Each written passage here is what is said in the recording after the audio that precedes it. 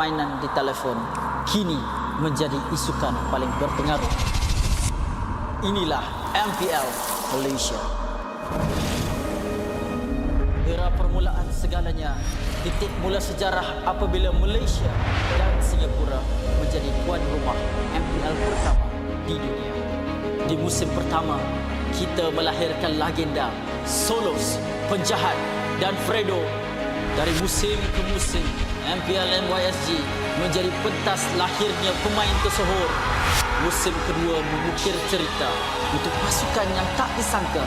Sayan Rebound, Noon bangkit dari kedudukan tercorot di tangga liga, mengharungi satu demi satu halangan hingga akhirnya menjulang piala pertama buat Malaysia.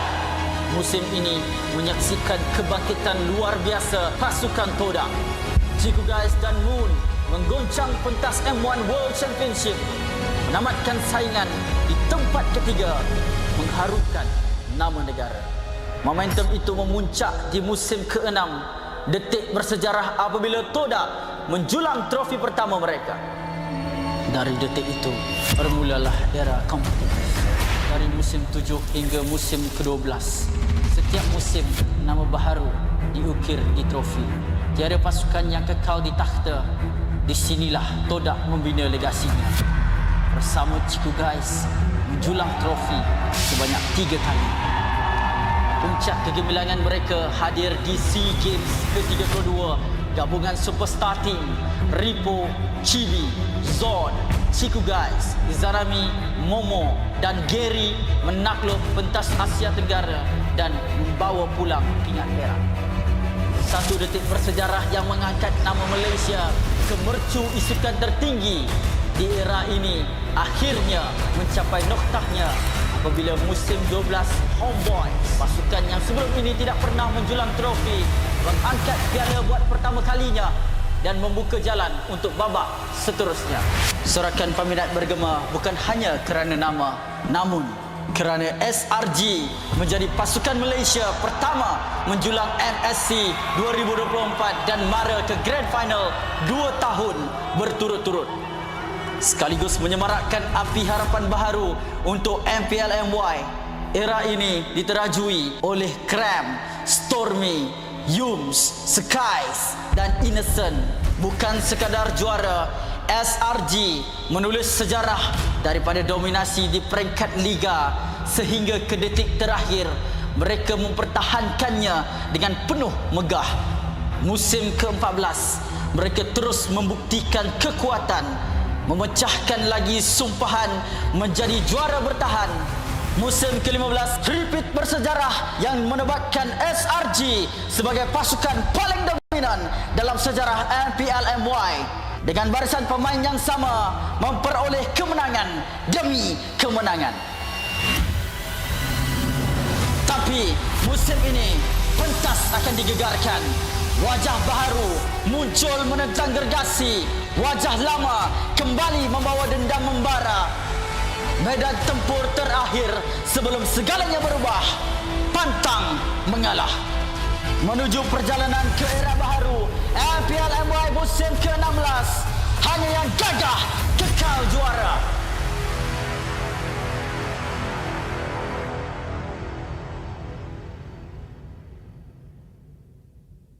What is up, MPL MY? Husky here to give you guys a quick wrap-up of what happened in week 3 and what to look out for moving forward. Now, before we proceed, I gotta introduce you guys to my favorite Filipino. That is... This land is our homeland, and it will soon be your burial ground. You get it, it's Lapu-Lapu. This hero from the Philippines has been tearing up the land of Dawn, ranking first in terms of picks in MPL PH and 6th in MPL MY. Let me tell you why he is so strong.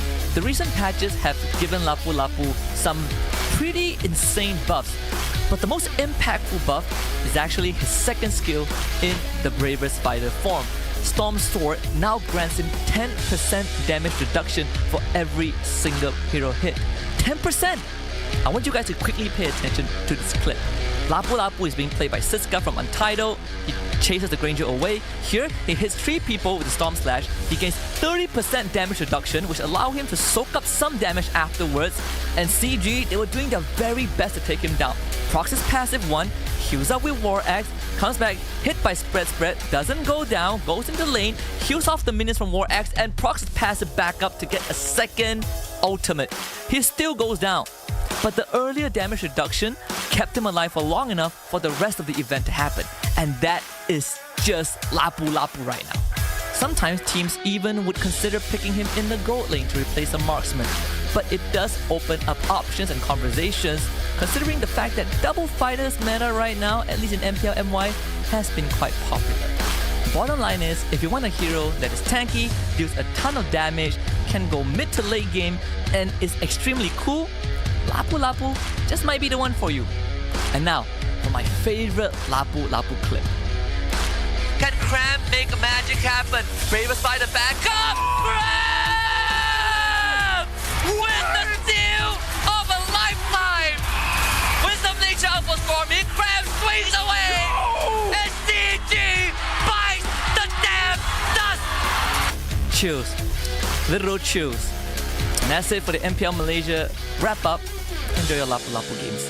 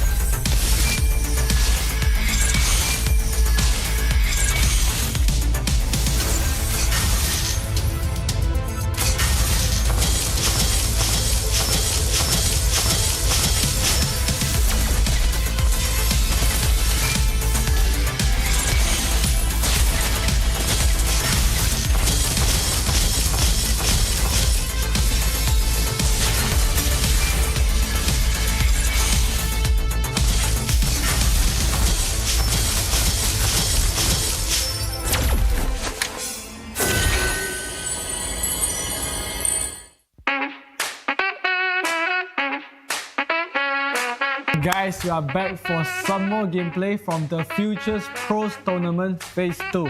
So, I'm about to show you the top 3 gameplay from the 20 teams, and let's jump into it. Let's go.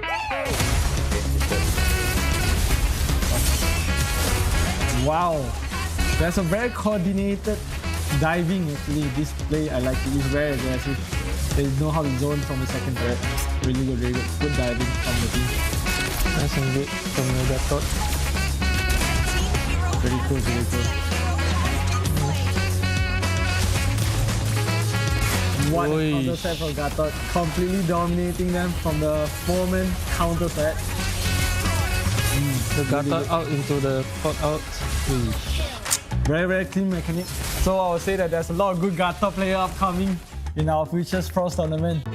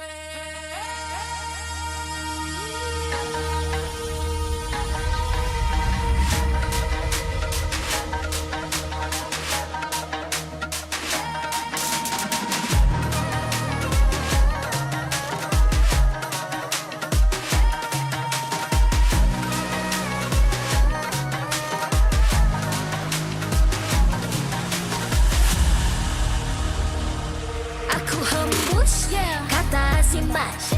Bila terjatuh, aku beringat. Jalan dah jauh, cari titik bermula. Krak, krak, krak, krak. Jangan patah semangat. Semarak api bukan calon cadangan. Biar apa menghalang, aku sambut datang. 1000 daya, 1000 alasan. Harungi semua sampai di akhir garisan. Eo, eo. Kami tak senang mengalah, kami luar biasa. Semangat membara, harungi bersama.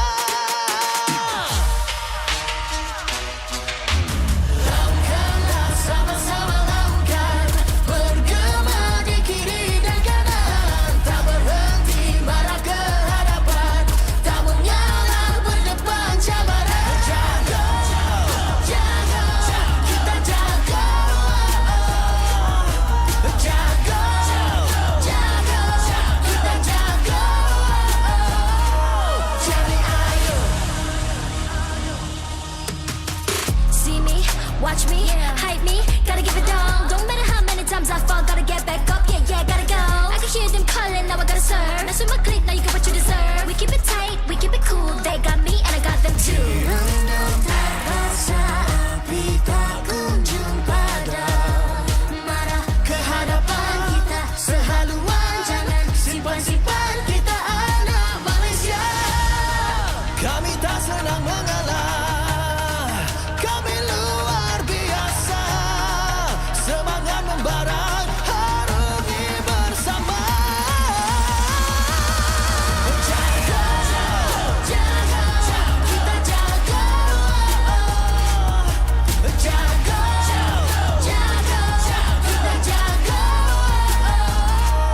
Jadi ayo.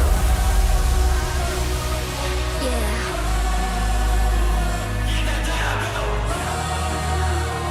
Are you ready?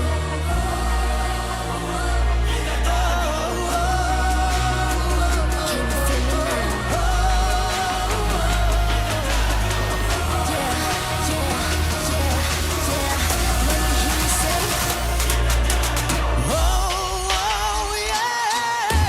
Lakukanlah sama-sama lakukan, bergema di kiri dan kanan. Tak berhenti marah ke hadapan, tak mengalah berdepan cabaran. Jaga, jaga, kita jaga. Jaga, jaga, kita jaga. Jadi ayo.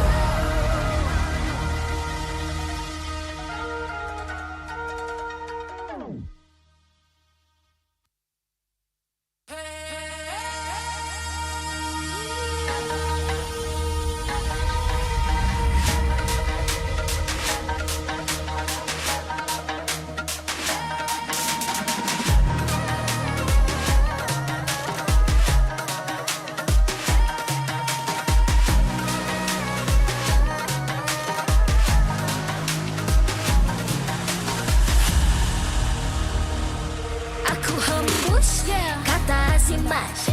Bila terjatuh, aku beringat. Jalan dah jauh, cari titik bermula. Krak, krak, krak, krak. Jangan patah semangat. Semarak api bukan calon cadangan. Biar apa menghalang, aku sambut datang. 1000 daya, 1000 alasan. Harungi semua sampai di akhir garisan. Eo, eo. Kami tak senang mengalah, kami luar biasa. Semangat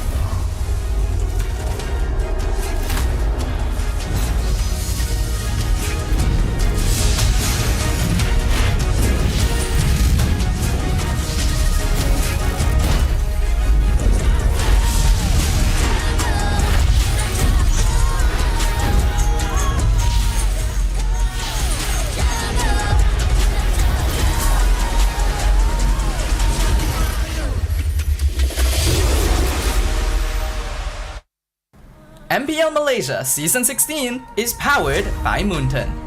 Presented by Celcom DG.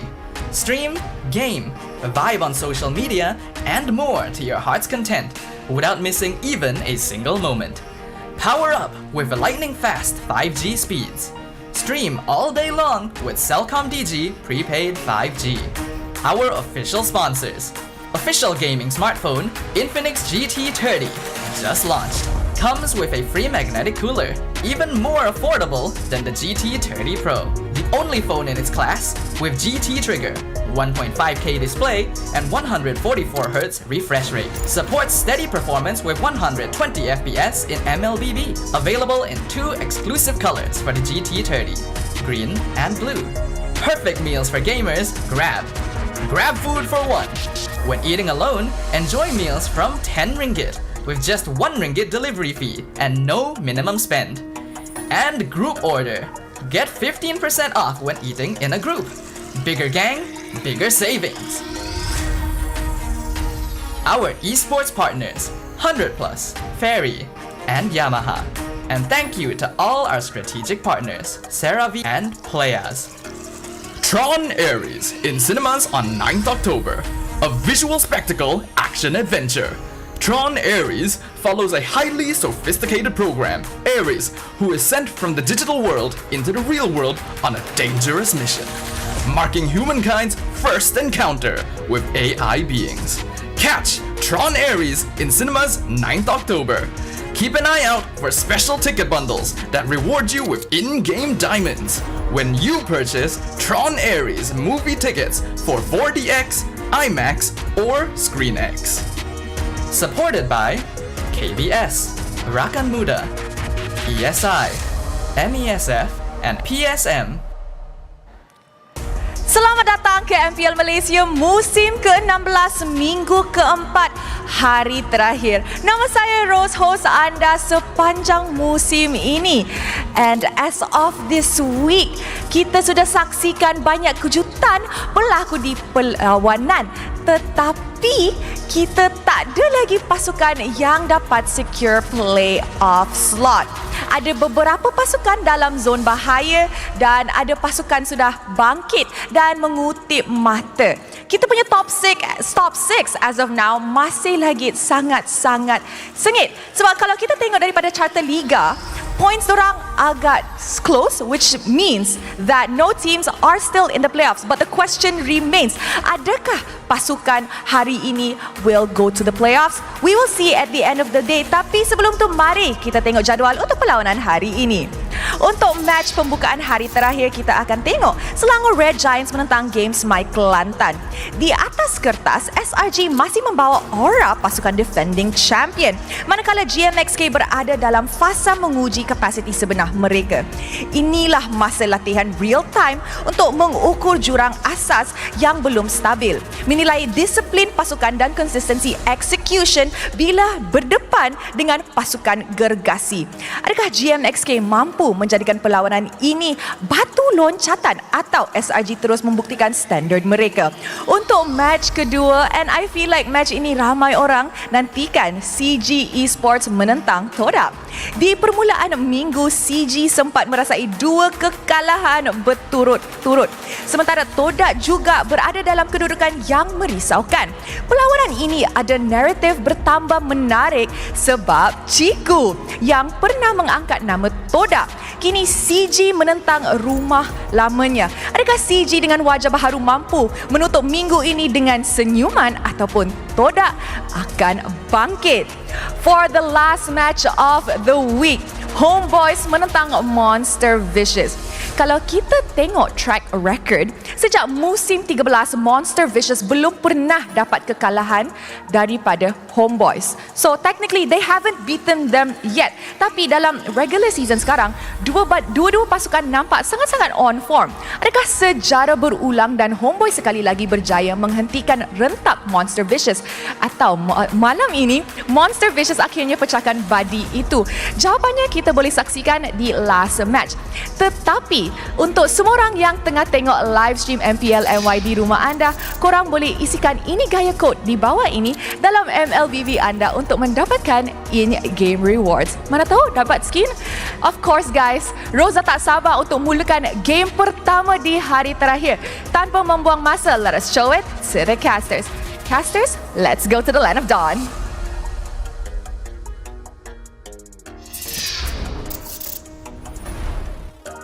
Thanks, Rose. Welcome everybody to the MPL MY. So far, Season 16 has already given us plenty, but now past the halfway mark and after the transfer window, day number 3 to conclude the week. Teams need to end it strong. My name is Getting Q, of course, with LaFell here at the desk to keep you guys company throughout all 3 of our best of 3s today. But you watched yesterday. Do you have any expectations for today? Is it going to be better? Is it going to be worse? I would say the only expectation I really have is for the third match because Homeboy Xenia has been looking pretty good, but MV, Sora being the head coach, he is more than ready to ban out specific for the team, right? Oh yeah. Like we got must bans like the 1-1, the CC, and etc. But I kind of feel like Sora is one of those coaches that's willing to let those go and just shut down one of the players. And I'm looking at Daniel. I wonder if there's no more pick-off heroes. What else does he got? That's what I'm curious about too, whether or not his hero pool is deep enough. But is this an innate problem here at the MPL MY? I'm looking across the globe. I'm looking at their picks and bans, and it feels like they've kind of solidified upon some really strong power picks or what they consider S tier. I feel like MPL MY is a bit of an outlier with a lot of the bans really focused towards the teams more than anything else. Personally for me, I kind of feel like this is a good time as a caster as well as a coach because the meta feels a bit open, right? There's plenty of heroes that you can use as long as you make it make sense and you don't let go too much of the counters. Hey, speaking of counters, and more importantly, speaking of things that just don't make sense, have you heard about the Infinix GT30 Pro? If you buy one today, maybe you should come and check out the Infinix TikTok Malaysia because they're also promoting the fact that when you buy one today, you get a free magnetic cooler. And the thing that doesn't make sense is that the GT30 Pro, you would imagine that is better, but the GT30 is priced below 1.1K and still provides you the GT triggers, the 1.5K display, and the 144 Hz refresh rate. Make that make sense. So also supports steady performance with 120 FPS guaranteed in MLBB with 2 exclusive new colors in green as well as blue. So maybe you want to add the GT30 series to your wish list. And I gotta say, Gideon, as we're jumping off of that, you were talking about the meta, and I say like it is pretty open. This is something that I want to bring up ever since EWC and MSC. Chiku guys, well now just Chiku, when he live streamed, he did say Malaysia has basically 2 identities. Number one, either you play the macro by playing both side lanes, right? Split pushing. And the other one is the catching kind of style, which is very roamer-centric, where use the Chos, use the Kaja, use the Francos, and I gotta say, Yums, he definitely delivered when we're talking about all this catching kind of styles. And that's exactly what we're hoping to see here today. Now let's look at SRG's lineup. If you don't know about them yet, Malaysian representatives and also one of the first teams that are able to achieve an international finish in MSC 2024. It is the Selangor Red Giants OG Esports with Innocent, Yums, Stormy, Sakais, and as well as Crams. Now we talked about Yums initially, but we also have to talk about the support system. Ironic, right? With Roamers. Stormy alongside with Sakais, because I feel like this time around, Stormy's doesn't look as underwhelming in the regular season compared to Season 15. I gotta say, I kind of feel like for Stormy, he's in a way testing all the other mid duos, right? Where he's using heroes that he can essentially 1v2. And he does want to see, like, can you guys actually do anything against me? Because we see whenever Coach Arcadia gives Stormy a hero, previous season, a lot of Valentina, a lot of Kimi. Now we're seeing a lot more Selena, where basically like his idea is make sure those two don't move around the map. Let everyone have a 1v1, and no one can win a 1v1 against Innocent as well as Cram. I think they're trying to expand their toolbox, right? If nobody's willing to beat them in that 2v2, might as well start pushing the limits with a 2v1, something which Games MY Kelantan has been struggling to do. I'm QT, Martins, Maima, Jaja, and Munsters. The only win that we've seen coming from them is with double fighters, and sometimes, I mean, Jaja, he's doing pretty much as he possibly can as a jungler. Honestly, Jaja is amazing, but like you said, they perform very well whenever Munster gets that CC, Maima gets the Angela, and then Mandins uses a Gata. This is a very good 3-man combo that really accentuates that you can do both things. You can catch as well as you can team fight, because in terms of catching, CC got you covered, and the Angela making sure that CC stays alive longer. When you want a big team fight, that's where the Gato Kacha comes in. But again, going up against a team like SRG, I really don't know how the EXP is going to deal with it. That's the thing. That's why I feel like SRG are getting away with a lot, because there's so many aspects to the game that these teams unfortunately need to kind of step up and trying to make it work. Ini bateri kali. Dia ambil tu. Dia ambil dekat level 2 tu. Tak level 2. Oh, tapi kalau ramai ada dapat sih. Ada. Masuk belakang jungle. Kita face bawah ni ya. Dengan SRG. Gila. Wahai Habib hidup berzindagi harapnya Jiba jiho Johe sama Salah.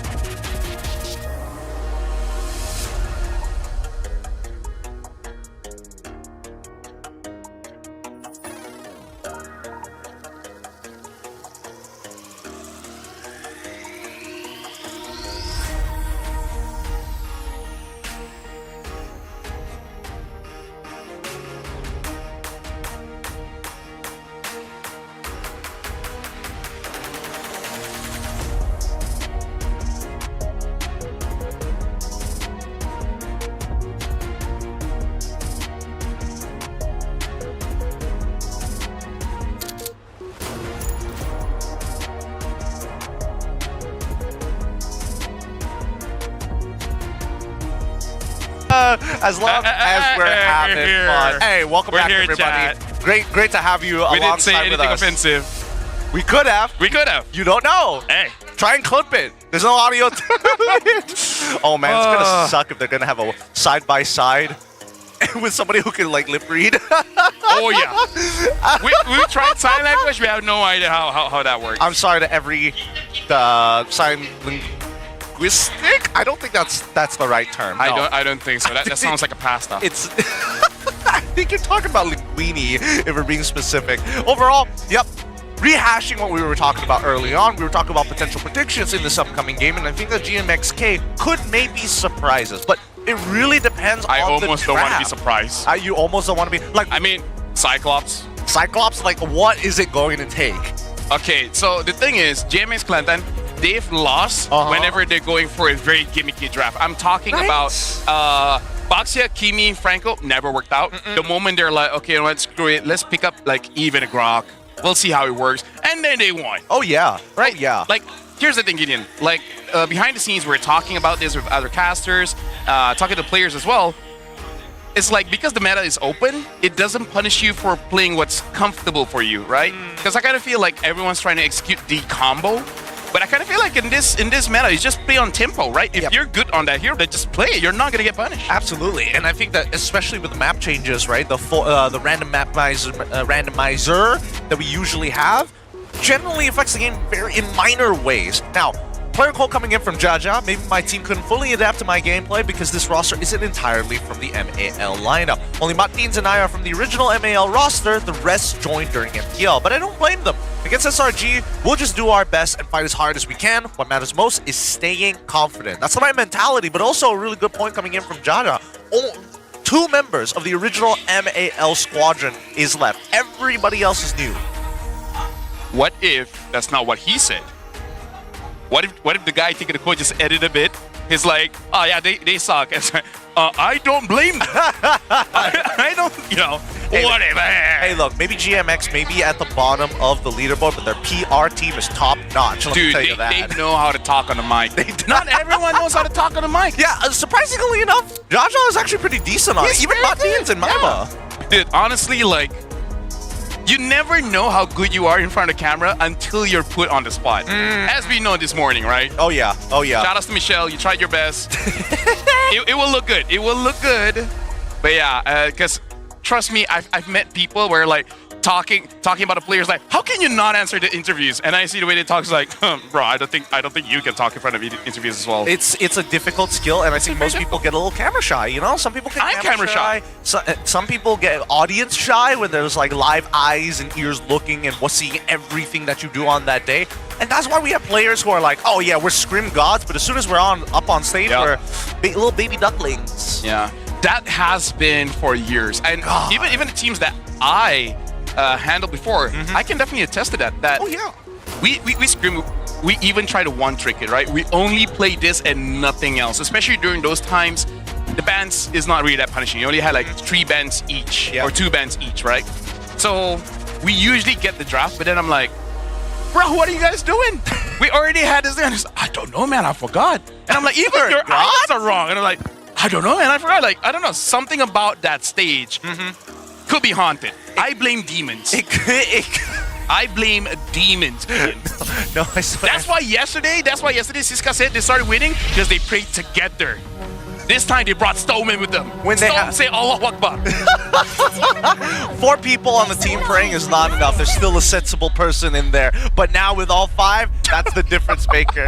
Now, let's jump into this game. SRG, 86% win rate on blue side, facing off against GMXK on the red. This is why I love SRG.OG. They respect their opponents. They're going up against GMXK, and they did the same thing against OD last season, where you guys won on a CC Angela.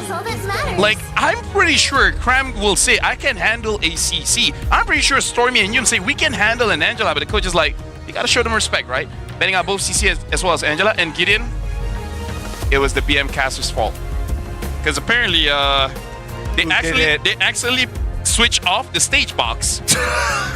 I didn't even know it was under their seat, but the stage box? Look at this. That's crazy. Yeah. So, you know what? Shout outs to BM casters. By the way, Jushin gets banned as well by SRG. JMX Kalantan, good. They banning out the Kalia, a Yum special. Oh, yeah. Some people even call him Kalyum, which is funny because that's his name. His name is Kayum.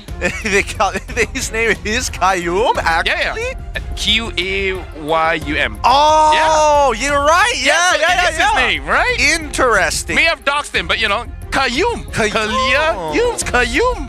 I thought you were going to talk about Tsunami Slam or something like that, but okay. Interesting angles here. I'm with it. I'm about to be a dad. I got them dad jokes. You got them. When I have kids, I'm talking about cats, not actual people. Not ready for that yet. Kids are expensive. Kids are expensive. That's the quote of the day. We gotta make these. We gotta get a compilation of the quotes of the days. Oh boy. Kids are expensive. Hey, you don't want to load Yishin Shin? Yishin Shin?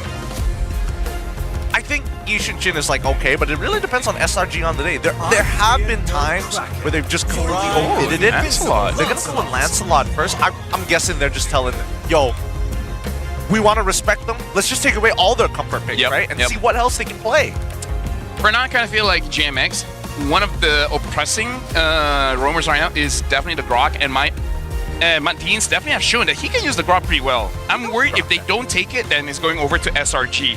But also, I'm also considering maybe take something like a Cho and maybe even a Franco, because if no one can stop this Lancelot, it's going to be a problem. It is going to be a problem, and I think space is going to be the key here. And Kimmy, alongside with Arlet, okay. Respectable. It's respectable, the real question is, we've seen Arlet, especially within week number 4, get picked in within the first phase of the game. Usually we're thinking that you want to hold off on your combos, especially on EXP side of things, similarly to like week 1s and 2s. I'm only worried right now because GMX early picked the Kimi for 2 reasons. Number one, easy pickings for the Lancelot, especially Sky's on the Lancelot. He should be able to dodge any skill shots.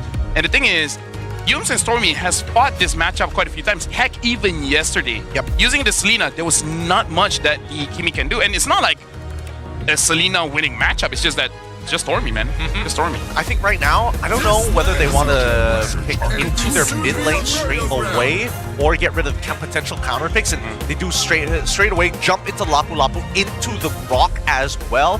Very similar to yesterday, right? I think, what was the matchup? It was like Gatot Kimi into... Selena and I think Kalia. Selena, no. I think that was it was Grok. It was Grok something. Oh, but either ways, Grok is amazing here for a few things. Number one, deny, because GMX could have used the Grok and really stopped any kind of advancements coming in from SRG. But also, when the Arlet comes in, there are a lot of opportunities for, number one, just to separate him with the wall, or just knock him with the Mighty Swing or Tectonic Charge. Either way, Grok is very good at exploiting mistakes.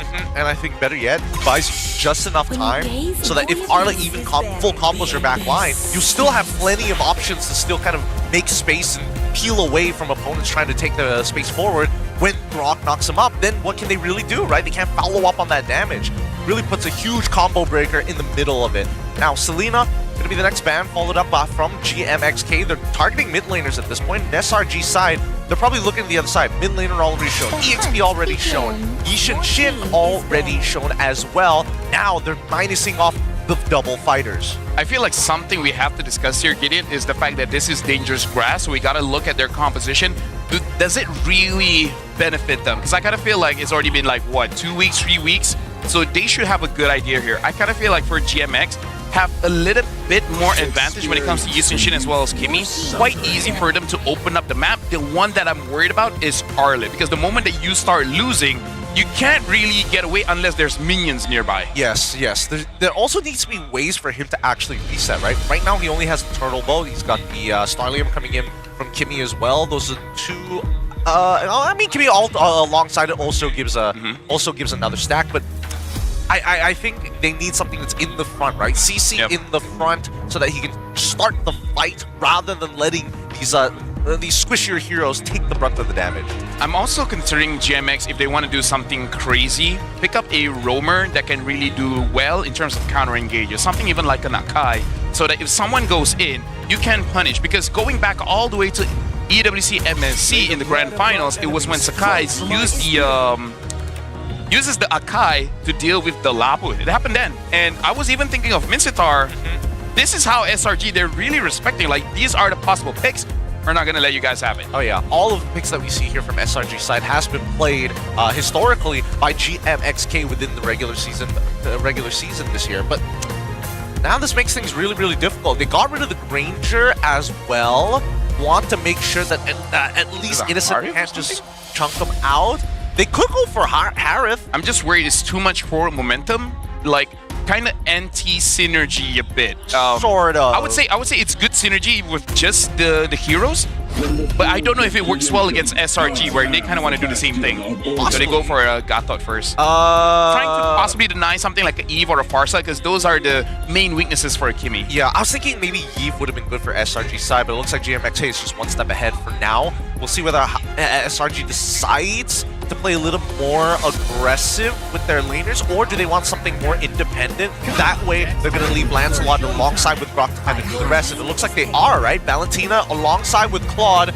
Interesting, because the combos for Valentina is actually really good for the majority of melees, and it deters Yishin Shin from tracelessing him forward. No, honestly, I was thinking of Valentina, I know my boy Stormy, because in his eyes, all 4 ults right now are super valuable, especially considering this is dangerous grass. Even if you take Yishin Shin's ult, you reveal everyone, right? Makes it easier for, honestly, everyone. Cram, Yums, as well as Sakai's, they know where the targets are, so there's no bad ult for the Valentina. Well, that's fair. That is fair. And you were talking about the advantages of actually having the Yishin Chin. That's something that SRG can utilize as well. Now with Claude in play, I'm guessing that SRG just want to play a little safer towards that gold side. Just scale up. You know what to do. You're highly mobile. If you get hit by one CC, I'm guessing he has to take Purify.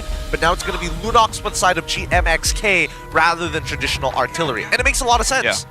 Lunox just so many ways to not only deal with the composition of SRG, but the iframes. So many mid laners just don't die. A lot of the advice mid laners give each other. So GMX, they're going for a draft that worked before, right? Luna is gonna go mid, and the Kimi is gonna go gold. Yes. My only problem is that they saw the Claude first. I feel like they should have changed the game plan, because usually Kimi does put a lot of pressure on the gold lane. But the thing is, this is going up against a Claude, one of the more high mobility heroes in the gold lane, making it so that it's going to be difficult, especially later on, for the Kimi to actually target down the Claw. He's going to be just moving left, right, and then you're just going to miss all your shots. Yeah, and worst comes to worst, you have to go out of your way to buy situational items. Yeah. Stats that don't benefit you at all. Getting a Winds of Nature takes up an entire slot for Kimi, and I don't think that's something that they want to do just yet. But for now, at least we'll see how this is going to play, right? Because the early game is going to be determined by how these side laners actually play. If Arlet does badly, it's going to be painful. If Kimi does badly, it's going to be a slow game. If Gatot makes unfortunately, if Gatot isn't able to keep up with Yums, I think a lot of things can go wrong for them. For safe laners, Paima is in a good position with the Lunox. More importantly, Jaja needs space and time to farm back up. I'm expecting no fights, especially for Turtle 1. All right, now we're about to jump into game number 1. This is going to be the first game of the day. It's going to be SRG going up against GMX Kelantan. And we got to say it as it is. The strongest team going up against the bottom 2 team here in MPL MY. So a lot of expectations for SRG and nothing to lose for GMX Kelantan. I'm hoping that GMX Kelantan play bold, they play brave, and more importantly, they're here to surprise people, right? Natural Grok tech, once again, making sure that the waves get very, very close, but also Yum's getting some significant damage onto the mid lane. Yep. This is good, especially because for GMX Kelantan, I kind of feel like looking at all their games, they rarely get first priority in mid. And we can look at the confusion here. They're not even sure where should they be rotating. Should they use this advantage to apply pressure on the EXP or just stay around mid? Yeah, I think, unfortunately, Lethal Wanderer being taken away by Sakai's, they're maybe thinking of trying to slow it down, but unfortunately, Mandins has taken way too much damage and has already used his Regenerate. All damage from this point onwards is going to be permanent until his recall or in the next 80 seconds or so. Mandins, oh, he's in trouble now. Yep. It looks like still fine. He's using the Revitalize to stay alive, and he does. And I gotta say, Gideon, this is gonna be all about the little things, right? All the little details, because look at SRG's laning phase. They are letting GMX Kelantan stay close to the turret, making sure that there's not a lot of rotations going on. And honestly, Cram, even taking away the Turtle Crab, oh, right now Maima looks like taking a bit of damage. Jaja goes in with a Turtle Bow, Stormy still survives, Sakai's not yet level 4, tries to get in, gets taunted down, still gets a kill onto Jaja, he wants to go through, gets level 4 in the fight. There's still no kill onto Maima. Madins wants something against Stormy, Stormy not hitting level 4 just yet. Yums, good wall, just to slow down Madins. Good space created here by Yums. Generally, very dangerous scenario for Storm, but luckily Sakai's played it well too. Holding on to the Thorn Rose for as long as possible, knowing that the Traceless could come out at any time for Jaja as he builds up on his passive to reduce its cooldown. First turtle now in play. I think this is where GMXK, they call it off. Go back to your lanes. Everybody's not doing that great. Let's just breathe. First items, and then we'll rethink it. I like that both jugglers had the same idea that the mid is going to be the contest just before the turtle spawns. It's just unfortunate that Sakai's was the one to get the advantage there, and Sakai's goes in. That's execution just for poking against Madins. Madins gonna go back. Madins, as soon as he shows a cooldown in the mid lane, you can already see that, at least for Sakai's, he's not watching his own portrait. He is watching the map. And he wants to make sure that he doesn't miss a beat.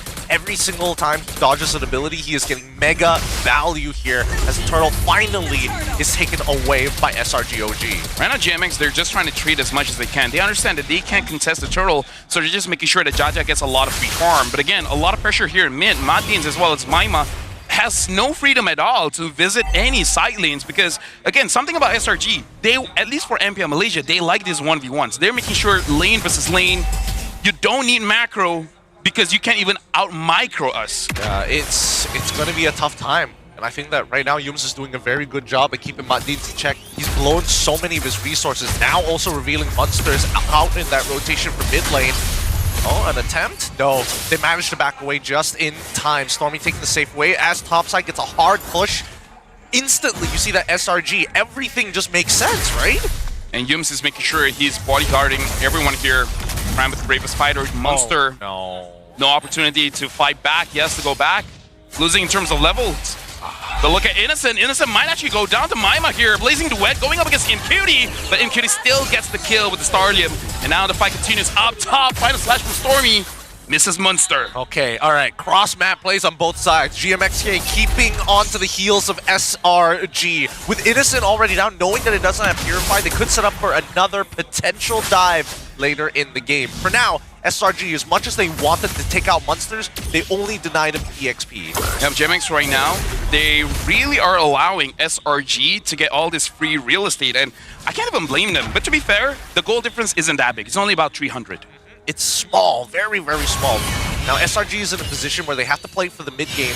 No major advantages for GMX at this point of time, but man, this mid-duo, Maima and Matdins are really struggling here in this 2v2. Yeah, and again, we see how Stormy as well as Yums are handling the lane here. Stormy is going to handle one side of the map, while Yums is handling on the second part, making it so that they can't really focus on one. And now it looks like Sakai is just some poke damage again onto Maima and Matdins. Looks like this is their game plan. Just make sure that they can't move anywhere, because even if you don't die, at a certain point of your health, you just can't do anything. Yeah, and then it becomes a little too difficult, right? Oh, there we go. That's that dive that we were talking about, right? The Turtle Boat once again connecting, knowing that Innocent does not have his Purify, or that it's coming up in just 3 more seconds. Time that he was not given. I think this is an interesting play coming in from SRG's side, right? Not only attacking the mid lane, but even if Stormy and Yums don't exactly get a mega trade, the poke damage from Sakai's off of dashing through the wave and getting that Thorn Rose is actually more than enough. And I like that GMX, they have a game plan here. Sakai goes on to Jaja, taking a lot of damage. The wall comes in, Jaja still able to survive. No, Yums actually gets the kill. Matdins couldn't do anything, couldn't protect his jungler. Fight back, Sakai's half HP. But they can't punish her. Matdins still staying, using the Revitalize, wants to fight back. And then EOG only hitting onto Yums. Munster staying close to his turret. Cram 1v1ing, and then final slash. Cram inside the turret. Can Cram actually go down? No, Flickers out of there. No, Cram actually goes down. Yep, he still dies to the turret, unfortunately, right? I thought that maybe the shield was gonna be enough, but Munster played it well, using the final slash to sweep him underneath the turret to buy him and make sure that he spaced out the CC to give him the maximum amount of time that Cram stays underneath it. And so, Jaja, this entire fight, yes, he has been invaded. Yes, he is going down in a single level, but he's trying to keep up. He's trying to make sure that his farm is going to be enough to handle the late game section. Innocent now double waving after bot tier 1 collapses. Something that can be said is that GMX is not taking the bait, because I kind of feel like SRG, they put themselves in a situation where most teams, they want to force a fight there. But then they're like, no, we know this is not a good fight to take. So they just back off. And then once the opportunity arises, then they actually go in. Cram here, I wonder if they're going to go for it. Cram is able to dodge out of that with the bravest fighter. Still, there's only one minion. Matdins is there. AOG hits no one. Cram still survives. But GMX gets that turret. Yeah, Cram. I was thinking whether or not it was worth it for him to actually make an attempt. But wait, hold on, Munsters. Yep, 1v2. Looks like he still survived so far. Good wall coming in from Yums. Looks like the Vengeance is still keeping Munster alive. But look at Innocent. He is getting both turrets down bot. And now Yums might swing onto 2 Sakai's. Looks like he's not going to go for Incutie just yet. Still waiting for an opportunity here. Finds Matdins. Some poke damage. SRG, they're not really pulling the trigger so far. Yeah, and I think that GMXK, they gave up all their pressure, all their priority over that turtle, worried that mid-tier 1 was going to fall. And I think that's more important than the turtle as of right now. An interesting diversion coming in from SRG. Deny the supply routes, the reinforcement routes for GMXK to reach bot tier 2. Let Innocent take that space, knowing that everybody's going to be by turtle. Allow him to actually come back into the game even after 2 dives. He's a level ahead on QT, and I'm pretty sure that he's also up in gold. Let me just say, Gideon, denying supply routes kind of not cool, but now Yums having to use the tectonic charge to get out of the way. And again, don't take away people's food, man. Let people eat. Yeah, let people eat. I think worse yet. My mom might be in some trouble. What? Did he get punted over the wall there? Was he like... I think because the ult is still there. Yeah. Madins is there. AOG's out of there. Not even going to take the chance. Not only 1 minion doesn't look like SRG can do much, but yeah, I don't know how Maima got out of there. I thought he was the Chaos Assault, but did he Chaos Assault and then straight away make an attempt to like hold on to the Brilliance in case he's Tectonic Charge? I don't know. That makes the most sense. It makes the most sense, but MQT now in some trouble here because the guys, he's been farming very steadily. He is doing some real damage to these poor squishies. Yep. Madin sees the tank is taking a lot of damage to Vitalize, but I don't think he's going to get out of there. Sakai gets a killing spree. And now GMX, they're not fighting back at all. SRG, they're really taking everything for free. GMX is not fighting back. Yeah, I mean, these team fights are pretty impossible for GMXK with the lead that Sakai's has, right? Unless they can guarantee, look at this, MQT! He's dead underneath this turret! Sakai just dives in. He understands he has a lot of mobility, and the final slash didn't hit onto Sakai's. And now Monster gets hit by the Tectonic Charge. Flickers out of there. Even Maima having to use the Brilliance, but Jaja gets a kill onto Stormy. Oh, look at the guerrilla warfare done by Jaja, right? He's still able to sneak away the mid-wave. Maybe he could have gotten the mid-tier 1, but at this stage, it does buy his team a little bit of time, and more importantly, saves top-tier 1 with the help of Munsters. Lord spawning on the bottom side, and SRG looking for the setup. It's a slow push on bot wave, neutral push on top wave, mid also a little neutral, but Matins is going to try and skew it with Cram correcting the wave immediately after. Oh, good coming in from Maima, dodging the ult coming in from Skies. The Lord is up. It's only a 10-minute Lord, so even if either SRG or GMX gets it, it's not super punishing just yet. But this is where SRG really shines. And this is where I'm a little bit worried for GMX here. They find Madins, again, just poking around, making sure that they don't stay anywhere close. Good wall coming in from Yumes. Jaja to the side. Cram sees him, tries to get Jaja. Jaja gets out of there, but Madins as well as Munster, they're staying there. Looks like Madins AOG hits 2, but Sakai still gets the kill. Munster all the way from behind, tries to get innocent but gets stunned up by Cram. MQT getting chased by Stormy as well. Yumes and Sakai gets a kill onto Munsters. There's 2 fights going on, and both of them SRG won. Yep, SRG winning it pretty hard as well. It was a good attempt coming in from GMX, but unfortunately Jaja getting zoned out from that fight and losing his turtle ball. Oh! Cram predicted it, and now Maima gets caught. Godlike for Sakai's, able to puncture out of there. Stormy goes in, using the Brilliance, making sure that he doesn't get sacrificed. And now SRG, they're looking at mid-tier 2, and looks like they're not going to get it just yet. I really hope that they change Valentina's IMU, that no matter what ult you steal, it would be the Valentina colors. That way you know exactly whose it is, rather than like, whose Brilliance is that? Especially when they're like point blank at each other, you can't really tell. Hey, I'm colorblind, it's worse for me.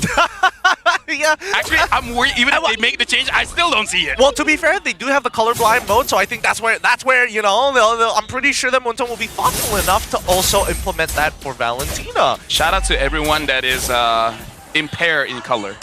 Impaired in color. It's a struggle, guys. It's a struggle. It is a struggle. Now, Lord is already on that push in GMXK. They're down by 6,000 gold. It's getting a little dangerous, and I don't think they have significant plays, right? What could they do? At most, they push maybe Stormy in. I mean, Innocent's a little harder because he's got Purify, and they don't have a way to chain CC naturally. One of the most dangerous things about GMX is that they can't have their damage. They'll deal free damage. Look at that. Sakai's just like that, already forcing out the Brilliance. Jaja tried to punish, but unable to right now. Cram as well as Yumes trying to make sure that they get this inhibitor, and it looks like they're getting it. Good job coming in from Sakai's. Basically just making sure that the damage dealers, they can't stay in the fight. I mean, here comes the second wave, right? Do they get another inhibitor off of this? My team tries to hold the wave, but now the siege continues. It looks like they are going to be able to clear this out. Still good coming in from GMX. Again, just with the draft, I'm not so sure what's the opening here, because the Lunas can deal good damage, but usually you want someone like a Cho, someone like a Kalia that can set it up for you. Mundin's on this Gathot. It's not going to be easy for him to set up. Same as Munster with the Arlet. Yeah, I think everybody's very all in right now. unfortunate. Wait, concealed? Are they trying to turn this? Martin is going to make an attempt. Yep, they're attacking Yumes now, even using the final slash, trying to get this Gothot. Sorry, Yumes, and now Innocent goes in. Cram is there. Martin's trying to run away. Sakai is actually low HP. He gets shut down. MQT gets the kill, but then flicker forward by Cram. Everyone's going to get taken down. MQT having to use the wind of nature. And now GMX, they're protecting their base, but it's a 1-for-1. Sakai's for Munster. Cram goes back in, taking a lot of damage from MQT. Munster doing a surprising amount of damage, not going to lie, and I think that even Sakai is a little surprised that he died in that fashion as well. Mandin's still there. He still has the AOG, and Stormy goes in with a final slash, but reaction good there. Maima gets hurt, but still the kill goes over to MQT. Looks like they're forcing SRG out now. Jaja, good stun, but Yumes counter back with a tectonic charge. Maima has no mana. He can't fight back. I was thinking whether or not SRG was looking for the turn, and Yumes isolating Jaja by himself. Perfectly played. And Yumes anti-CC. Nice calls, knowing that Munster was going to make the attempt for the final slash. Not going to make the same mistakes twice.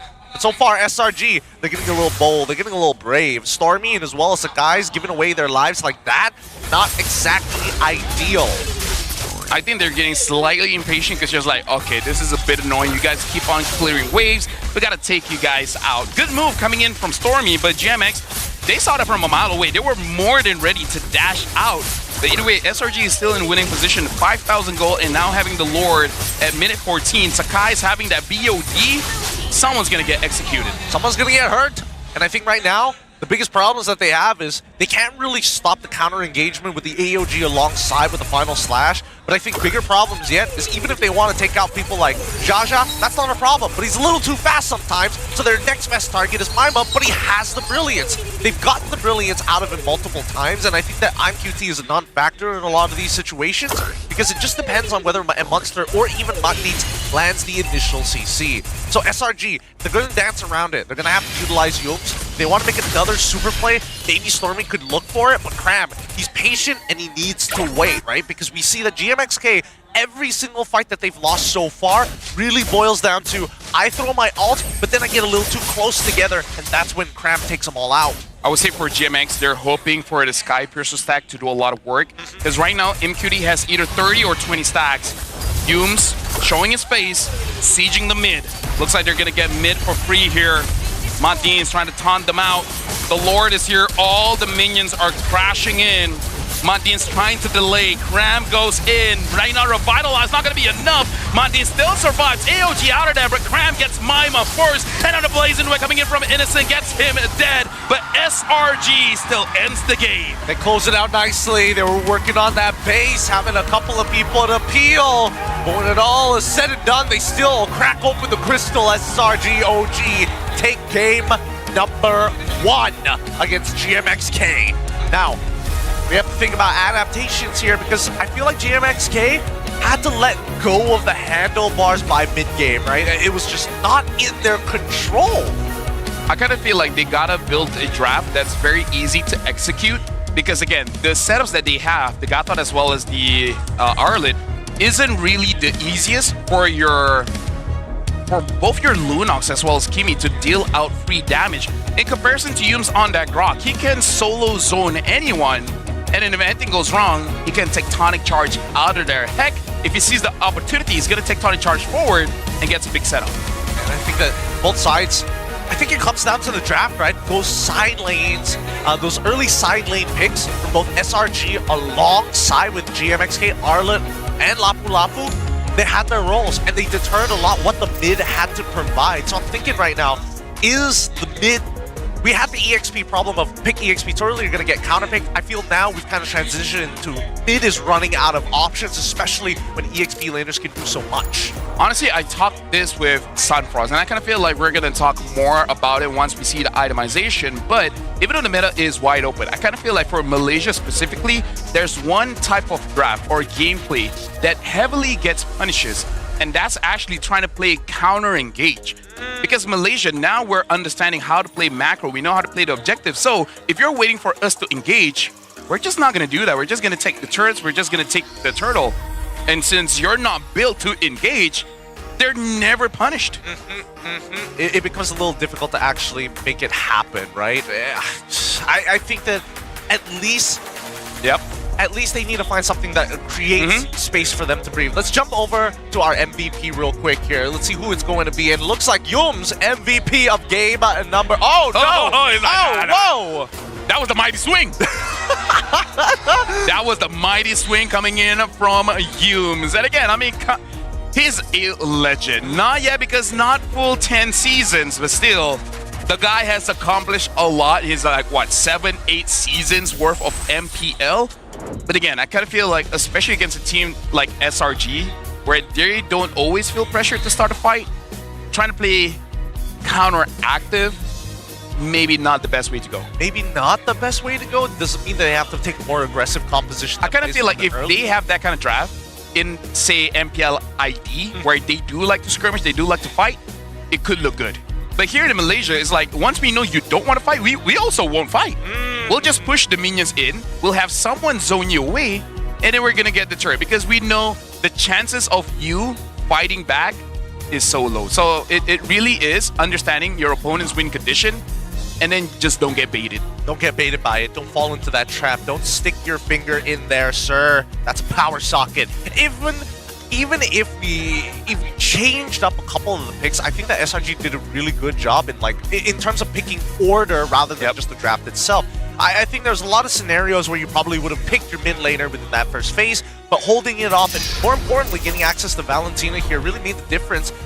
I want to say made the difference, but I think the laning phase was so evident that Dooms and Stormy were just dominating, right? Early resources being blown out of Madin's. Maima is actually pretty sustainable by himself. I would have imagined that they could have let Madin's go to some of the side lanes. And we got to talk more about Yums because the way that he played his Grok is the reason why he's the MVP, because I like that the Grok right now, you kind of play more macro than micro. Not saying you can't play micro, of course, but especially here in Malaysia, even in ranked games, very good Grok players just denies the enemy of any forward momentum, making sure that they don't hold the bushes, they are not in position to contest for anything. And the way that Yums did it really made GMX unable to move. Like, really attest to the hero, it is a wall. And the big difference between this Grok and the previous Grok is that he actually has a pushback mechanic, and believe it or not, it cancels a lot of things, even like a Tigreal dash.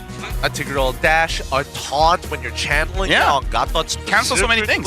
There's so many good things you can do with it. And also, it kind of changes up the, it doesn't feel so bad anymore with old Grok, because if you take the wall, you got to make sure that if you're proxy, well, not really proxy, delaying all 3 waves, the one wave that you're going to follow, ideally you want to delay it again.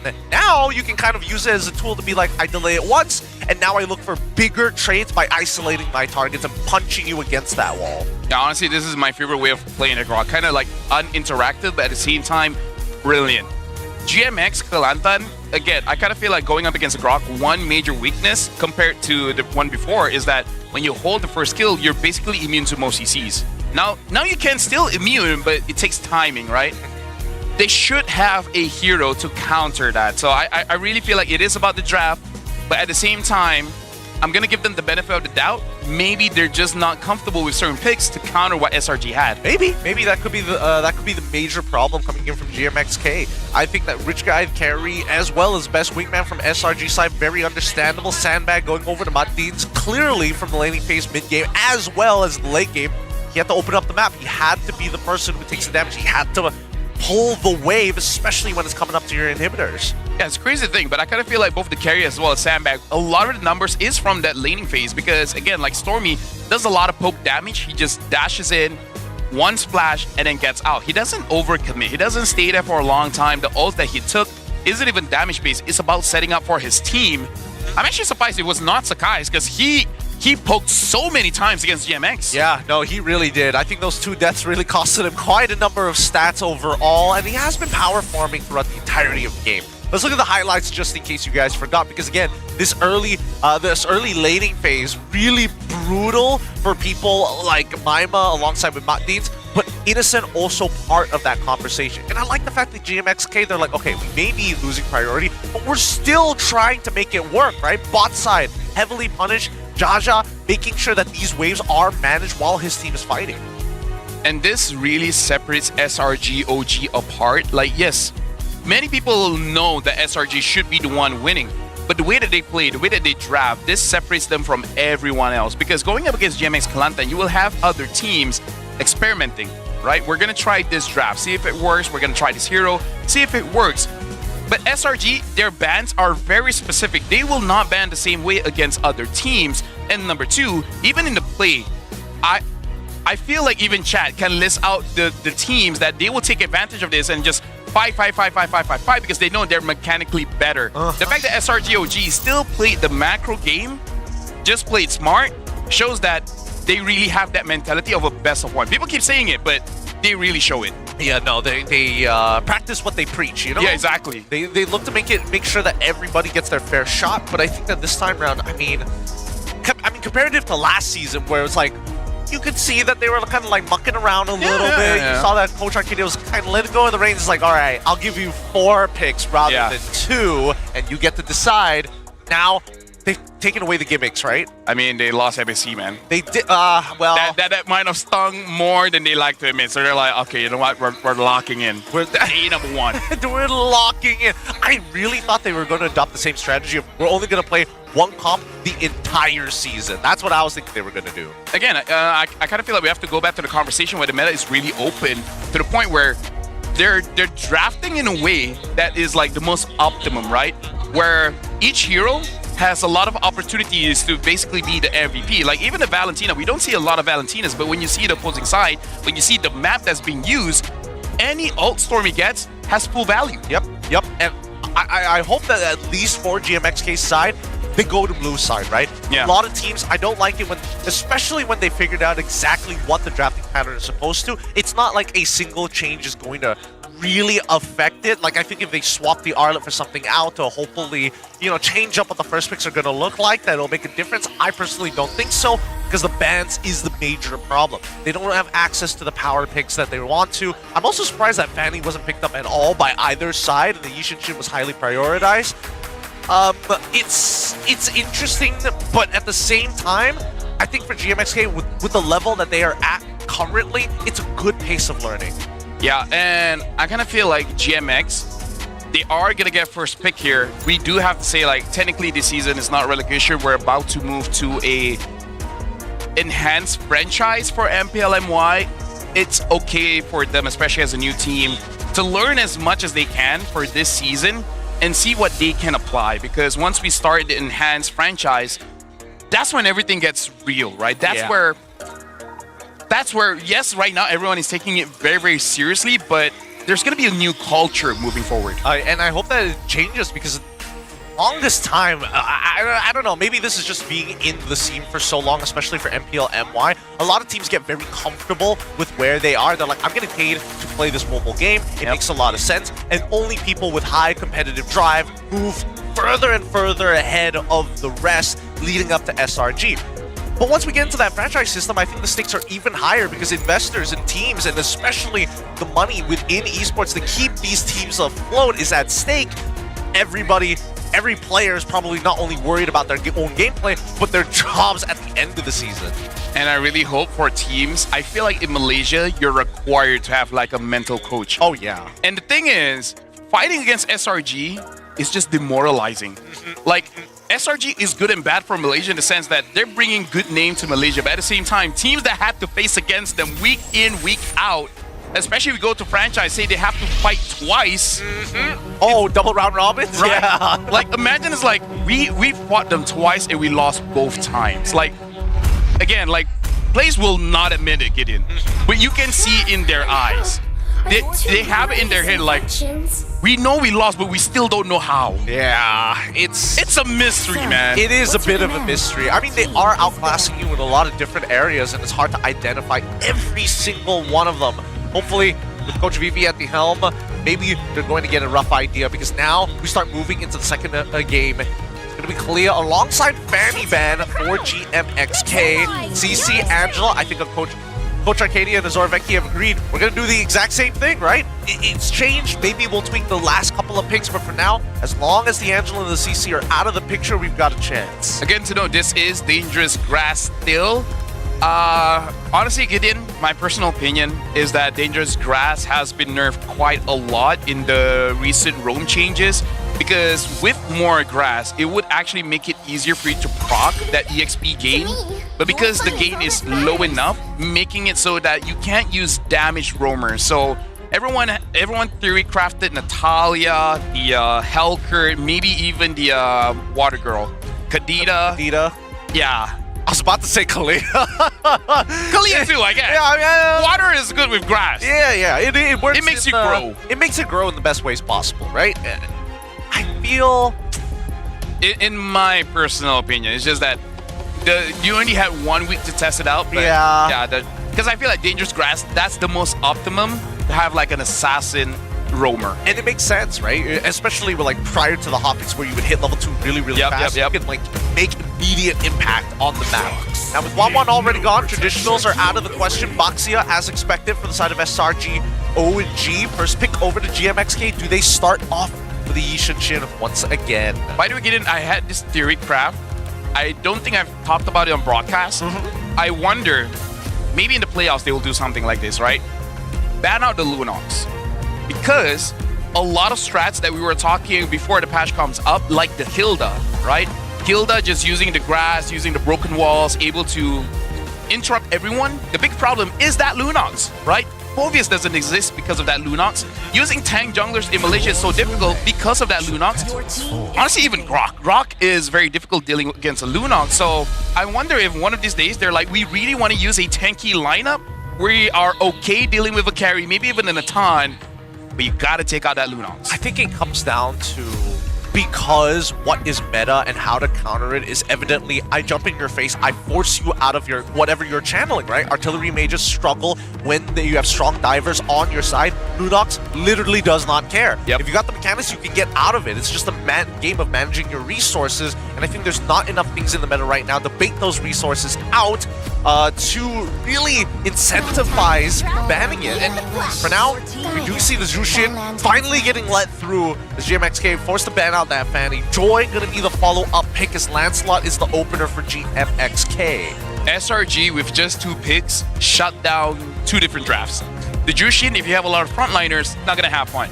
And if you have a lot of backliners going up against the Joy, also not gonna have a lot of fun. Yeah, maybe, I don't know whether GMXK is gonna go really gimmicky here once again, where they make like a bold call to go for Mincetar straight away, or whether or not they do need even something crazy like an Odette. Yeah, I mean, Odette makes a lot of sense. Tigreal also makes a lot of sense, but I think Odette even more so this time round. Not only has CG played it and showed off what it can do, but more importantly, just makes Joy's life difficult. Instead, GMXK go for the traditional way, just a Way of a Dragon and a Kimmy. Again, that's good, but again, Kimmy just gets punished just a little bit. Like when me and Husky are here, we really meme this Kimmy to death. Yep. But sometimes it just doesn't make sense. You're going up against a Joy. You need someone that can protect yourself. Either gold lane or mid, not gonna have it. Not gonna have a good time. Yeah. I don't know how they're. I guess they're just hoping Biba outplays it, right? Hop over a wall, take a flicker, pray for the best, maybe, I suppose. SRG, they could go back into the Grok strategy one more time, and I think that would be totally fine, but instead they go for the Gathot. Oh, to be fair, the Kimmy is flex pick for QT as well. So now SRG picking up the Gathot, which, by the way, is one of the heroes that Yums used, and he did lose. Although, to be fair, his Gathot was one of the best Gathots that we've seen, even though he only used it for week 1. So now for both SRG as well as GMX Lantern here, the only thing is, I wonder if SRG, they're gonna go respect Munster and making sure that they deal with all the OP EXP laners, thinking of Esme's. I don't think Esme really meant. Right, so I really don't know any EXP laner that's a problem for SRG. Yeah, I think that SRG just want to set up for Lapu. Alright. At this point, right? Like, you set up for Lapu, you attack gold lane? I guess they want to make sure that GMXK says, or at least make IQT feel, I must take this Kimmy, I got nothing else in the tank to play. Oh, Phoveus? Really? Are they trying to get Arlet again? I mean, like, to be fair, they already have 2 heroes with a lot of dashes, and if you're batting out Phoveus, means the damage profile that you have is not bursty to the point that you can deal with the Phobias. Like maybe they're going for more DPS as well. Could be. If that is the case, GMXK, I would say getting rid of the Lapu makes a lot of sense, right? Make it a little bit more volatile, make it a little bit more, hey, you can't just dive however you like to. We only want to be able to deal with the Joy and maybe the Gato AOG after, but that's about it. They also... they read through it. They banned out the Arlet. Now, what does GMXK have left in the only tank? thing is, because GMXK, they ban out the Phobias, if I was in a coaching position, I kind of want to assume that this Kimi is going mid, because if you let go of the Phobias, there's still an opportunity for you to pick up Lunox and Cho, which is going to be easier compared to the previous game. So then it's better you just let go all of this front line, right? You can deal with it. So they're banning out this Phobias. Maybe it's Kimi mid, so that they just don't have the damage if they deal this tanky EXP laner. Okay. I like the way they're reading into this, right? Because I kind of feel like they should ban Lapu as well. Right? I definitely think that Lapu needs to go at this stage. Make sure that the EXP is hyper volatile, so that at least you know, if I'm going to get attacked, these are the few hero options that are going to be jumping in my face 90% of the time. But instead they get rid of the Claude, even though they successfully dove the Claude twice in the previous game. SRG is going to pick up Lapu, but the pick that I want them to pick is actually Alice. Because honestly, it looks like a pretty good Alice draft here where you can go in and you just stick on the Kimi. And whoever the mid/gold laner is going to be. Because the Lancelot is not going to stick on the Alice. You want to go to the back line. That's true. Okay, they pick up Obsidia. All right. Look, Alice could still be on the table, to be fair. I think they want to see the full lineup. And if that is the case, I would agree with SRG. See what the full lineup is going to be first before we decide on this Alice, because I feel like it's going to be a nothing burger lane for EXP unless we've got some dangerous counter picks on the opposite end. Monster must now have to go blind in the draft to figure out what exactly is he going to get counterpicked against, so he needs something that at least sustains him in that lane. SRG, they go for... They're still Granger if they want, but again, it's just that the Joy kind of makes everything depressing. Yeah. Esme? Among the planes exists Eve, so it looks like... well, kind of the same thing, even though, yes, this Kimi is going to go gold, but they don't have the damage to deal with a very tanky front line. Yeah, also they don't have, like, the burst, right? They've got consistent... And Lapu is still good here for SRG if they want. Exactly, so this is a little counterintuitive. I would imagine that Kimi was going to get thrown into the mid lane. That would make the most amount of sense. Show kick someone. Will they have enough damage? Kind of don't think so. It almost feels like they just want to chain CCs, right? Yeah. Right? Chain between the Cho kick into the Kimi, either Starlium or the traction pull, and then hoping that the Lancelot has enough damage. Maybe falling Star Moon if Maybe necessary. falling Star Moon as well. But then you're calling like 5 people to make sure that this one pick actually comes through, and that's a lot of resources. Ideally, we would hope that the copies is going to be a little bit more efficient. Is it going to be Dyroth? Wow. All right. They did with the Esmeralda. It's a good and bad thing, right? It's good, yeah. It's great in lane, but now it gives GMXK a potential lane to punish. On Lapu, it's a little bit harder because he can sustain, he can clear the waves fast. Dyroth, he kind of doesn't have a disengage mechanic, right? He just fights you until he gets his cooldowns back up, and maybe he can just hop on out of there. And this is again what I say about SRG.OG. They just take the life out of you. Because I kind of feel like when they pick up the Dyroth, and the Dyroth bullies the Esme so hard, and then in your head, you know it's a losing matchup, but at the same time, you're using one of the most meta EXP laners, and then you're losing by that much. Something about SRG.OG, they're being very smart, but at the same time, they know how to demoralize you. They really know how to squeeze the life out of people, and I think that right now Monster is going to have a very difficult position to play in. Not only does he have to hold out that lane, he's got to peel, but as we head on into the land of Dawn, we can only hope and pray that GMXK finds and can weave these opportunities into their plays, because mid was their biggest problem in the early game. That mid duo, they've got to fight, and more importantly, they got to make sure that they have resources when they leave that lane.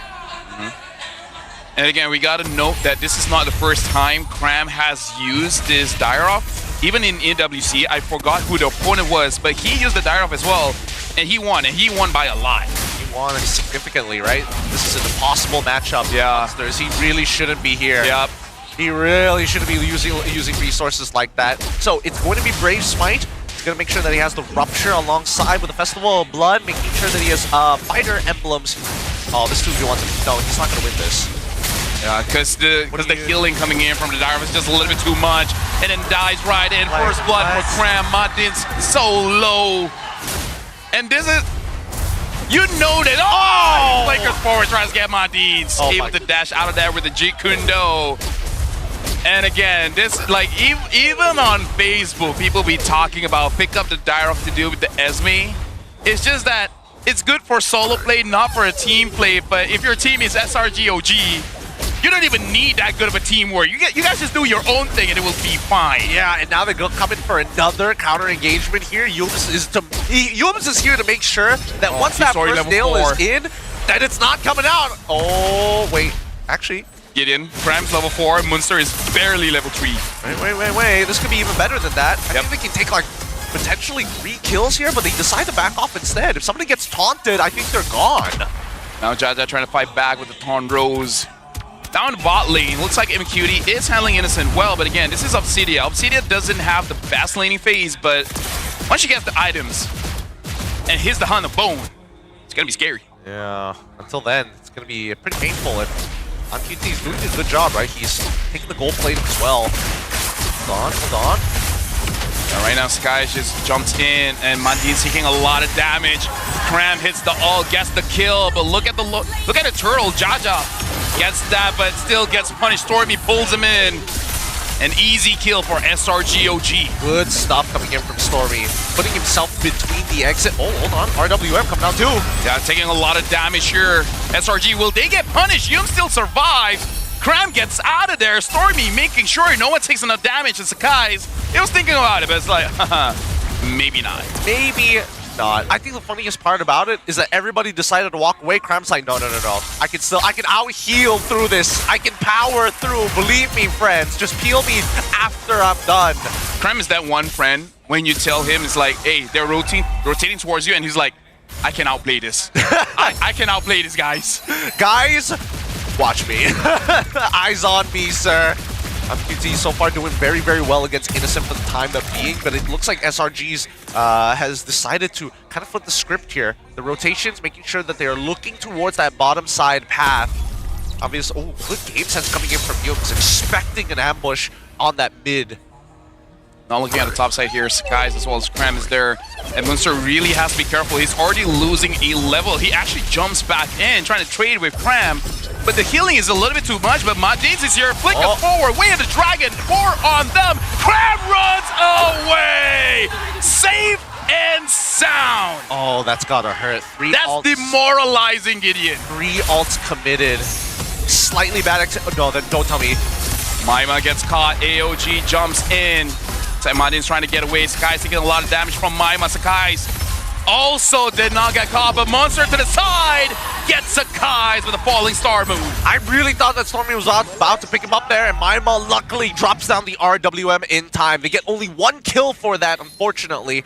Ideally, they would have liked a little bit more, but everybody's just too far behind. Well, Stormy looks like able to purify out of that, but Madin's might get Punisher, gets taunted, killing spree for Cram. SRG.OG is still controlling the map. Looks like GMX, they want to contest for this turtle. Gotta be careful on that one. Jaja tries to time it, gets the turtle, and now they gotta get out of that. Monster trying to run, even using the flicker, making sure it doesn't get punished by Cram. Good call by Jaja, but is the punish gonna be followed up? No, SRG, give the respect. They don't go for the full squad invade on that orange buff after. They know that the retribution was used. They saw it happen. They could have gone for it, but instead decide to give respect. They're waiting for their first item power spikes to start rolling through at this stage.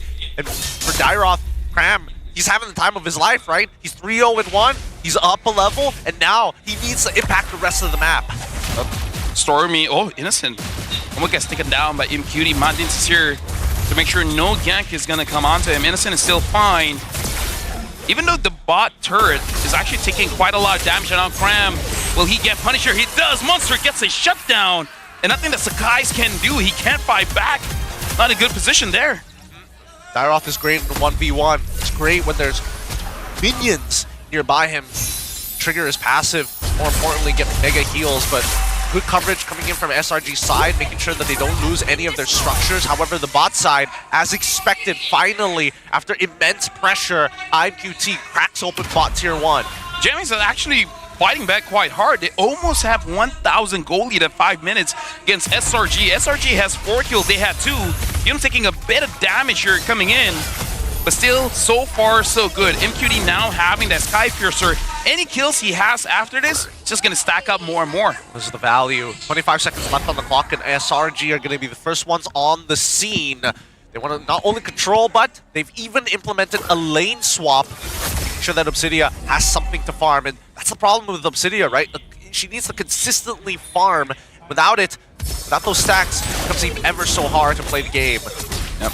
Monster showing his face against Cram as well as Innocent, making them know that they cannot get this turret for free. Maima is concealed. Looks like Cram knows where he is, same as Yumes. Innocent as well as Cram moves forward. MQD is here to join the fight. Looks like it's going to be a 5v5 here. Yeah, but the RWM was used early on. Stormy didn't use any of these resources, and now the fight begins. Martins trying to get Innocent. Innocent flickers out of there. Martins does use the kick, but against Cram, looks like he's going to get taken down by Stormy in the backline. Look at the turtle. Looks like Jaja steals the turtle away. And now Munster still trying to make sure that Jaja gets out of there. He has to puncture. And so far, his save, no crowd control to stop the Lancelot. Nicely played by Jaja. An honest 50-50. Unfortunately, it goes into the hands of GMXK. Wait, hold on. Cram, he's in trouble. Munster is looking good. They forced Cram to use the flicker. Munster maybe taking a little bit too much. Jaja jumps in. He wants Innocent, but Innocent dodges that. Munster flickers forward. Unforbidden hits onto Innocent, but still killing spree for Munster. Munster willing to trade his life. It looks like he will eventually. Whoa, RWM coming in from Maima, saving him, but Sakai still gets that shutdown. But all the while, MQD is down bot, wanting to get that bot turret. Oh my goodness, just look at the impact plays on the GMXK side. Munster's buying plenty of time. I'm QT going for the split push by himself. He is getting hella gold solo farming in these side waves. Hella gold from these structures. And look, even GMXK willing to go into enemy territory. Madin's zoning out quite well. Stormy having to use the Crimson Beacon, make sure it doesn't get caught. MQD is still 0-0-0, even though no Sky Piercer stack so far, but at least he's been taking quite a lot of turrets, because right now for SRG, they only have 1 outer turret, and GMX, they're looking to get that one. There's the next contestant. They want them in tier 1, and now the fight breaks out. Look at Sky. Skies goes to the back. Yumes already getting targeted by Jaja.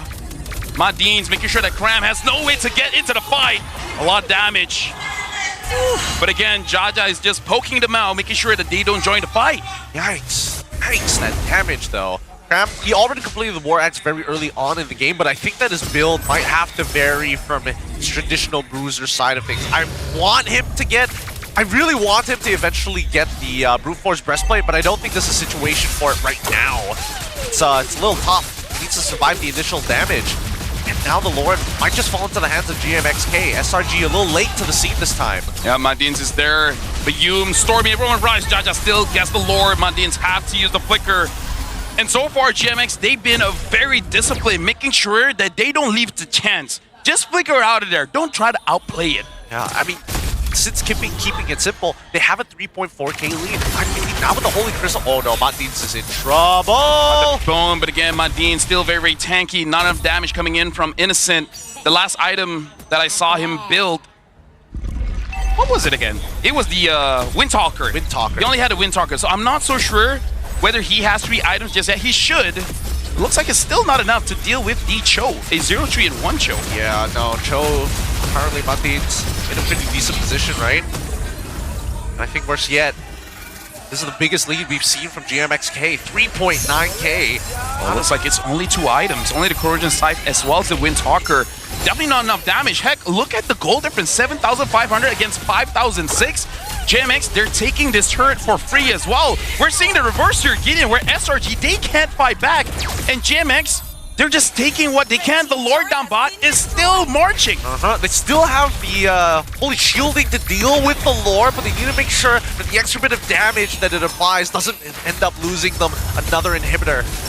They're even delaying that mid-wave. I mean, SRG is putting up a decent defense here, but with all outer turrets missing, I'm thinking about how they're going to make the next play, because now GMXK, they can start setting up for ambushes. They can start setting up for cutting supply lines for SRG.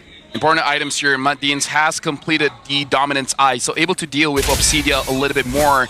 And Jaja having that endless battle as well.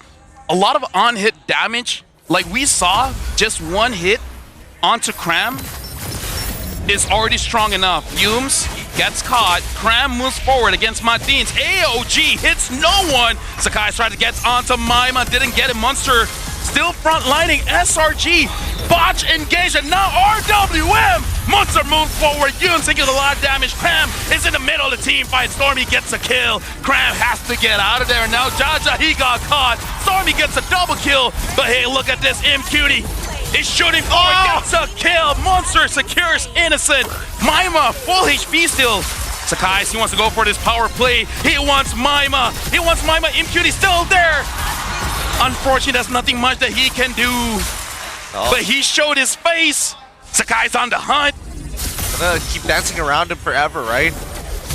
Doesn't seem possible for this catch to actually work for Monsters. Great stuff coming in from Sakai. He's utilizing those dashes well. But man, that was a game of chicken between the gold laners. Whoever stopped auto-attacking first would have lost, and unfortunately, Innocent was the one who backed out of it. Honestly, I didn't know how to call for that one because I really thought MQT would have died there.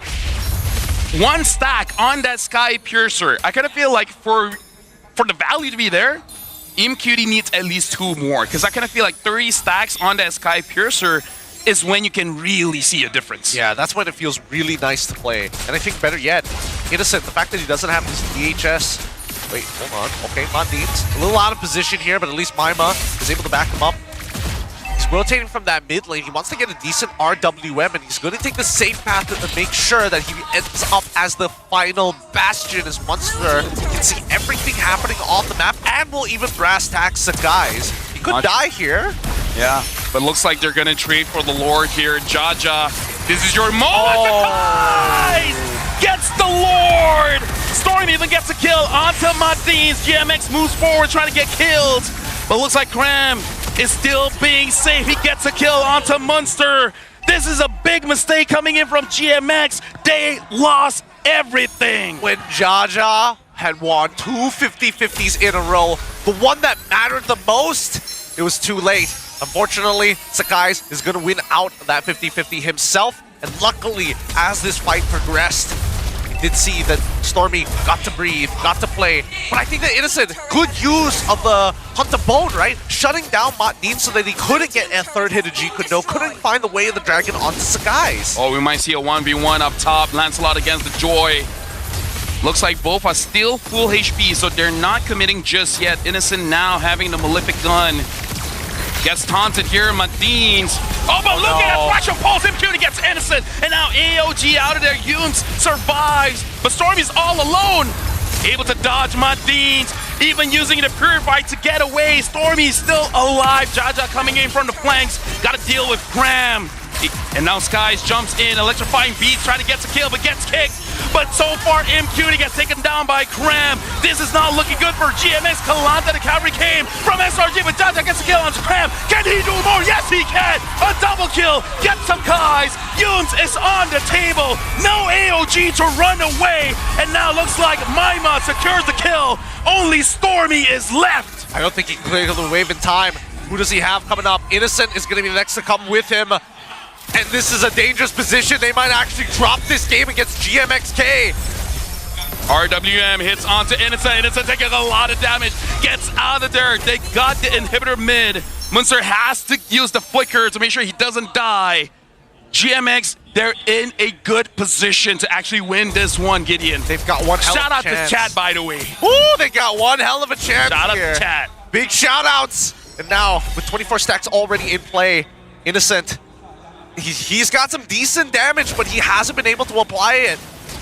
He thought the counterplay was the Hunter Bomb Matins every single time, but he also doesn't want to break it off too early, and that RWM is just too big of a problem for him to handle alone. He must be the last person to walk into these fights, and unfortunately that means that Matins will get away with the dragon on one of their frontliners. Talk about a confidence boost, Gideon. Like, even if SRG wins the overall match, imagine GMX being bottom 2. I think Dota is the very last team right now. They get a point off of SRG. Now, if I was the boss of GMX, sure we lose, but who cares, man? Yep. They'd be extremely We got happy. promise. Yeah, they've not only got promise, but I think that GMXK, I think this is going to be the confidence boost that they need, that they can say, yes, we can go toe-to-toe with some of that best. And maybe it's going to be what they need to inspire them. Now, 6-0-4 Stormy is going to be the big problem Oh, here, look right? at that, look at that. Scout Munster. Skype. Munster finds Cram. I thought Munster was gonna get punished. Look at the Lord. Half health. Look at Skies. Look at Jaja. Jaja taking damage. Skies goes in. Jaja gets it and gets out of there. In the back line, it's Madines. Madines is gonna get targeted. He's gonna get taken down. RWM, unable to save him, unable to punish. But if I was GMX Kelantan, I'm happy with that trade. Yeah, unfortunately, it doesn't mean that they can power through to get them in just yet. But if they just slow it down, take a breath for a moment, Innocent is very susceptible. Going for the Malefic Gun, giving that extra bit of range, helped him out to space against Matdins, but that doesn't necessarily apply to people like Jaja or even Maima. He's got to be extremely careful here. And Monsters, he's completely outscaled Cram.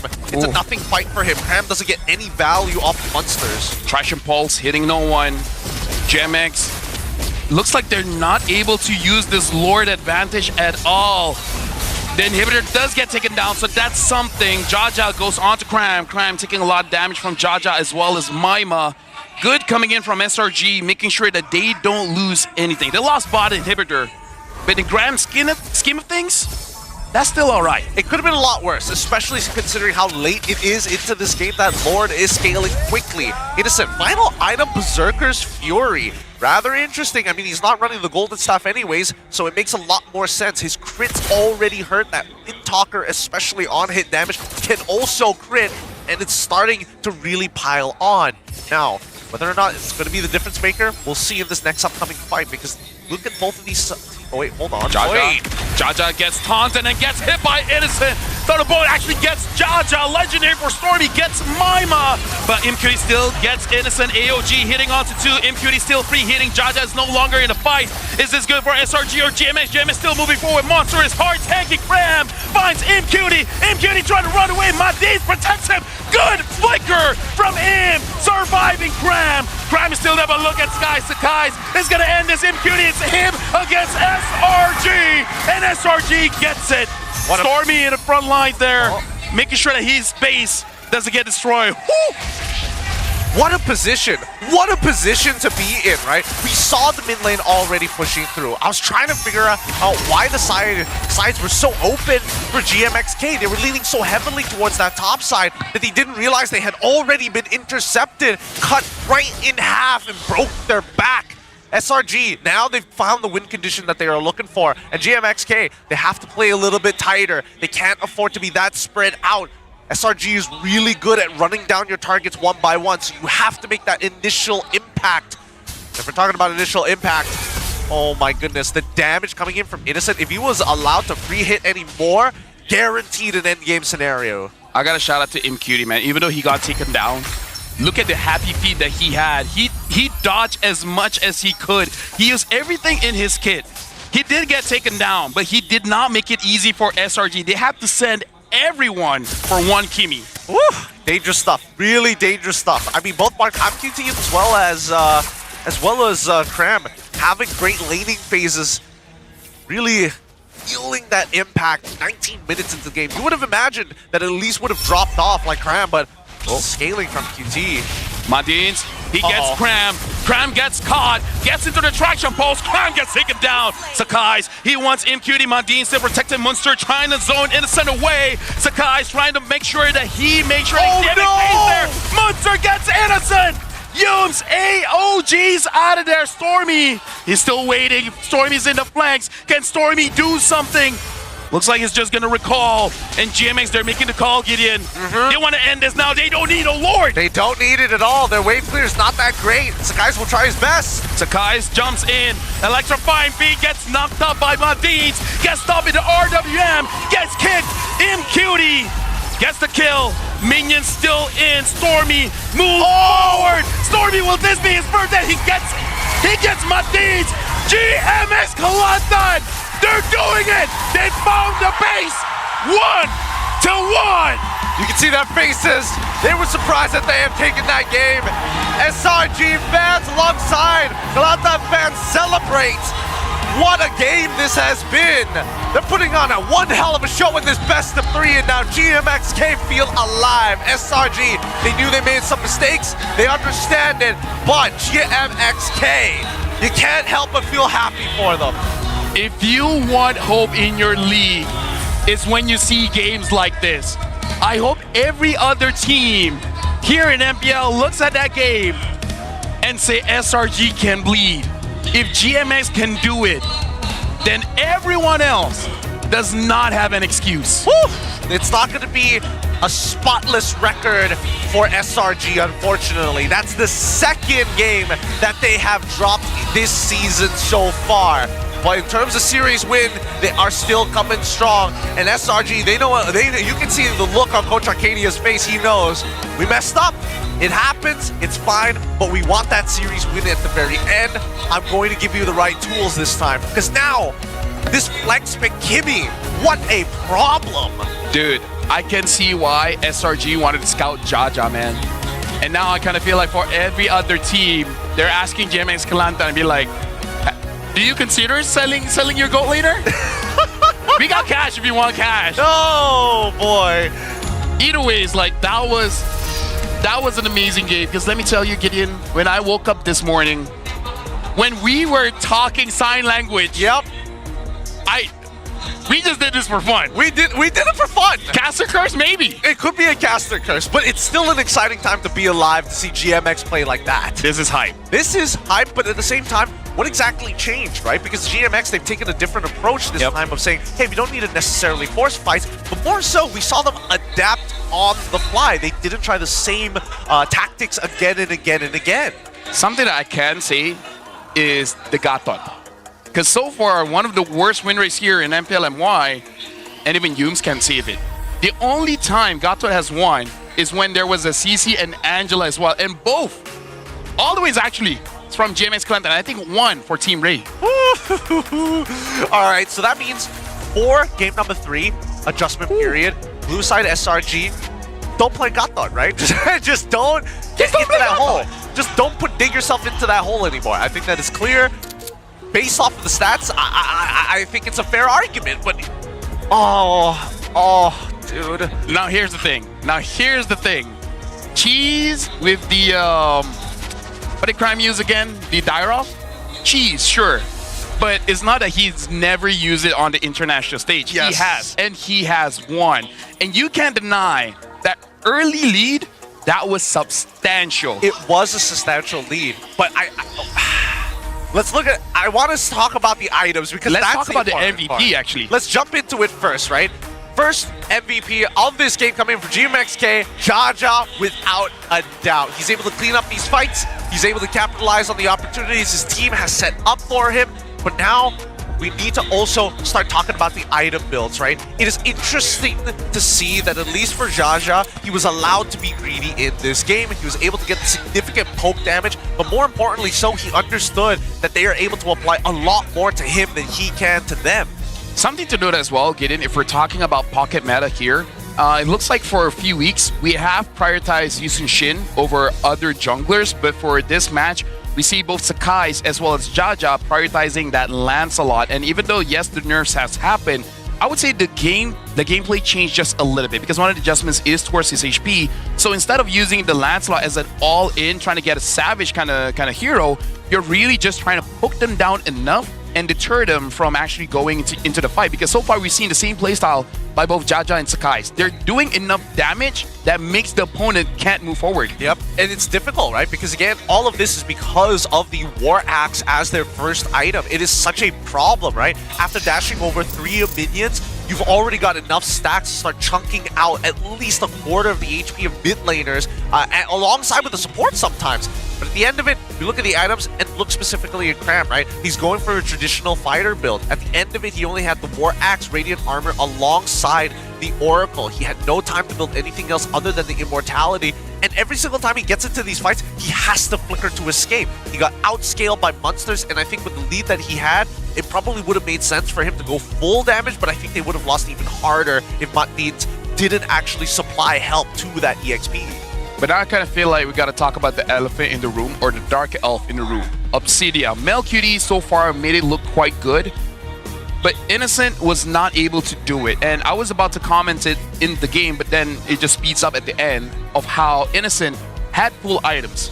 This is going to be the maximum capability that Obsidia can do, and I'm really waiting for that damage chart to see if it's worth it to pick up this Obsidia. Well, okay, I'll take him with a pinch of salt because we also have to remember that the early game was pretty non-existent for him. He lost very, very hard to Kimmy, and I think it's understandable. It's not like Obsidia has like great tools in pre-level 4 to deal with the 1v1, especially since she's so dependent on her passive to get the damage out. In terms of damage dealt, though, 43,000. Is this satisfactory to you? Because on the opposite end, it's going to be 75,000 for IQT, but he got a lot of space to do it.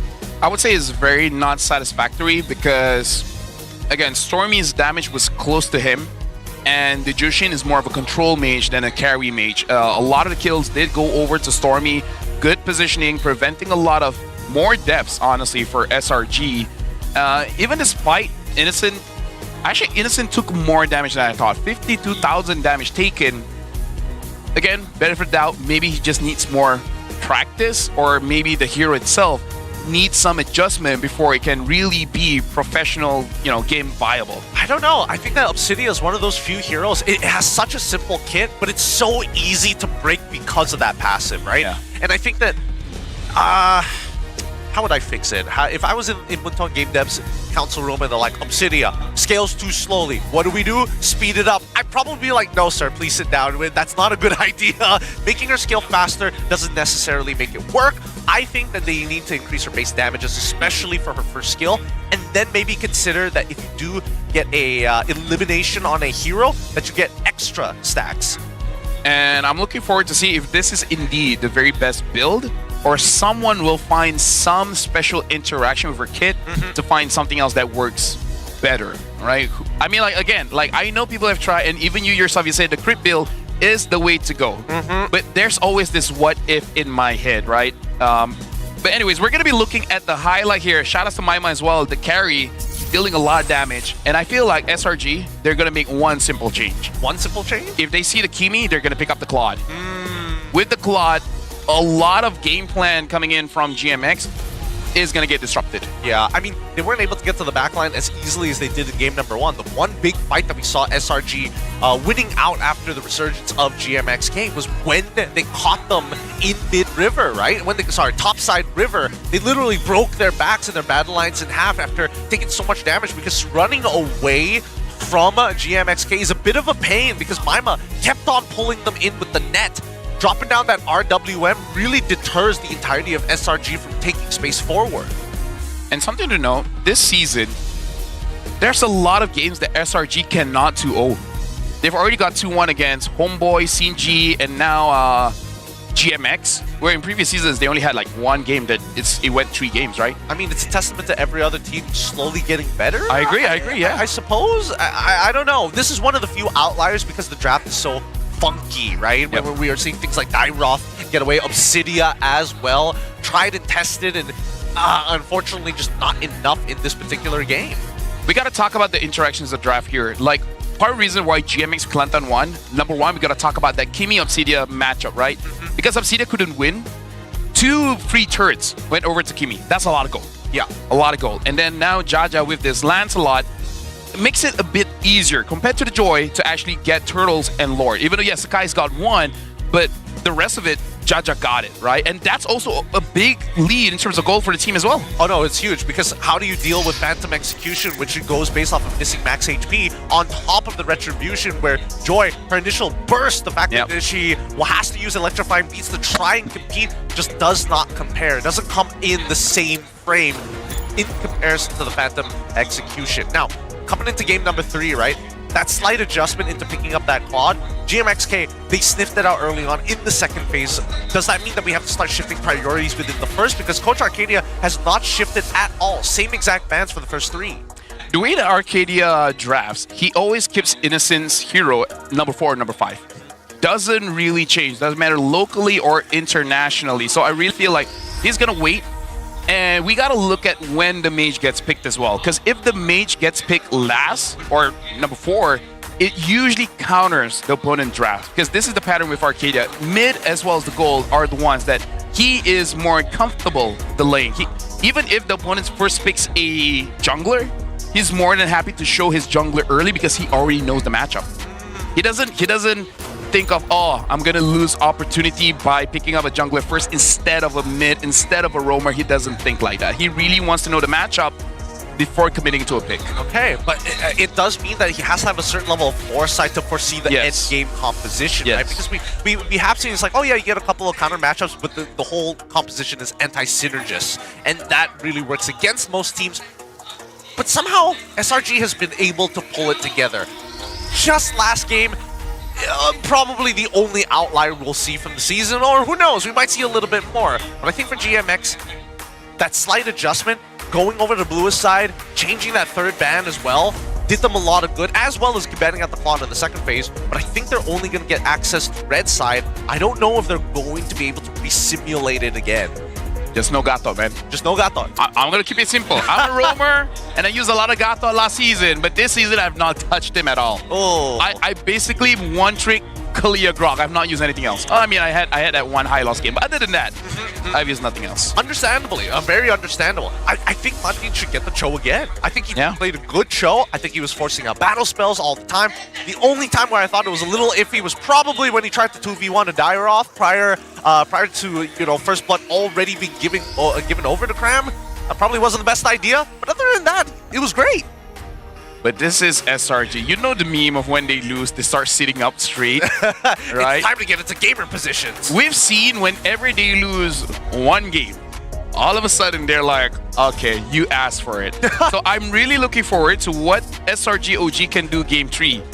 And I'm also looking forward, if GMXK actually wins this one, hey, chances of going to playoffs is there. Hey, keeping playoff qualifications spicy for everybody else. Even if they don't go to the playoffs, people are like, bro, we want to see you next season. Oh boy, we might see some of these faces for the following season if they do. 6 more seconds until we start heading on into the draft, and I think the vibe has definitely changed. Innocent, he's got his wrists, he's got his forearms on the table. He ain't mucking around. He's gonna be looking at Veki and Arcadia. I swear to God, if you give me Obsidian one more time. To be fair, I feel like Innocent was the one. Coach, trust me, Obsidian. Actually, yeah. Sounds like an innocent thing to do. Is like, come on, man. It's him, cutie. What's the worst that can happen? What's the worst that could happen? Now, SRG, same exact plan. Beautiful adjustment. I like that. Beautiful adjustment. Beautiful. Because this means that Maima now finally has access to artillery mages. And that's been the biggest problem, right? Every single time we've seen Maima play, his signatures have been the Yves, have been the Farsas in previous seasons. And now that they have the Flex Pick and the Kimi as well, it's going to pose more problems for SRG. And try picking that Dairoth one more time. This should be a Lancelot here. But they're looking at roamers. Oh, Baxia. So they want to change it up? Do they? Because I kind of feel like giving Jaja the Lancelot is going to be pretty good. I mean, they've got everything. They've got Baxia, they've got, wait, Kalia's already banned. Fanny, Lancelot, Ishin, Baxia. Okay. They pick up the Baxia. Also, in a way, it counters the Kimi in case they want that Kimi again, right? Just gang the Kimi nonstop. But by the way, is this rigged? Dangerous Grass again. I don't know. Sometimes I feel like it's rigged, but it's usually on Sundays where it feels like the script is the tightest. Yeah. Every other day, it's like, it could be anything. Who knows?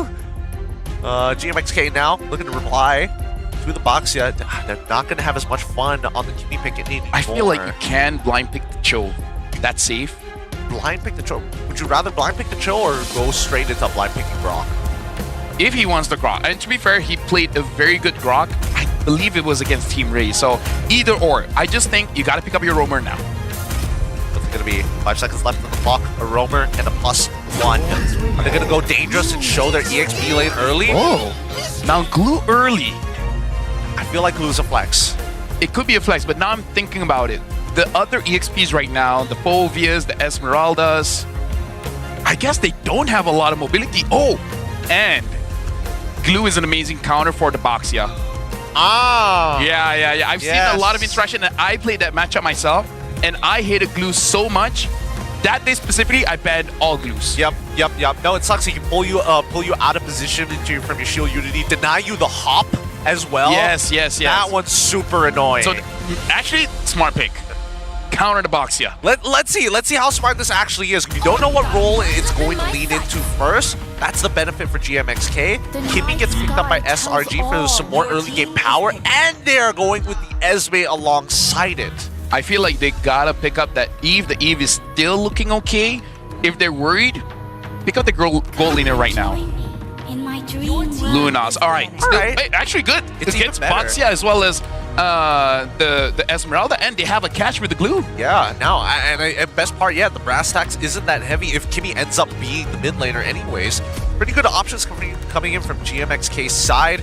Good drafting from Vivi right now. As we go into the second phase, this is where it all matters, right? This is where the big changes happened for GMXK. Will they find the same success? Because I feel right now, SRG, they want a traditional marksman for sure. They're probably not going to go into the double fighter section of things. But GMXK, what are they currently missing? Mid laner, potential flags, as well as a jungler already there. So gold laner hasn't been predetermined, and they're also banning out the Grok.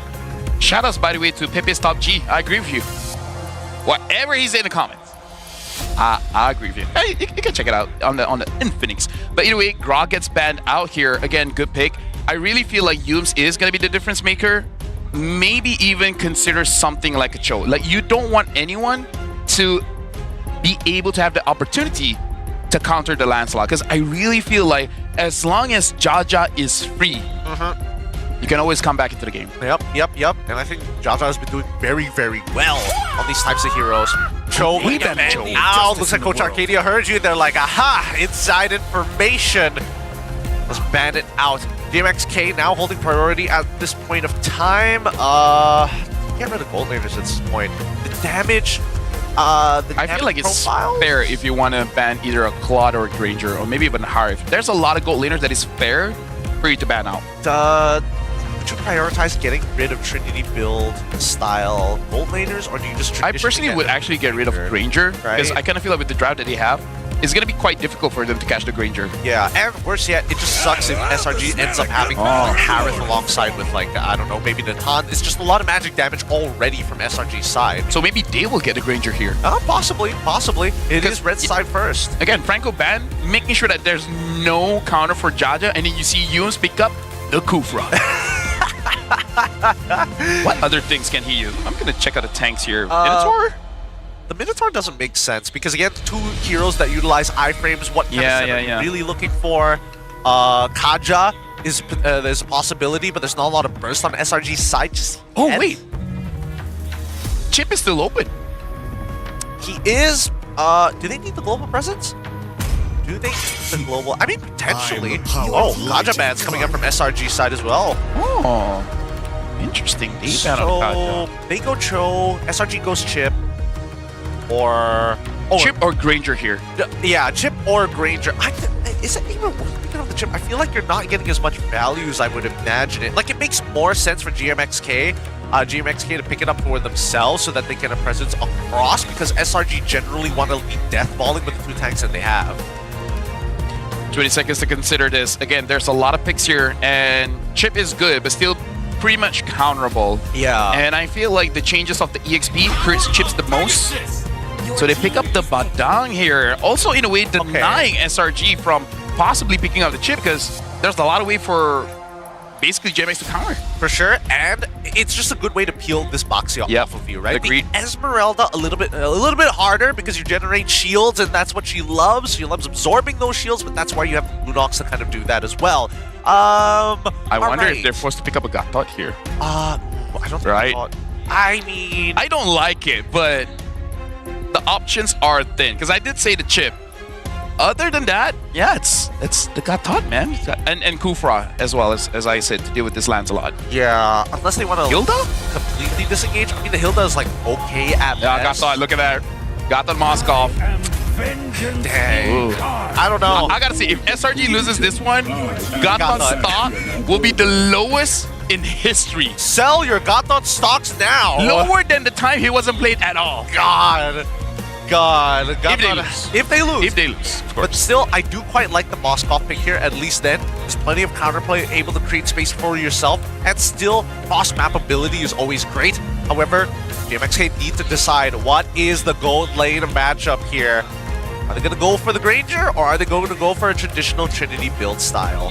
Maybe even the Harif, because that is one of honestly, Granger and Harif are MQD's like signature, I guess. But again, those were the heroes that he used a lot during MEL, because we got to be frank, those were the meta. Yeah, that was just what everybody was playing, right?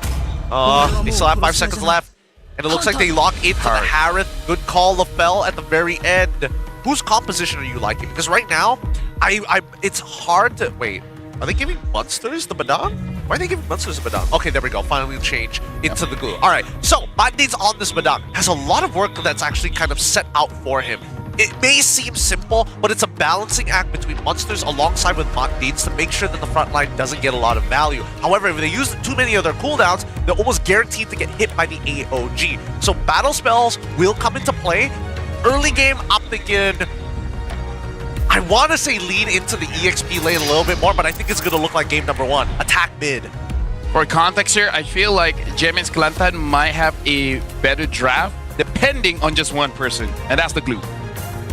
The glue is what's sticking the team together. Pun kinda intended. If the glue sucks, GMX has a bad draft. If the glue does well, hey, we're looking at a winner here. Hey, we're talking about the scales being tipped in their favor. Monsters is going to do everything possible to make that happen. If not, we're hoping for a 5-man fist crack combo. And there's a pause. Hey. Now that's how you kill the crowd. That's how you kill the crowd. Oh, they know that one. Here's the thing, right? If GMX wins, we can ask everyone, where were you when GMX defeated SRG.OG? Dude, it's gonna come out on news. Where were you? Sure. Kalatan is going to go wild. They're like, we beat Slangor! Exactly. like it was heartwarming to see the Slangor fans congratulating the Kelantan fans, but then it's like, we're nice now. Back home though. Back home. Hey, Facebook. Facebook. Check it out. Friends in the arena, enemies online. Yeah. They got to make sure to be like, we're different regions. We're nice in person. Online toxicity, that's where it's at. They heard the announcement, the safety announcement protocol at the very beginning. No sharp weapons. No drugs, no alcohol. Yeah. Oh. Either way, we're jumping straight into the game here, Gideon. And thank you very much, lovely woman, sir. Lovely woman, sir. That's what it is. Thank you. You're awesome. Danielle. Let's jump right into it here. Both squads. That's not her name, by the way. You didn't have to run. You didn't have to undox it. Undox it. Everyone search up Danielle. It's just who's this person? Dude. Some guy. It's like, no sir, that's Danielle. Someone's cat pops up and you're like, what? This is not what I expected. Now, early to mid game, gonna be where a lot of the progress is going to happen. Monsters, no, sir. No, you don't trade at level 1. Look at it. Look at the switch up here. This time, SRG, they're like, you know what? Screw it. We don't want to be smart. We want to win the lanes. Look at both Stormy as well as Cram, the way that they're moving. They're in the faces of their opponents. And look at this. Cram, he doesn't even care, right? It's like, okay, where's your jungler? Where's your jungler now, huh? Who's going to come save you? He's actually there, but right now it's basically 2v3. Jaja looks like he does not have the puncture. First blood goes over to Cram. Looks like there's your jungler. Yep. Cram very confident at having full control over the lane, but also having tabs on where he is. The initial invade coming in from Yumson as well as Stormy to figure out the pathing really made the difference here. Fortunately, for Jaja, won't be able to outplay it. For now, as we see the initial invade towards the orange, into the orange buff, Yum's very far out. Yeah, but now we can see why Sakai jumps in, tries to trade against Jaja, and Jaja does not get it. The main win condition of GMXK is denied of food and water, and that's not nice, ladies and gentlemen. Anyone does that in the world, go to hell. It's the borders are locked in tight. The river inaccessible to GMXK. SRG now trying to set up checkpoints in the choke points of GMX's jungle. They will not be allowed to move around freely. Ooh! Retraction Paul sitting on the 2, and this is what Stormy has been doing all season. He's basically 1v2ing, allowing Yums to free roam. Once again, look at that. Oh, the toll post, the toll from Yums. They just cannot. Wait, hold on. They're gonna go and take it even further. Dude, they don't want Jaja to get anything, and Sakai's gets another kill. Let him breathe. Let him go. Shout out to the 23 Malaysians coming back. We love you. We love you. Glad. I'm glad you're safe. Yeah, glad that they're safe. But now we have to worry about these drone strikes coming in from SRG. It's disgusting because Yums comes in first, and then here comes Sakai's. Good stun, by the way, from Innocent. And this is SRG.OG. This is why I say it's so demoralizing. They give you hope. And then it's like, okay, time for game 3. They're testing, they're just testing another aspect of the game, and that's the mental part of GMXK. They've shown that they can draft, they've shown that they can win lanes, they've shown, more importantly, that they can win games off of SRG. And now, they can't handle this early. Oh my goodness, Monster is just eating it right now. Oh, look at Jaja, look at Jaja. Yums found him again. I'm sad, Gideon, because Jaja hit level 4 at minute 3. Yep, and Sakai's is 3 levels ahead of him. 3 levels. As a roamer, I get level 4 earlier than oh my god, Sakai's level 7, like you said. He's gigantic. Okay, GMX, just wait for 70 minutes. You're gonna ask him to wait to play the game at 20 minutes? Hey, they've done it just now. To be fair, they fought the entire way from early to mid to late, you know? This is playing passive and letting them have it.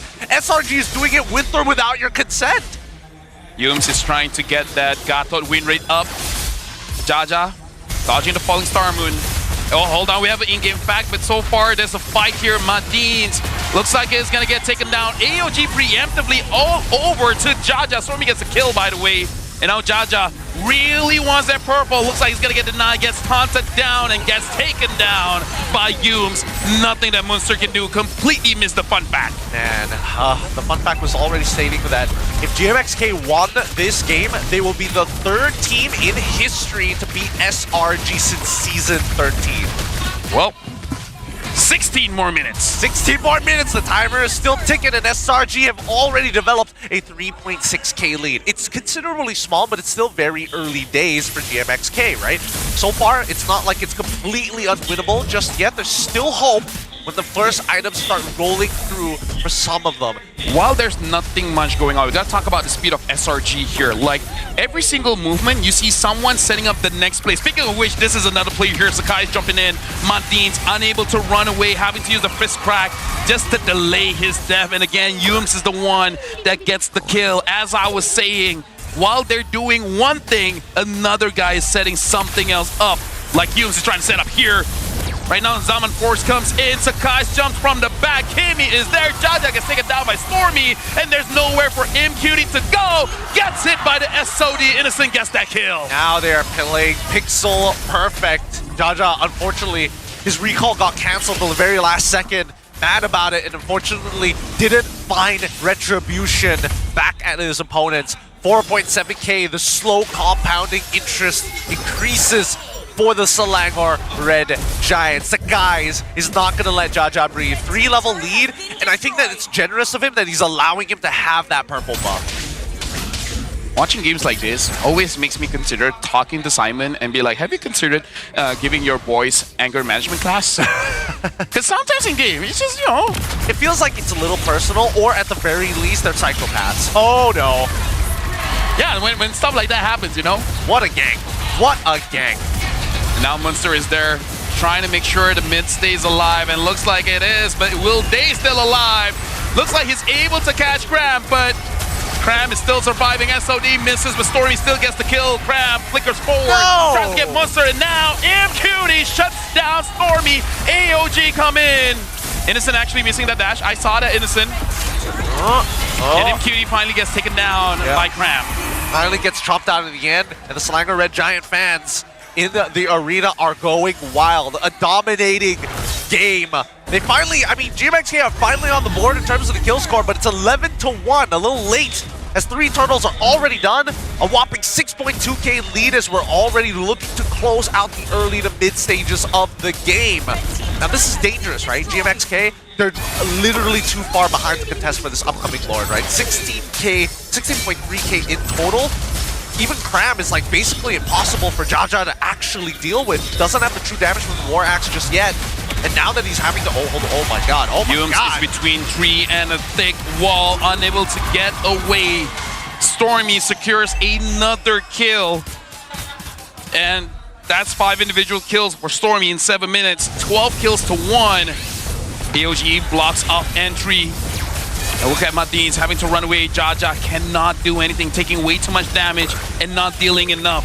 MQT, he still has that Zaman force. Will he use it here? Maima having to use the Brilliance just to stay alive. And looks like mid-tier 2 is SRGs. They're demanding respect from GMXK. They don't even have to force an initiation. GMXK must concede their outer turrets. As they all start to collapse, GMXK sees a glimmer of hope down by the bottom side. And they clear that wave. And unfortunately, it has come to a point where IMQT and Jaja are clashing at each other just to find farm on the map. Right now for SRG, the only one that has been taken down is Stormy. Not gonna be looking good for himself. Innocent tries to 1v1 Jaja. Yumes, don't get involved. It's a 1v1. Innocent gets it. He makes sure that Yumes like, I know you want to. Don't. You got 2 kills. That's too much. Yep, and Yumes also making sure that he maintains a good amount of distance. Not to just to let Jaja leapfrog out of there. And now GMXK so far on the back foot. The checkmate angle has already been set up beautifully by SRG. They've won every single one of their fights. And now even a Guardian Helmet about to be completed by Sakai. Once he gets that Guardian Helmet, he will live in your jungle rent-free, and it finally gets complete. 10,000 goal lead here for SRG.OG. We've seen comebacks from 10,000, but it's very rare, Gideon. So far, so few in between. GMX, I feel like they should not contest this, and they won't. Thankfully. Thankfully. I don't know. Jaja! I mean, hate to say I told you so. Sir, you're not allowed to be in these parts. Sir, get back on the boat. You're not allowed to be in these parts. You're in the danger zone. You can't be there. That was the red zone, sir. Oh, God. 9 minutes, 29 seconds. A little slower than I was expecting for Innocent to eventually hit his Trinity build, but good enough. And that should be it. That should be the final nail in the coffin. Speaking of which, Mandines flickers out. Safe. But delayed and inedible here. MQT tries to protect the bottom wave. Looks like still procs that holy shield. MQT is standing quite in front here. He has to be careful because look at that. One jump in, killing spree for Cram. Who would have seen that coming? Who would have seen that? Oh my God! Madins gets taken down instantly by Stormy. And now looks like SRG.OG, they want to finish this before the 11-minute mark is there. It looks like AOG out of there. Innocent still gets the kill. Jaja as well as Maima. Don't think they can defend here. Maima flickers forward, immediately gets taken down by Cram. At 10 minutes and 24 seconds, SRG.OG seals the deal. Smiles on everybody's faces here. GMXK fans alongside with SRG fans, as much as they are happy that their team is winning. GMXK, we've seen them breathe some life into the squadron, breathe some life into these fans. And now, only left with things to fix for the upcoming games. Even Jaja, he still looks like he's in really good spirits. Well done to all the squadrons here. Finally, we get to see a full best-of-3 series at the end of it. I can see people blaming Jaja, but no, that was on SRG.OG. They made sure the guy did not get farmed, invaded all the time. They took his land. Yeah, they took his land. He was robbed. He was robbed of what he was rightfully owed. Yeah. Unfortunate indeed, but it just goes to show, right? Anything can happen here in Day 1 Sri Putra here in the MPL Arena. And I think that... I'm not even going to explain that to the international audience. Yeah, don't worry about it. That's a Malaysian special. Oof. Either way, still an amazing series that I feel like GMX Kelantan can still feel proud of. But now looking onto the stage, looks like Rose is there alongside with both Sakai's as well as Innocent. So we're going to be throwing it over for the interview. 2-1 satu untuk Selangor Red Giants OG Esports. Dan sekarang Rose bersama dengan Innocent dan juga Skies. Obsidia, how many? 05. What happened? Kenapa tu? Keras ya? Keras. Keras? Susah? Keras. Their front. Their front line is keras. Yeah. Why did you decide to pick Obsidia? Ada banyak slow. Then ada banyak slow. So you cannot play Obsidia. Yeah. Then why you pick? Fourth pick. Didn't expect them to use Eve.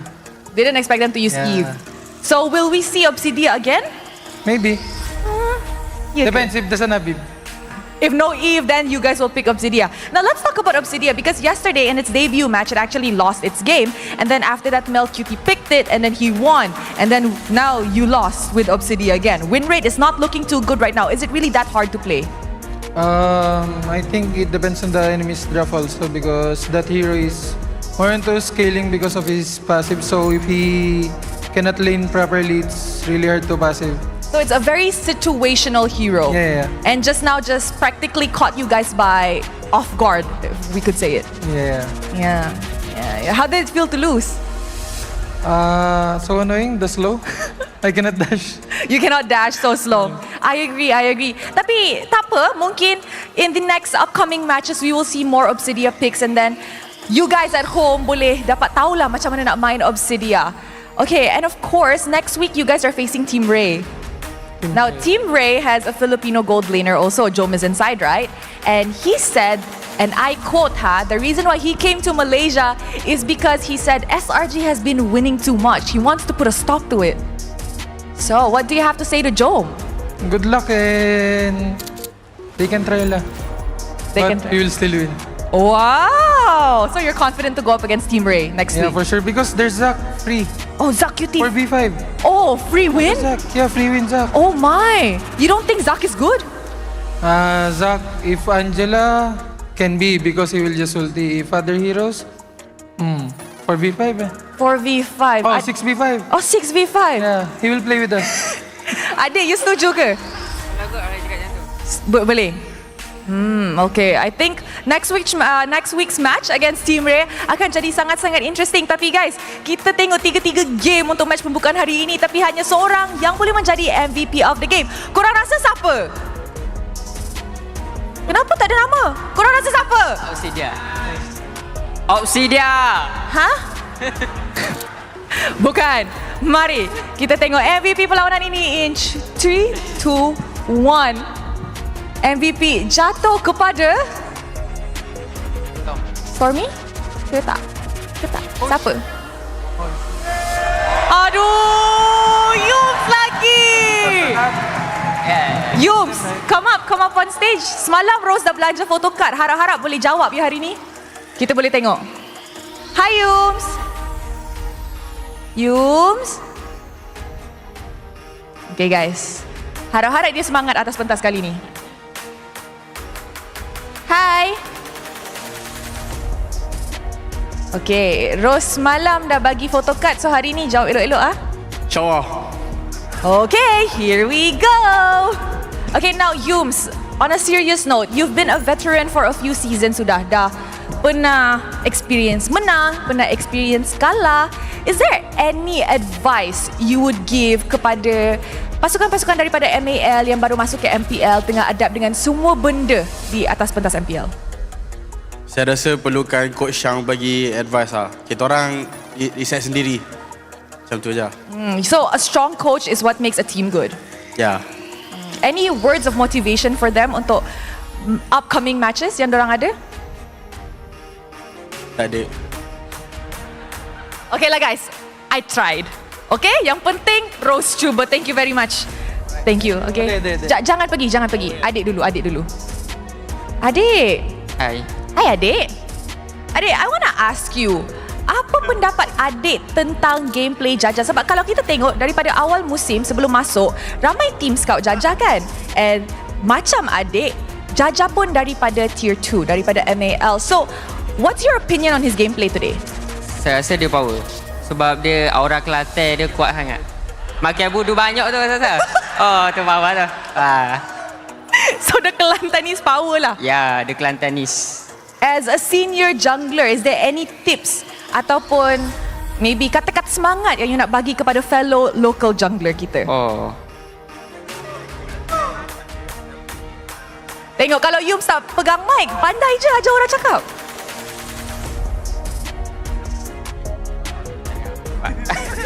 Mungkin kena add on sikit kot. Kena add on makan petang ke, makan buah kedah ke, makan poyok sikit. Gitu lah. Jadi cukup rasa. Sekarang as of now tak cukup rasa lagi. Kena tambah-tambah sikit-sikit baru cukup rasa. Betul. Okay, now adik, kalau kita tengok daripada regular season kita punya chart kan, regular season kali ni actually very very close. Kita tak ada lagi pasukan yang officially layak ke playoffs secara mathematically, honestly. Now, kalau adik boleh bagi Rose your top 6 yang you rasa akan layak ke playoffs, siapa itu? Tak. Abang lo dekat sana tau. Okay, sorry. 6 eh? 6. Okay. SRG, Aero, CG, Vamos. Siapa ya? SRG, CG, Vamos, Aero, Untitled. Aero, Untitled. 5 je tu, satu lagi. Oh, satu lagi. Apa lagi? Monster Vision. Monster Vicious. Alright guys. So, kalau you boleh lawan siapa-siapa dekat playoffs, siapa yang you nak lawan? Lawan Vamos lagi kot. Nak jumpa Gorgeous lagi. Nak jumpa Gorgeous lagi. Jadi saya nak tolong jahit sekali kan dia punya poket tu. Budak tu sakit hati tak? Dia dah merajuk. Nanti adik pandai-pandai pujuk. Adik, is there anything yang you nak cakap kepada fans SRG.OG dan juga GMX Kelantan hari ini? Untuk fans-fans, terima kasih yang datang hari ini. Untuk Tesat Kelantan, masih banyak masih banyak mari ke venue hari ini. Tengok game Selangor lawan Kelantan. It's very seru game. Mungkin korang expect 2-0 kan, tapi 2-1. So it's very thrill game lah. Yes, a thrilling game. Semua orang nak game macam ni.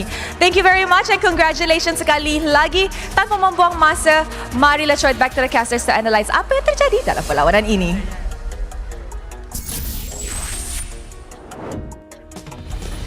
Thanks, bros. The MVP of our game, Yums, once again, finally getting his win on the Gatot. So, I guess Came in with a vengeance. Yeah. I mean, revitalize. Revitalize. Yeah, he revitalized the Gatot. Dude, I think that.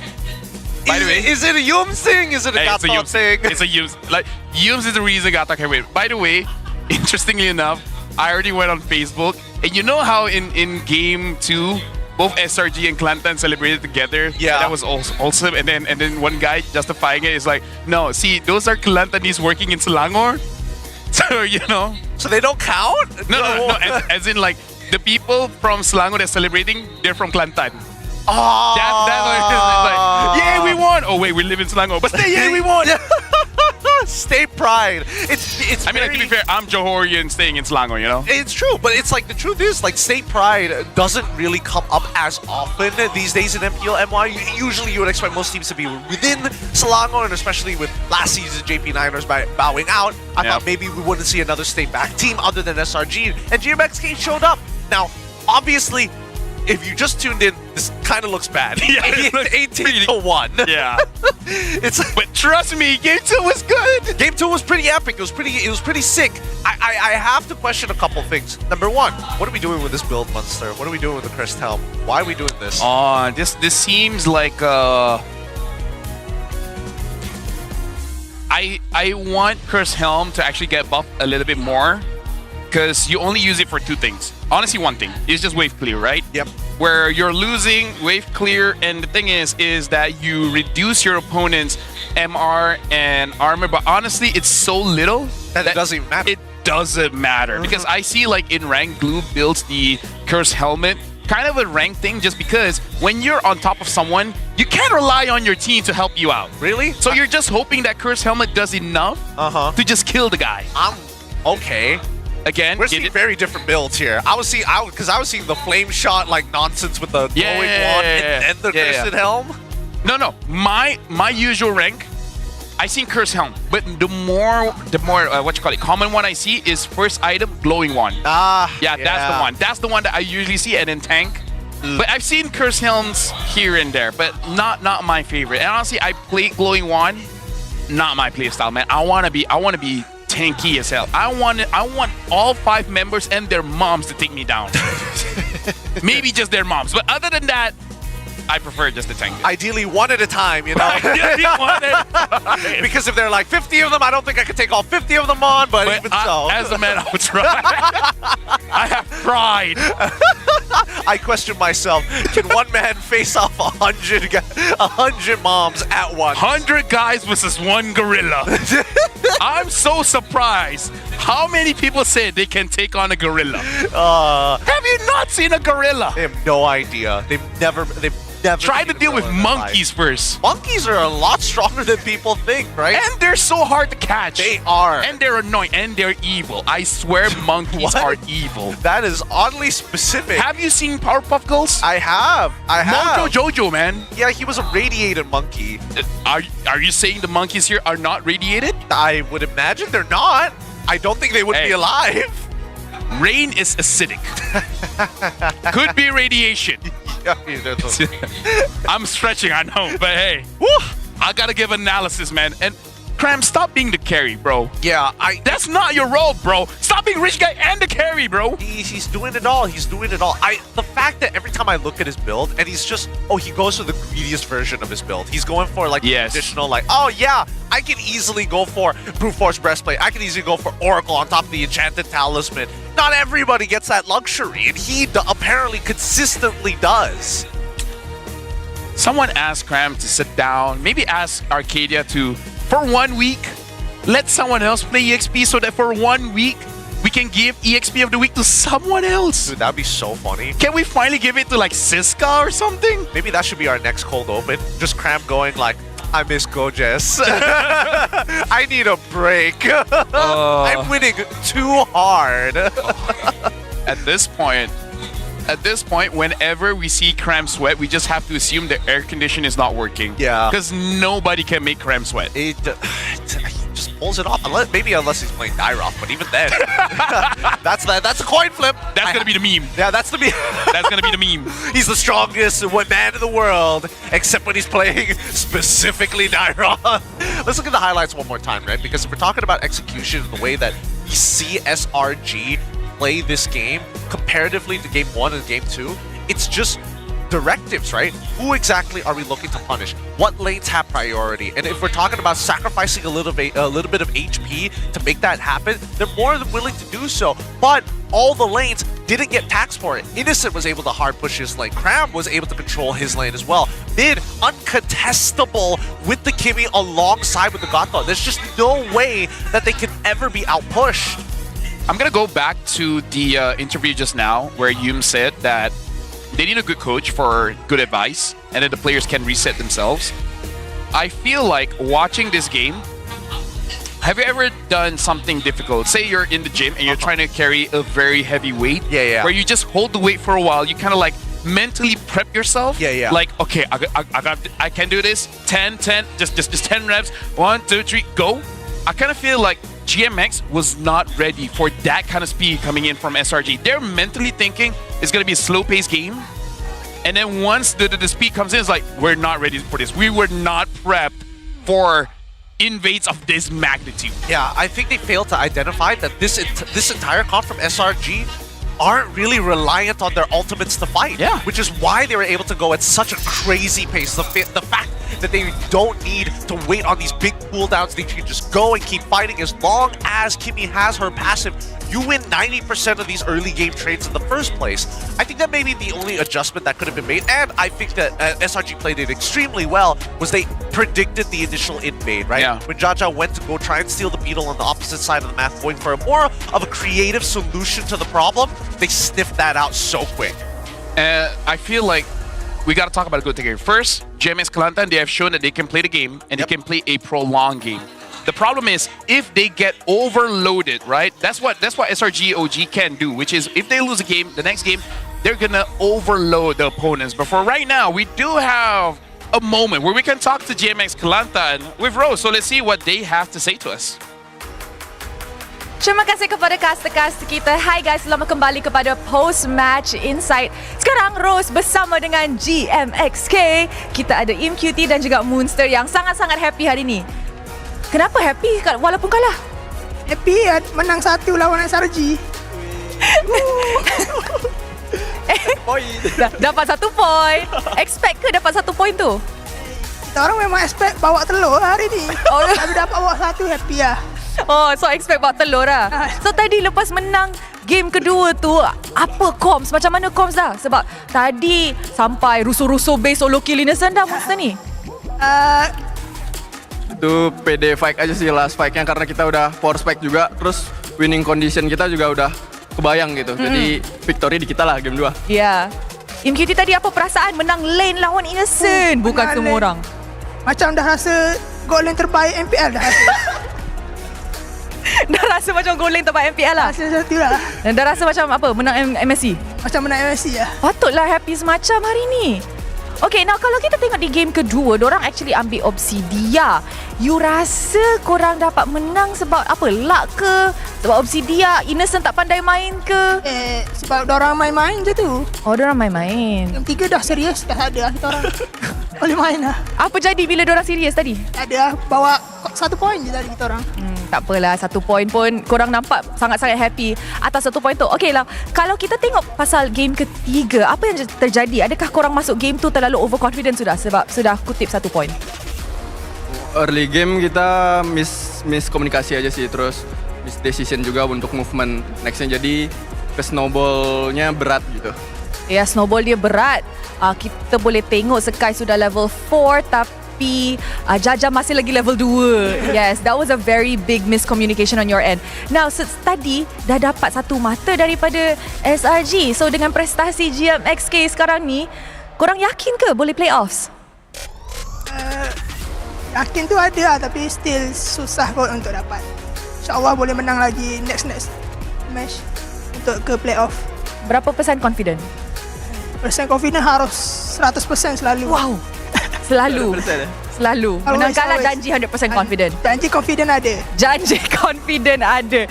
Rose suka benda tu. And of course tadi, walaupun it's a game yang full house, ramai orang pakai jersey SRG, tapi bila korang menang game kedua, I'm pretty sure korang boleh nampak ramai orang cheer untuk korang. Happy tak bila ramai orang cheer untuk korang semua tu? Happy karena big match juga kan. Ada yang sokong kita tuh happy lah. Apalagi kita menang game 2 juga ngasilin hasil yang bagus gitu. Anything yang nak cakap kepada semua orang yang sokong GMXK? Sebab daripada online views pun orang cakap you guys are doing very well. Thank you kepada fans-fans GMXK. Teruskan support kita orang. Ya, teruskan support kita orang sampai kita dapat tiket playoff insyaAllah. Wow, okay guys, orang ajar Rose something. 3, 2, 1. Go Kelantan, go! Alright guys, let's go back to the casters.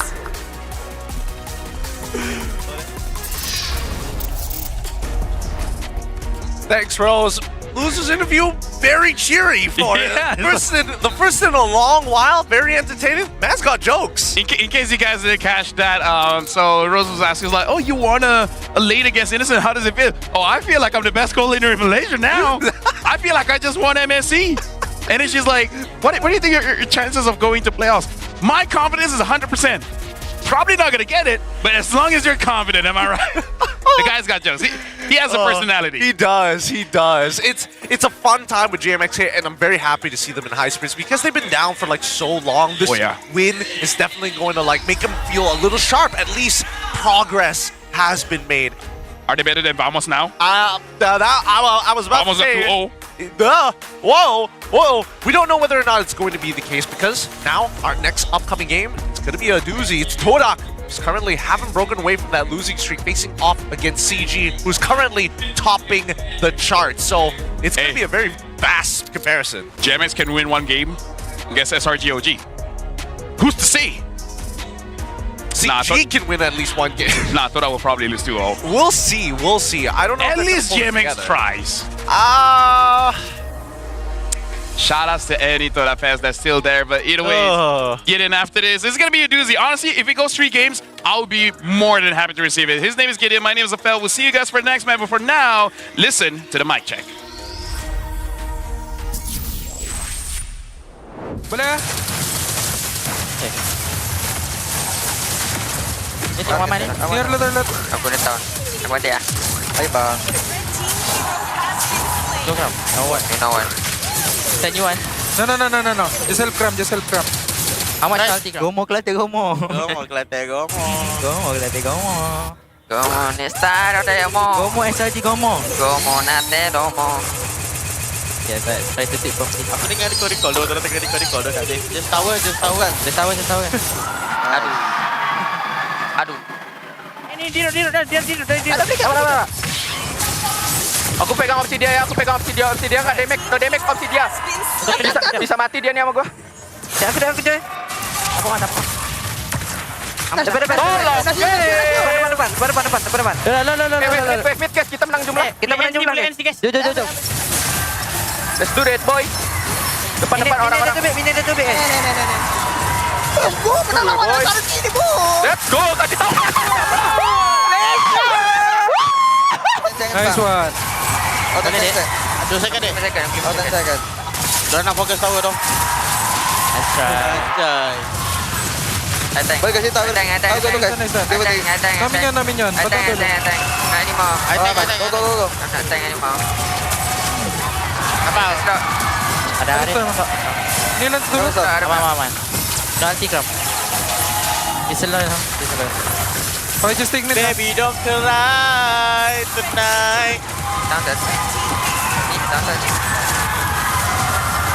Let's go to heaven. Nice one guys. Beneran nak? Kau makan. Lebih ini. Boy. Aduh. Tak, tadi tu. Boy. Janganlah. Asal. Macam viewer lah. Ngamuk dia guys. Di tadi. Try.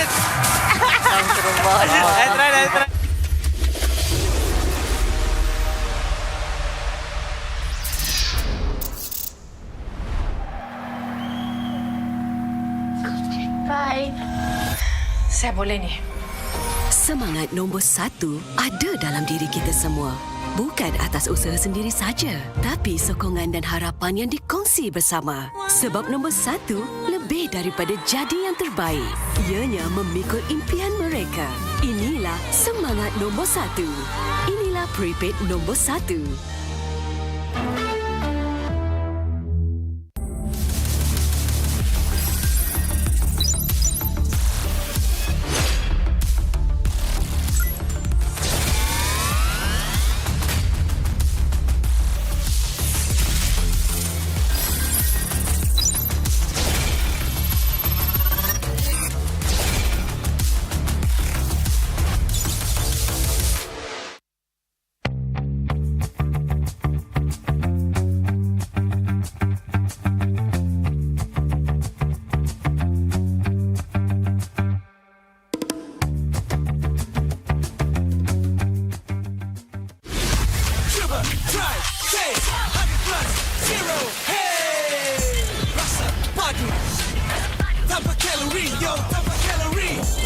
Makan harimu dengan 100 plus zero.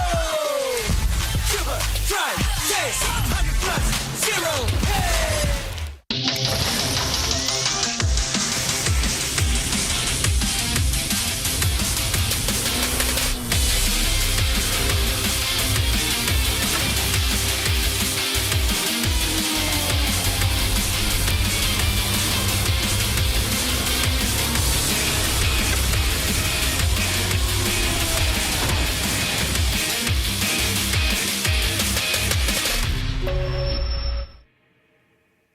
CeraVe baharu Blemish Control membersih 2% salicylic acid untuk membersihkan pori dan 3 ceramide untuk melindungi kulit, memperbaiki AHA, BHA dan niacinamide untuk menangani jerawat untuk kulit bersih dan sihat. CeraVe.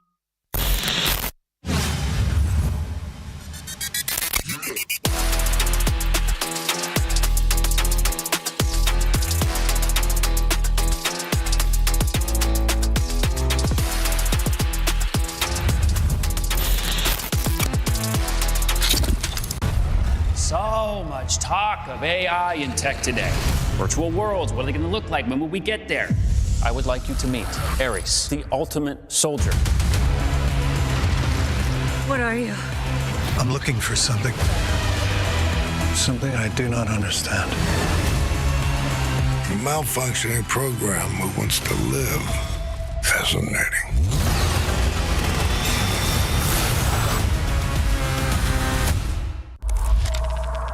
Tujuh tahun, 16 musim, perjalanan yang dianggap sekadar permainan di telefon kini menjadi isukan paling berpengaruh. Inilah MPL Malaysia. Era permulaan segalanya, titik mula sejarah apabila Malaysia dan Singapura menjadi tuan rumah MPL pertama di dunia. Di musim pertama, kita melahirkan legenda, Solos, Penjahat dan Fredo. Dari musim ke musim, MPL MY S16 menjadi pentas lahirnya pemain tersohor. Musim kedua mengukir cerita untuk pasukan yang tak disangka. Sayan Rebound, Nur bangkit dari kedudukan tercorot di tangga liga, mengharungi satu demi satu halangan hingga akhirnya menjulang piala pertama buat Malaysia. Musim ini menyaksikan kebangkitan luar biasa pasukan Toda. Ciku Guys dan Moon menggoncang pentas M1 World Championship, menamatkan saingan di tempat ketiga, mengharumkan nama negara. Momentum itu memuncak di musim ke-6, detik bersejarah apabila Toda menjulang trofi pertama mereka. Dari detik itu, bermulalah era kompetitif. Dari musim 7 hingga musim ke-12, setiap musim nama baharu diukir di trofi. Tiada pasukan yang kekal di takhta. Di sinilah Toda membina legasinya. Bersama Ciku Guys menjulang trofi sebanyak 3 kali. Puncak kegemilangan mereka hadir di SEA Games ke-32. Gabungan superstar team Ripo, Chibi, Zon, Ciku Guys, Izarami, Momo dan Gary menakluk pentas Asia Tenggara dan membawa pulang pingat perak. Satu detik bersejarah yang mengangkat nama Malaysia ke mercu isukan tertinggi di era ini akhirnya mencapai noktahnya apabila musim 12 Homeboy, pasukan yang sebelum ini tidak pernah menjulang trofi, mengangkat piala buat pertama kalinya dan membuka jalan untuk babak seterusnya.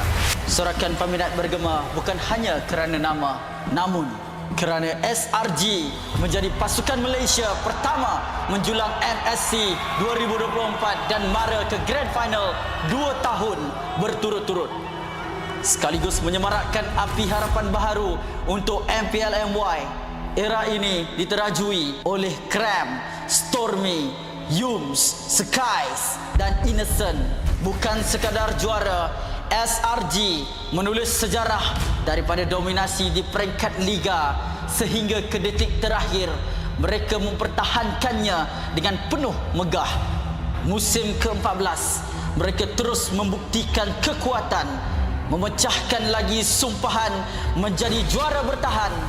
Musim ke-15 repeat bersejarah yang menebatkan SRG sebagai pasukan paling dominan dalam sejarah MPL MY dengan barisan pemain yang sama memperoleh kemenangan demi kemenangan. Tapi musim ini pentas akan digegarkan. Wajah baharu muncul menerjang gergasi. Wajah lama kembali membawa dendam membara. Medan tempur terakhir sebelum segalanya berubah. Pantang mengalah. Menuju perjalanan ke era baharu MPL MY musim ke-16. Hanya yang gagah kekal juara.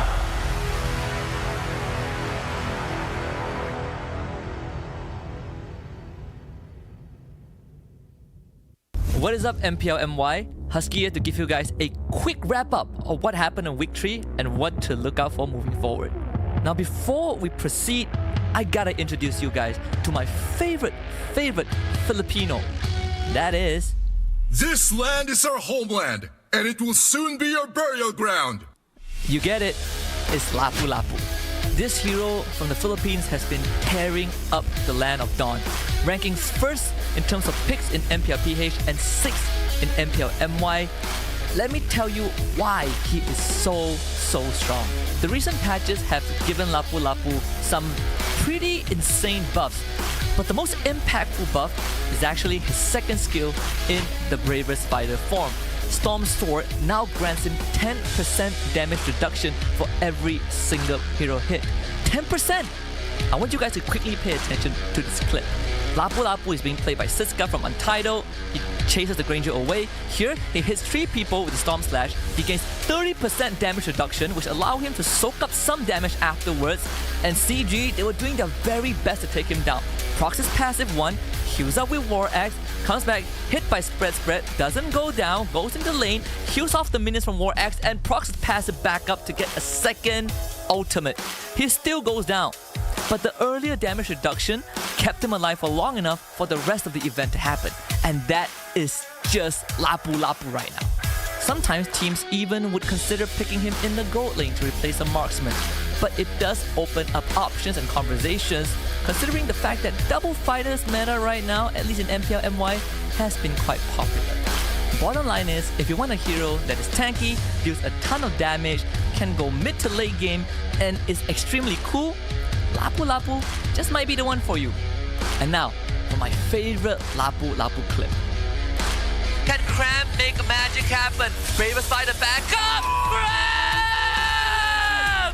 With the steal of a lifetime! Wisdom Nature outpost for me, Cram swings away! And CG bites the damn dust! Chills. Literal chills. And that's it for the MPL Malaysia wrap up. Enjoy your Lapu Lapu games.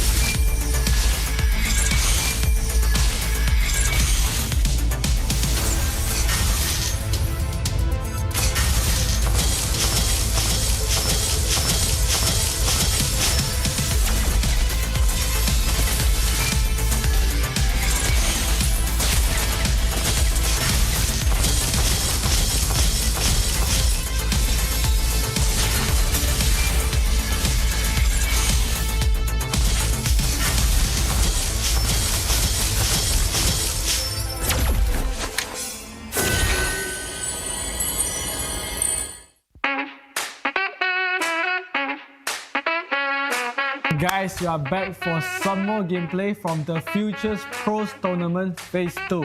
So, I'm about to show you the top 3 gameplay from the 20 teams, and let's jump into it. Let's go.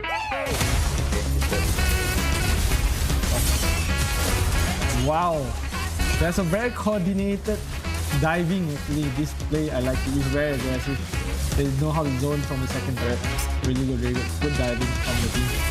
Nice engage from the top. Very cool, very cool. What a counter set for Gatot. Completely dominating them from the 4-man counter set. The Gatot out into the pot out. Very, very clean mechanic. So I would say that there's a lot of good Gatot player upcoming in our Futures Pros Tournament.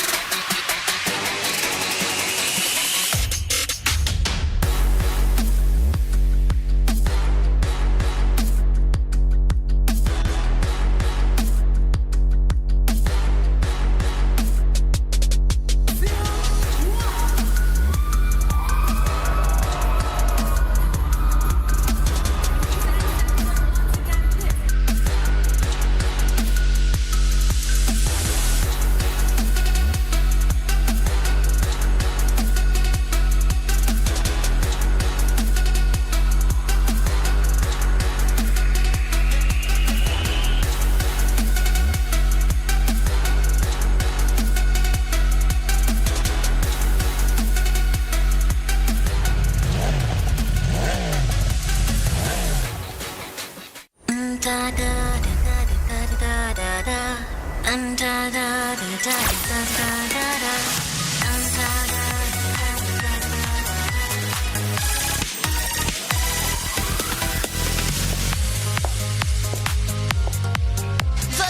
utama PACE, Fanny, sedia untuk memasak.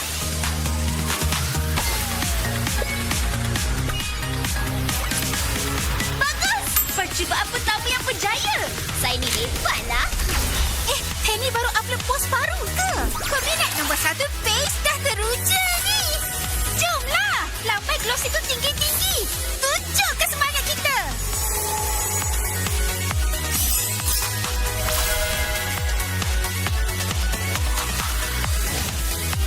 Wah, kamu semua memang hebat di pentas. Kalau macam tu, saya pun nak buat yang terbaik. Kalau macam ni, mesti kekal segar. Baiklah, biar saya uruskan buah-buahan ni.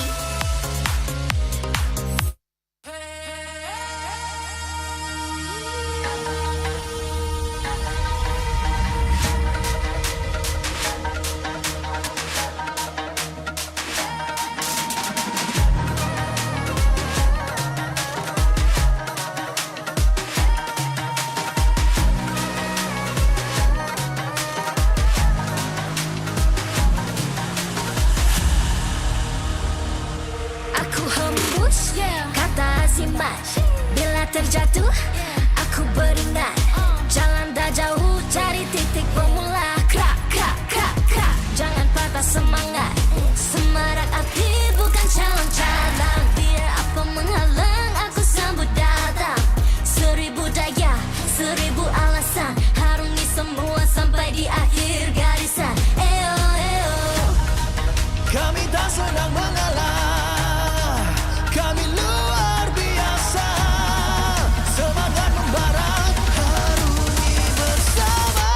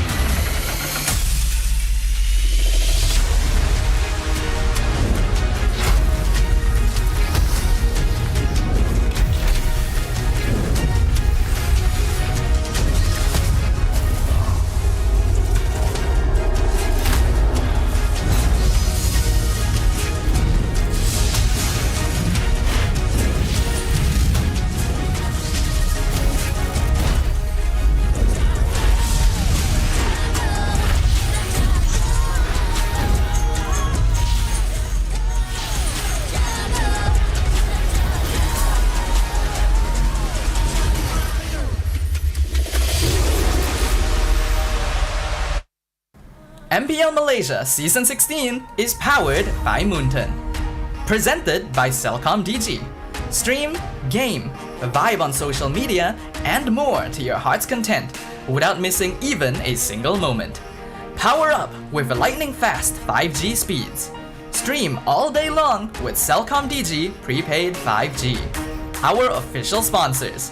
Official gaming smartphone, Infinix GT30, just launched. Comes with a free magnetic cooler, even more affordable than the GT30 Pro. The only phone in its class with GT trigger, 1.5K display, and 144Hz refresh rate. Supports steady performance with 120 FPS in MLBB. Available in 2 exclusive colors for the GT30, green and blue.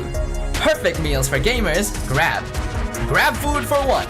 When eating alone, enjoy meals from 10 ringgit with just 1 ringgit delivery fee and no minimum spend. And group order.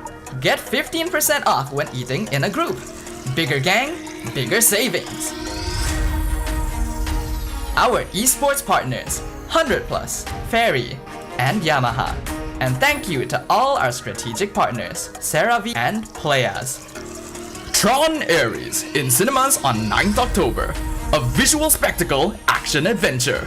TRON Ares follows a highly sophisticated program, Ares, who is sent from the digital world into the real world on a dangerous mission, marking humankind's first encounter with AI beings. Catch TRON Ares in cinemas 9th October. Keep an eye out for special ticket bundles that reward you with in-game diamonds when you purchase TRON Ares movie tickets for 4DX, IMAX, or ScreenX.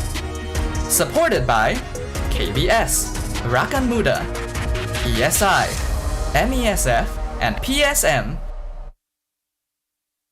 I have created mankind's most advanced artificial intelligence, the world's most dangerous weapon. It can think for itself. You think you're in control of this? You're not. I came here from the digital world. I'm looking for something you've discovered.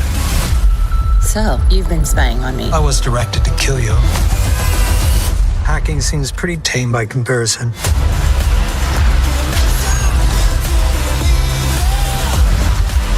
My world is coming and they are going to destroy yours.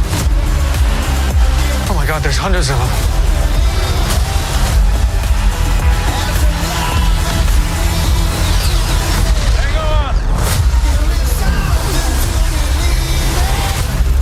TRON Ares, only in cinemas this October. Filmed for IMAX. Hi guys, it's Michelle here from Content Team. Right now we're outside the talent room where casters work hard every day to talk about the matches here at MPL MY. So now let's go behind the scenes and take a look at what goes down behind these discussions. Okay.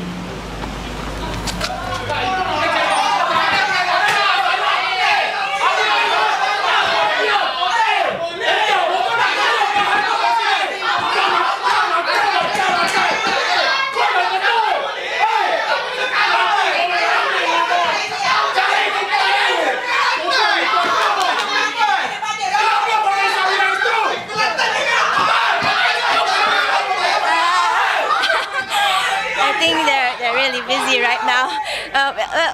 We'll check in another day. Bye!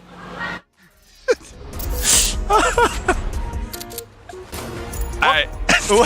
Welcome back, everybody, to the MPL MY Season 16. Our meetings are very productive. Yeah, super productive. Everybody gets everything. They get to say what they want to say. Yeah. Speak their minds. Speak their minds. Truly freedom of speech at its finest. Welcome back, everybody watching locally and from abroad. Keep in mind that TRON is coming out October 9th. TRON Ares, starring the famous Jared Leto, singer-songwriter, actor, superstar. Dude.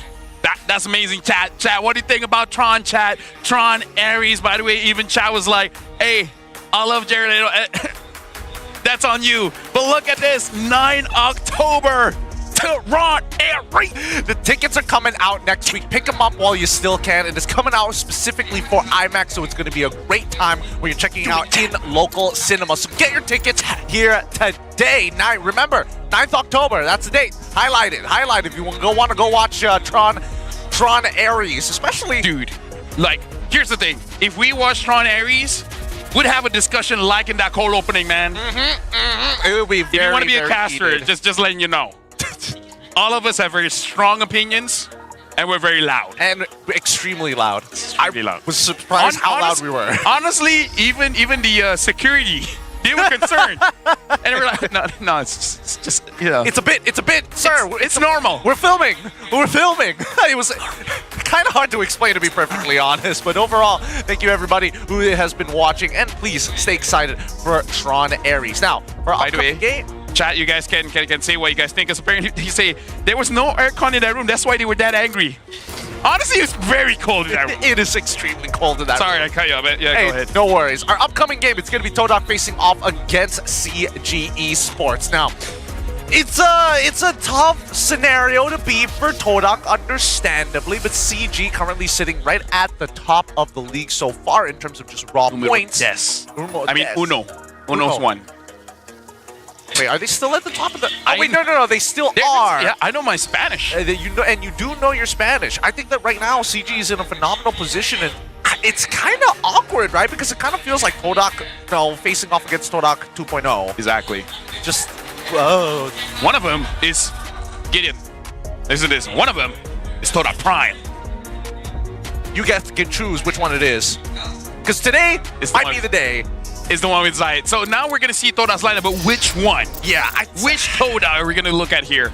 I don't know. Is this the Prime TODOC? It might just be the Prime TODOC. It's Lolio's Dream, Zyme Senpoi, Zayed, and as well as Fondir. On paper, this squadron should have been the one that is likely to make it into top 4. But now, even after listening to the post-game interview with SRG, TODOC isn't part of that list any longer. And I think even when we're talking about their fan base, they've lost a lot of faith. Hey, Gideon, you're talking about how this roster performs on paper. I'll remind you, I don't read and you're dyslexic, so papers don't mean anything to us. Save the trees. We gotta save the trees. We gotta make sure Speaking we're not... of which, every country in the world uses bidets.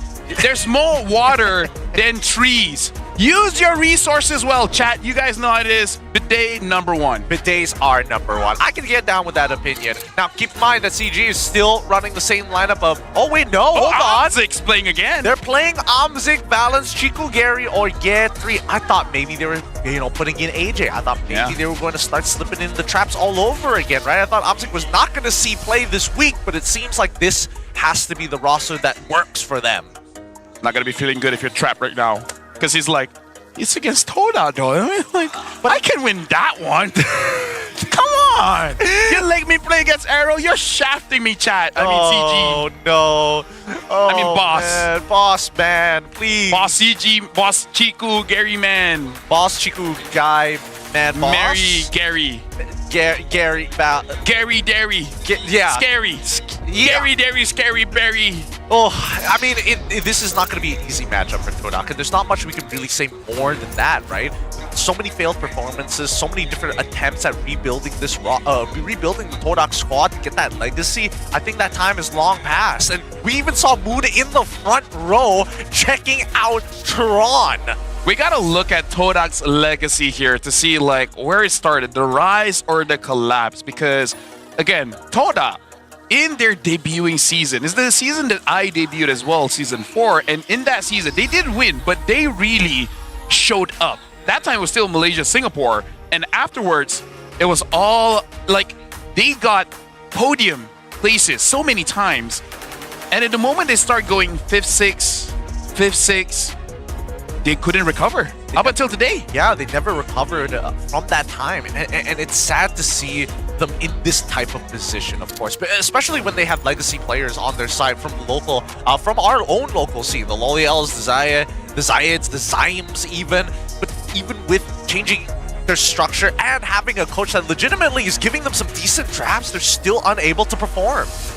It's unfortunate, Gideon, but in this kind of situation, they might even resort to changing their logo. Oh. It's not the logo's fault, but at this point, if you're the owner, like, what's going on? If it's like one season, I get it.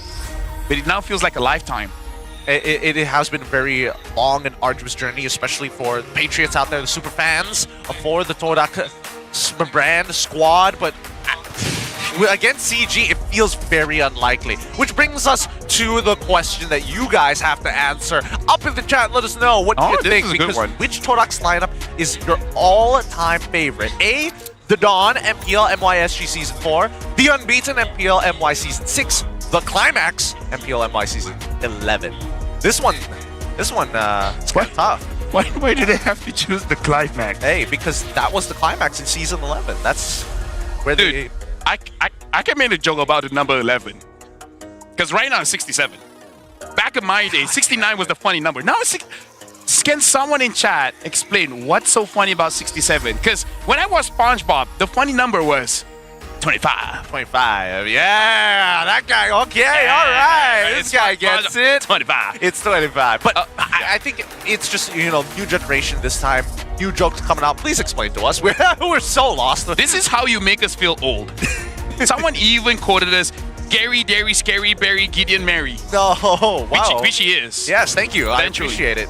I'm getting there. I'm catching up. But so far... Sorry for that, by the way. Oh, no, it's totally fine. I think that amongst A, B, and Z, for me personally, I quite like B. Personally speaking, I love the 4-Maze era. Unbeaten, kind of a good name. Kind of says, like, probably that one is the best. But now facing his former family, Chico goes up against Toda for the first time. Heck, Chico had 1 or 2 seasons inactive, and then playing in the MPL, I'm guessing 1 season, feels like 2. Gary hasn't played a while, also former Todak. Is there anyone else in that team that was former Todak? No. If Moon was playing, that would be another one. But either ways, looking onto the stage, both teams, we've bought enough time. Because finally, this family reunion is gonna start off. But before we invite both teams, CG as well as Toda, onto the stage, we gotta call in the marshals in so that they know when to pause the game. Introducing our marshals that will ensure fair play and professional integrity in the matches. We'd like to say thank you to Rez, May, Nuna, and Iza. The way you guys pause the game, impeccable.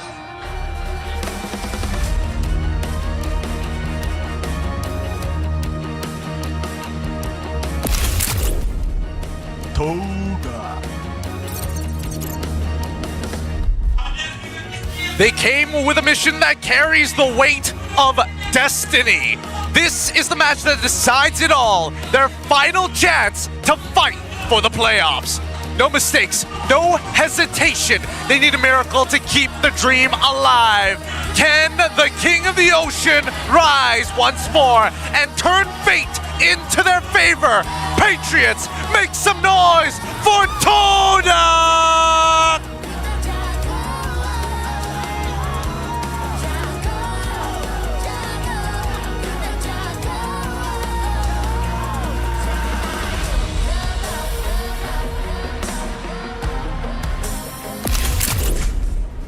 CG Esports. After suffering 2 consecutive defeats to SRG and Aero, they're back, bringing Umzik back into the lineup to reclaim victory. History will be made as Chiku faces his former team for the very first time. Will Chiku's new legacy be the one to end Todak's playoff hopes once and for all? Ladies and gentlemen, make some noise for CG Esports!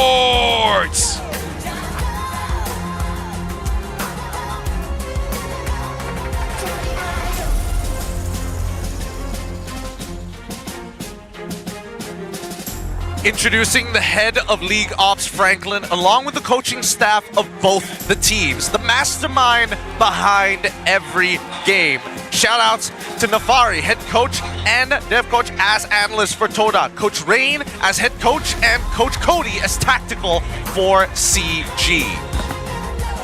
And now let's keep it going with the fist bump between the teams, a true sign of professionalism, where right now they look all nice and dandy, but once you get into the game, that's where you show no mercy. You make them cry, wait for them to stop, and then make them cry again. This is gonna be a family reunion where brothers fight against brothers. Gonna be an awkward time with the... Whoa, is that the whole original lineup from Season 4 in front seat for this match? Not just Season 4, Gideon. This is a Toda reunion. They got everyone. They got the female squad. They got the male squad. They got everyone that's ever been with Toda. I saw a few cleaners there as well. No pressure whatsoever for the current Todak lineup right now. No pressure. It's like, it's no big deal. It's just going up against your all-star player. While you're, I think it's even more awkward for Chiku because now he has to face off against his former team, and not only that, in front of ex-teammates, every single one that he's played with, and the boss himself. We also have Todak head of esports quote from Abang Lord. Everyone is appointed with our current standing, including the Patriots. The changes this season were quite major in terms of both coaching and players, but maybe it wasn't enough to secure a better position. I don't see it as a mistake, but rather as part of the process. Moon is there right beside him, and of course Moon is happy. Seeing everyone replace him kinda sucks. If I was Moon, I'll be all over the moon. Yeah, I mean, he's having the time of his life with his streaming career right now. Yeah, like he's playing a lot of UFC. If Toda loses, he's happy. If CG loses, he's happy. He wins everything. He wins. He wins no matter what. He's watching brothers fight and doesn't have to be part of it. Yeah. He's just, Mom, Dad, they're fighting. But with that being said, though, let's talk a little bit more about specifically Chiku. Perasaan saya bila jumpa Todak kali pertama ni agak awkward sebenarnya. Sebab selalunya saya dekat sini gambar Todak, tapi sekarang gambar CG. So agak pelik juga sebenarnya. Tak sangka lah akan melawan tim kegemaran saya dulu. Do you miss me? I miss you so much. The bosses and my friend, my roommate Zaid. I miss you. But I need to move on. I already have new roommate, Gary. That last line, he was just like, I miss you, Zion, but I gotta move on. Yeah, Gary's my new roommate now. Hey, the guy knows how to handle a breakup. Good thing he's married now. I don't want to play with you. Shout outs to his wife for cooking very good buttermilk chicken, which is Chico's favorite and my favorite too. Really? Huh? Yeah, but I only really like the one in Subang. Okay. Okay. What was it called again? Go Chili. Thank you very much. That's the one. I got you. I had another one ready to go. Jibril? Yeah. Yeah. Very atypical. Hey, you know what? I stayed not in Subang, but Subang is the place to be when I want some buttermilk chicken. Hey, man. That's husband meme? The what? Okay, just being in... Oh, I get it. It's kind of like like Toda just missing the old times, like Wolverine. Yep. It's the Wolverine meme. I'll miss you. I'll miss you so much, man. Man, wow, they really got everybody from coaching staff to everybody who was behind the scenes, the original lineup as well to watch this match. And I mean, maybe this is extra pressure. Maybe this is what they need to actually pull off a miracle here. The only way they make it into playoffs or at least stand a chance is if they win 2-0 and nothing less. It's such a good thing that all previous Toda players did not change their email. Because not, how could they contact them? Gideon, they're a professional company. They do emails, okay? WhatsApp, bro. Too casual. It's too casual, man. Okay. Dear Formies, we would like to invite you to MPL MY. Why? Hey, just come. I wonder if they did it extra formal. Yang di hormat Yang di hormat. Benci Formies. You go all formal and you use their IGN. And then you use your IGN as well. Oh God, I wish I could see those emails. Please, Toda turn that into a piece of content. Okay, so we need to link Toda's emails and the Epstein lease. Yes, those are the two most important things in the world right now. One is more important than the other. Guess which one is which? The one with the list. Now, straight into it. Toda going to be on the blue side here. They've been struggling on blue side, but an early Baxia CG lock in straight away. Straight into Lance, straight into Grok. Okay, so Toda, they did half of what's supposed to be done, which is ban out the Gatot and then ban out the CC. Not CC, sorry, Kalia. In fact, CC's open. We can see a CC pick after this for CG, but I'm just going to say this, Gideon. I'm liking the picks from Toda. So I'm worried I'll be disappointed. What? Because they just don't play as a team. They don't play like a family. Actually, no, they do play like a family. Just a dysfunctional one. A very dysfunctional one so far. I mean, based on what we've seen, the track record actually they play like the brothers sold the other brother's bike. They feel like... You know what? I'm gonna hold back on my comments. Let's move on. Let's move on. I can. You know why I can say this? I met Ashi, like behind the scenes, and he's like, bro, this is the season. If you want to smack Toda, this is the time. I'm not there. As long as I'm not there. Hey, time for a player fun fact with Chiku. Chiku's phone is pink, not by choice, but because the color he wanted was sold out, and that's all. He could have gone for the default color. No, it's so good that Infinix has a special pink color phone. It's crazy. For Chiku, like they have green and blue, but for Chiku, they got him pink. They got him pink. It was an exclusive, and unfortunately, he just didn't reply the email fast enough. This time round, at least with Moskov, just to finish off that draft from Todak's side, Harith going to be the lock-in for CG. So they've kind of matched it almost one-to-one. It's not a Granger. Yeah, I was thinking maybe it was going to be Granger, but then again, if you know Granger, there's a high likelihood you know Harith, because again, they go hand in hand a lot of the time in their matchups and down by the gold lane. But this is Broken Walls, and I am concerned that maybe Todak, we've seen them make this mistake multiple times, especially playing against Legrok.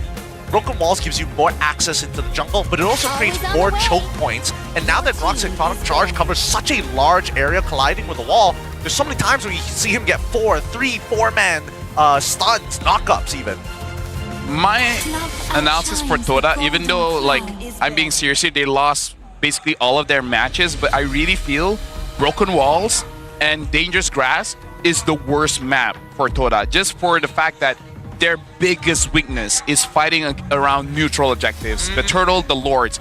That's where a lot of the mistakes, that's where a lot of the blunders really happen. And Broken Walls, as well as Dangerous Grass, really makes those mistakes look much bigger, especially for Broken Walls, because you want to leash the Turtle and Lord because the walls have changed the shape. It really has a lot of weird movements. Yeah, no, I think that the Turtle and Lore Pit needs to be looked differently when you're playing on Broken Walls. Your structures are genuinely important, right? Holding on to Tier 1 to Tier 1 specifically on that side of the map at least gives you a way to fall back. Yep. Now we see CC as well as Odette getting banned out. I only ask for one thing, Gideon. Whatever hero Zyme use, for the love of God, depending on which god you worship, please protect Zayed. I'm high-key tilted when there's a tank jungle and your mid is just like, nah fam, I hate you. Nah fam, we got If I don't support you, Gideon, know that something's wrong. Okay, I'll keep that in mind, because looking at the ban list so far, it looks like they've taken the second half of the draft very seriously from Todak, banning out not only the CC, but also Odette. So CG, making sure that the supports are banned out, lock in the Kimmy, even though Baxia is clear on the opposite side, allowing Farsa alongside with Hylos to get through. Can we agree that Todak's draft is solid? It's not bad. It's pretty good, right? It's meta. It's easy to execute. What can go wrong? Tell me truly, Gideon. What can go wrong? Dealing with balance on this Grok. Grok, so far, is going to be able to zone out very specific heroes, but more importantly, is able to cancel out the Feathered Airstrike. And that's something that they don't need the EXP lane to do just yet. They can double down on it if they wanted to, but at the same time, he's facing up against... Esme's still here. Esme is still here, but you're up against not only the Baxia, but you have to deal with the Hylos. So they're going to go with Glue instead. More reliable, and especially if they do get the Glue in that back line, pulling a Moskov out of position is the worst feeling. I would say both drafts are looking good. So chat is not the draft's fault as of right now. Yep. We can't blame Nafari or Rain. No excuses there. So if someone's to blame, we got to see what happens in game. Personally, for me, I hope of all the times Toda has played this season, let this be the season be so personal that they want to beat Chiku that they start working as a team. Because I hold this philosophy, Gideon. If you want people to work together, make all of them hate one person. The common denominator, some may say. Exactly. That's how you build a relationship. I mean, that's the way that this game might just work out for Todak, looking for 2 wins. They need every single point on the board. They cannot afford to drop a game for their playoff chance to stay alive. And CG, they're coming in with the strongest lineup that they had so far, proven and tested in the early weeks as we head on in to the land of Dawn. Let's see how these teams are going to play. That's actually one thing we haven't brought up yet, is the fact that technically Toda still has a chance to actually go to the playoffs. They just got to win everything. The moment they lose one game, just one, even if they win 2-1, losing that one game means that they are no longer eligible for a playoff slot. So this is very important for Toda, and I think out of all the games, it's... Oh, he actually almost got it. Time. Very, very close. Very, very close indeed. But still, at the end of the day, no big punishes, right? Retribution is still active as they fight for Litho. Yep, now Zayt actually goes in. They managed to get balance, but Dreams taking way too much damage coming in from Chiku. So far, no one gets totally punished. So, at least for the early game, not a lot of big trades here. Matter of resources, though. It's a little sad that Dreams had to use an early Revitalize there, and they didn't get Balance's Flicker. But Zayt did not want to waste any time. He still has an entire bottom side to clear. On the opposite end, Gary actually making his way full clear top side. Lolio's right in Amzik's face. I would say Lolio's playing this lane very, very well. As I say that, Amzik got a very good trade in, but overall still looking okay. I'm looking at the EXP as well. Doesn't look like anyone has any major advantages. But now Chiku is making sure that both Dreams as well as Zaim Senpoi does get punished quite a lot. He's really flexing his Kimmy, but now comes Zayt. Flicker coming out from Chiku, trying to slow down Valence, but Chiku makes sure the Starlium stops Zayt in his tracks. Keeping him in place, and Chiku, I feel like him as a mid laner, he's so far forward in comparison to so many mid laners across the world, right? Chiku really wants to make sure that he can get his damage in and that he tries to make it stick, but it always comes at the cost of his battle spells, right? Yeah. We've seen him lose his Flicker very early on, pre-4 minutes into the game, almost every single game. If anyone were to ask me, like, how does Chiku play? Amzik taking wild up, but he gets level 4. Zaman Force comes in. First blood for Amzik. He wasn't paying attention, and now the Feathered Airstrike is out. Yep, good stun onto Valence. Now Zaim Senpoi actually gets that kill. CG looking like they got Trace coming up here, but Gary is now here. Zayt taking quite a lot of damage, and Gary gets the turtle.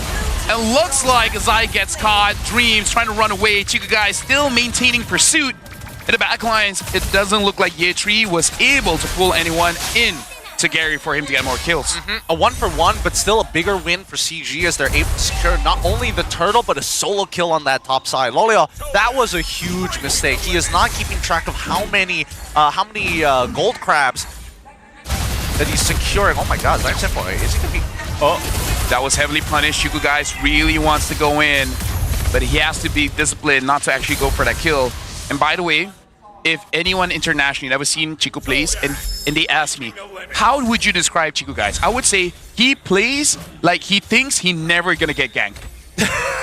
That's exactly how he plays. That's actually very accurate, and especially considering that he's in the mid lane. Oh my god, I'm once again securing every single one of these gold crabs. But yeah, every single time we see him play, it's just as if there's no way I'm gonna get ganked. Yeah, right? It's like I can get out of here no matter what. I mean, to be fair, his Flicker is back up, so now he can go back to playing with no fear whatsoever. But sometimes it costs him. We've seen games where he's been heavily punished because of it. Yep, Zayt thinking about it. He does hit the Grok once again, but he takes so much damage. Where's that damage coming from? The Traction Pulse pulls in everyone. Pondir, Bravest Spider, but Valence is the first to get taken down by Zaim Senpoi in the back. Looks like the Lapu Lapu tries to fight against Gary, but looks like he gets caught. Gary gets a kill. Zaim Senpoi, there's nowhere to run. Amzik is the one to get that, and Dreams is going to get down as well. CG takes 3. Maybe about to take 4, but Gary takes something more important, and that's the buff. Yep, and now they're going to have so much pressure off of this mid, right? They're trying to plow through. If they crack mid-tier 1, that opens a lot of opportunities for these neutral objectives, and Loliel's losing this lane so hard right now. Loliel's needs to calm down. He doesn't have to win the lane. He just needs his items, and then eventually he's got to carry the team. Because as of right now, Toda, they are trying to control the early and mid. Honestly, they play more like a team now, but I don't know. They're just taking way too much damage. Balance charges in, but look at Fondir, goes 1v3 in the back. He gets Chiku guys, but Fondir might get taken down himself, and now Yetri is able to mount Dreams. Gets out of there, making sure that no mistakes are done. And again, that felt a bit personal. It did feel a little personal, but I'm not gonna lie. Now this is the second time we've seen, unfortunately, both mid laners walking back into skills. Yeah. Flickering in an awkward direction, thinking that maybe Fondir was thinking the opposite side. Zaim Senpoi getting hit by the Tectonic Charge even after going for the Wings by Wings. Is Yetri okay here? Yetri's trying to juke everything that Airstrike used. Looks like Yetri has given up and just allows them to get the kill so that he can actually come back faster. A bit of a delay on the cross-map play on the top side, but this is perfect for Umzik, right? Even if Yetri dies, he still will bring a lot of impact into these team fights, and not to mention that his turret is decently healthy. We do see that Gary is going to try and stop that initial push. We'll see whether Fondir gets it, and no, Retribution being utilized. Yeah, Fondir getting out of there with the bravest fighter. Honestly, I want to look at items, because I don't know how Gary's doing that much damage to Zayed. Traction Pulse pulls him in. It looks like he's still able to get the buff. So overall, still looking good. We got to look at the goal difference here. Big goal difference when it comes to the jungle as well as the gold lane. Right now, a 4-level difference in terms of junglers. Just the junglers, by the way. Yetri, despite dying, still hasn't lost a lot. He's still 2 levels ahead of Fondir. So in terms of just capitalization, right now CG have done a perfect job at just that. And with missing tier 1s, these neutral objectives are pretty uncontestable for Todak. There is no safe place. You want to go for balance. He was able to immune the crowd control coming in from Zaim. He's flying quite close to Yetri. Also plays like Chiku, thinking that he will never get ganked. Now, see that Umzik is the primary focus for CG. With this 5k lead, Umzik, he can do whatever he wants, right? He knows the Feather Airstrike. Oh wait, hold on. Founder really wants Chiku, and looks like he's gonna get, misses the flicker charge. And even missing the SOD, Zayed's on a mission, and his mission is Chiku. He gets it, but at what cost? He's gonna give his life to Umzik. Get recalled on! Double kill for Umzik. Not entirely sure if that was worth it. Chiku doesn't have a huge bounty on him in comparison to Umzik or even Gary. But now, all turtles have been secured, and the snowball is nearly complete for CG. They're currently at the first plateau, 5.5k. That's usually where most teams kind of struggle to find the next part of their lead. One bad fight could instantly flip it, but so far it doesn't feel like CG have been put in situations where they have to take bad fights. Just get coordinated, because I kind of feel like they all have the same idea, which is dive, but they just dive one at a time. I kind of feel like wait for everyone to get ready. Maybe wait for the Hylos to have his ult first. Bring out the highway and then see what you can get out of it. Gotta keep it clean. Oh, Lolios forced the flicker out of there. And the holy shielding is still, oh my god, Gary's still willing to go. Yep, Gary tries to get a kill onto Zaim, gets the flicker, deals a lot of damage onto Lolio. He already got a lot from that trade.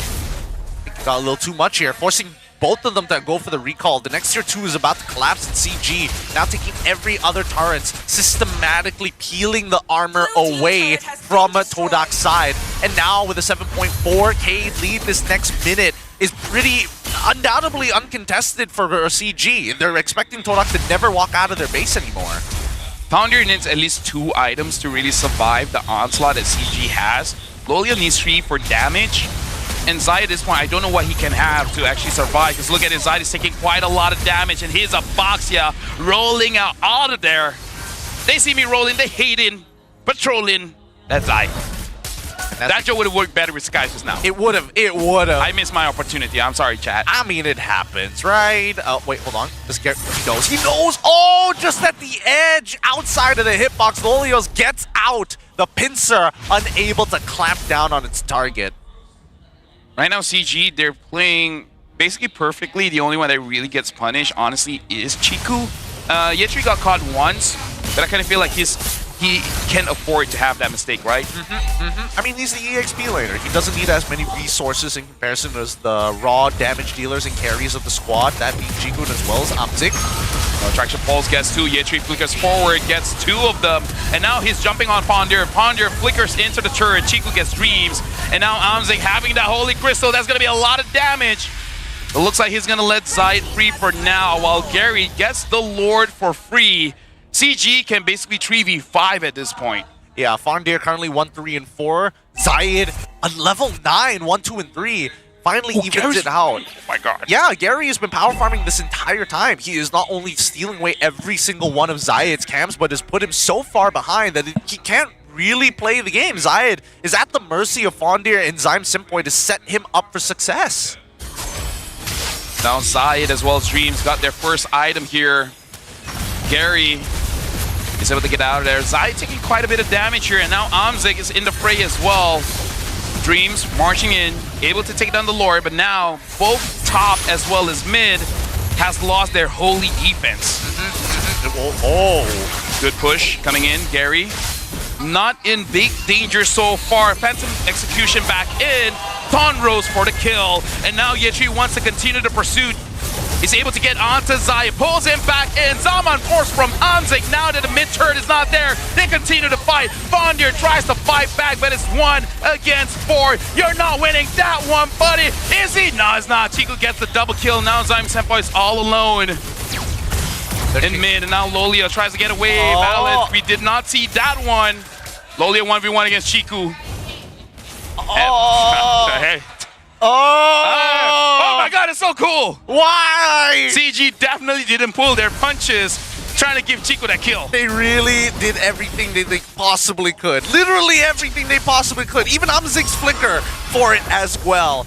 Yikes. Okay, 80 seconds left on the clock for the next upcoming major objective to spawn, and it's 12-5. The checkmate angle has been hit. The conditions are there, but if they want any chance, we need to see Zaim Senpai have some real damage onto some primary targets. Gary has made it so impossible. There's no way that Zai can survive this. Not against the wall, not against the pool, not against 5 members. A lonely Boxia is a sad Boxia. A lonely Boxia is a sad Boxia. Poor guy. And now look at Glue, just wavy. Like, what's up, guys? Are you winning, son? He's just shouting from across the room. You having fun? Is this fun for you? Anybody need some DPM? you guys should try winning.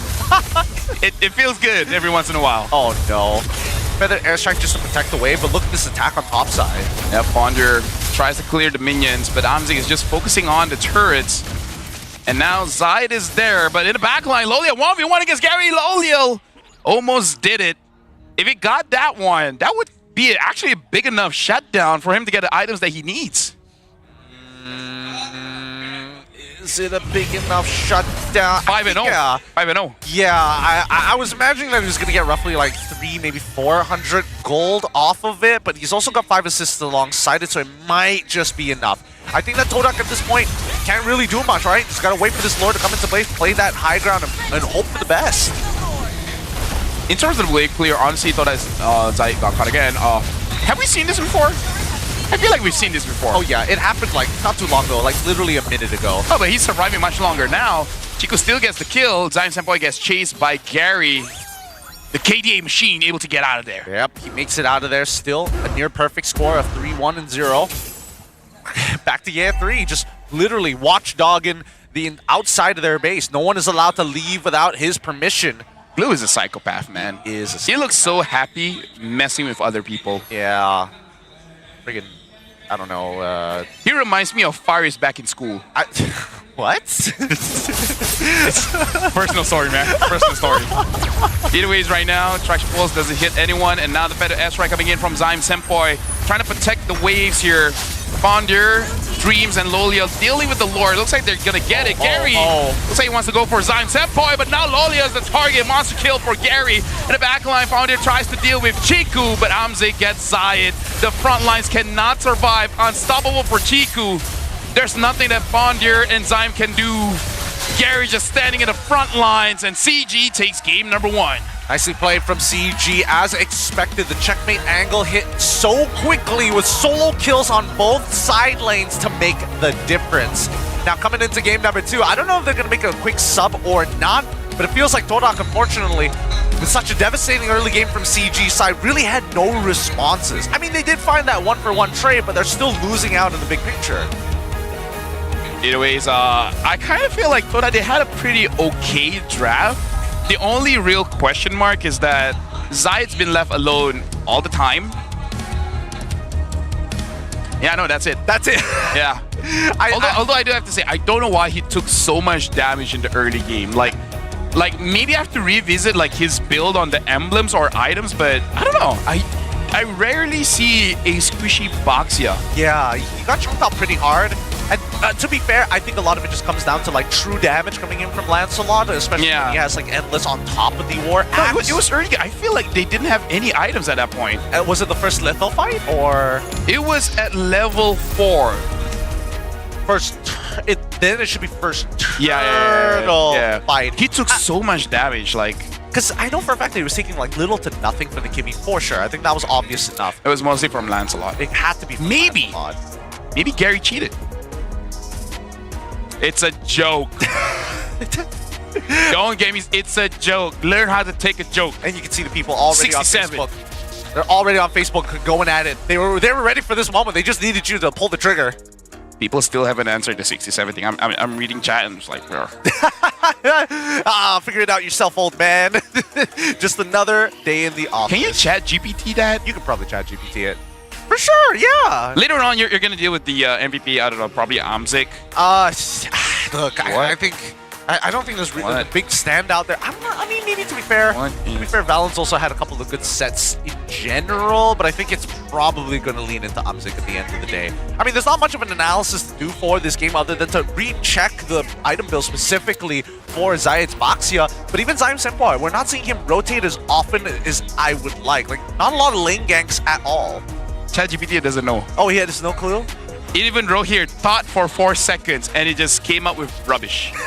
And now we got to look at the MVP for this one, because that guy is not rubbish. I'm guessing it's going to be Gary or Amzik. It's going to be Amzik. Looking so good. He's looking great. And showing the team, please don't replace me. But at the same time, he has SPM coming up. Or maybe just skip it. Okay, no, don't do that. No, don't do that. Don't do that. Please, dear God, dear God. But it's great to see that Amzik, when he gets his chance to play back up on the stage, he does not disappoint. His Harith and Rangers have been so good throughout the regular season, right? Undoubtedly pretty clean. And with this, Gideon, not super official, but Todak's not going to the playoffs. Well, it's not in their control if we're being really particular about it, right? The maximum amount of points have been reduced down to just 10, and that means that unless there's another team that they've beaten or in head-to-head and ties them up against 10, that's their only opportunity to make it into the playoffs. Amzik 5-0-7, almost dealing 5,000 damage per minute, 4,700. Played well all the way from the laning phase into the team fights, and then eventually ending the game. Although it can be said that CG, everyone did their job very, very well. Like Amzik dealing the damage, Valence either zoning, setting up, Ye3 catching someone, Gary dealing the damage, Chiku being the bait. Everyone did their job. Everyone did their job. Let's talk about the build that's been puzzling you. Why did he take so much damage? And I think that Zayed went for all components first before settling finally to complete the Radiant Armor. But do you agree with this? The steel leggings on top of the extra armor, like are we really going into Dom Ice? Are we really going to just lean into finishing off the Antique Cuirass? Actually, I think now I can see where the mistake is. He did not build the Dreadnought early. I think he built the... Steel leggings? No. He built the Molten Essence first. Oh yeah, for sure. Right, and because I was wondering, like, why is the Boxer taking so much damage? Sure, it helps you in clear speed, and you kind of need better clear speed dealing with the Lancelot, but no wonder he invested in 0 defense early game, just putting numbers on HP. And on the leggings part, I honestly feel you don't need it. The only thing that comes in mind is that, again, they just want to counter Chiku, so I think he wants a blade armor to reflect all the damage coming in from Chiku, but it wasn't the main problem, right? It was Amzik as well as Gary. You really need either Anti-Cuirass first or a Athena Shield. Then you can be tanky, and don't build Molten Essence first unless your opponents are chumps. Yeah, I think that right now it's just inefficient as an item. I guess unless they want Zayed to kind of like deal with the side waves match up against Gary on that Lancelot, but that's like thinking a little too far ahead when really you just want to protect your T1s, and I think that was a large problem. Once those T1s collapsed, neutral objectives were uncontestable from Todak. Let me just share you, because ChatGPT gave a lot of jokes with 67. I glanced and I saw one good one. Why did the mathematician marry 67? Because they wanted a partner who couldn't be divided. Not gonna lie, that's a good joke. You know what? That's actually a pretty good joke. I can respect it. I can respect it. I think, ChatGPT, they got some bangers out there. By the way, the carry is Amzik. 66,000 damage dealt. Rich guy carry again, farming it up. Zayt took the most amount of damage. Valence was the best wingman. And at this point, I feel like Toda had a very straightforward draft. I don't know what else can Coach Nafari give them, right? Because you give them the complicated draft, you gave them an easy draft, you gave them, you know, assassin in jungle, you give them tank in the jungle. At this point, there's really nothing much you can do. Yeah, no, there really isn't, right? Let's look at the carry goal distribution from Amzik. How did he get to where he was? How did he get the 826? A majority came from the actual minions, but then keep in mind that he was actually stealing away jungle creeps after that T1 on the opposite side of the map, so that whenever Gary was making sure he's going for an ultra full clear, including enemy territory, one side of the map was already covered. Yeah, honestly, like, the numbers are honestly amazing here. In terms of damage that he dealt in this game, kind of shows why Harith is so good in this meta after the nerf towards the gold, because looking at the minions here, 5,057 gold looks a lot, but if we look at previous patches, that number kind of skyrockets to close to 6,000 or maybe just above 6,000. So this also shows why we're seeing a change in the gold lane meta. That 12% is a lot, Gideon. It is a lot, and I think that at least for me, I would say that it drags out the game a little bit longer and makes windows of opportunity a little clearer, more defined compared to last time, where it's like, oh, you would forcefully double wave, and then you kind of don't know whether he's got it or not. You gotta look at the highlight here, and again, big mistake coming in from Loliel. I think he should have seen that a level 4 was coming, unless he was miscalculating, thinking, because we saw that he cleared the minions first, so maybe he thought he would get level 4 first, but yeah, just a big miscalculation. Yeah, and I think the worst part about it is that, again, it comes down to just river crabs. These fights here, the traction pulse coming in from Chiku guys was really, really good, but unfortunately, as much as they want to be able to block the shots from the Kimmy, once her passive is up, it is penetrating damage. And then, yeah, 3, they legitimately had no answer to him. He can kind of do whatever he wants. I kind of feel like for today, Lancelot is definitely the hero to watch, because everyone that got their hands on it, except for Jaja game number 2, but we don't talk about that, has been looking pretty good. I kind of, as I say that, I kind of don't want Zayt to get that, because I don't want him to have a good game and then be like, we still lost. Because his Fanny was pretty good, but still, just wasn't enough. Yeah, I think heck, maybe get the Fanny again. Like, give Todak solo heroes. Solo heroes? Basically, gave heroes that they can make a play by themselves and they can save themselves. So Zion goes back on like Selena. Kadita, actually. Oh, Kadita. You prefer his Kadita over his Selena? Because I think his Selena is like just a wee bit better, because last time he played Kadita, there was way too many whiffs. Way too many whiffs. It's a tough choice, I know. I think I don't like anything on Zion. Am I being too honest, chat? Am I being too honest? Alright, let's look at the result. Well, I mean, Zion, it's a way to talk. Yes, the unbeaten MPL MY Season 6B takes championships. 50%. Wow, I'm surprised. 31%. I want to know the demographic. Well, like, what is the age group we're seeing here, or at least when did these fans start watching MPL? When did they start falling in love with the MLBB esports? Because that's where I'm thinking that 50% to 31% difference is going to lie in. Most of the people that I talk to right now, if I get a chance to ask their age, like when were you born, I would say my mind blanks out when they say 2000, and the moment they say N, I'm like, whoa. 2000? 2000? There's more? Dude, we thought we were the last ones. We were like, after the 90s, there's going to be no more. Nobody wants kids, and apparently everybody does. Well, right now, we want to talk to another young guy. See, young, we're going to be talking to Moon. Moon's going to be all the way with Rose. Maybe she will bring extra Toda players. We'll see, but either ways, it's Rose's time. Hey guys, Rose here. So, Rose ada special surprise kepada semua orang yang ada dekat Dewan Sri Putra ataupun tengah tengok dekat rumah, sebab Rose sebelah dengan Moon. Tapi Moon, kenapa ni banyak-banyak orang pakai baju Toda ni? Siapa dorang? Okey, sekarang ni kita ada Nanas paling kanan sekali, dan ni X-Ray, saya Moon, yang ni Momo, yang ni tak kenal lah.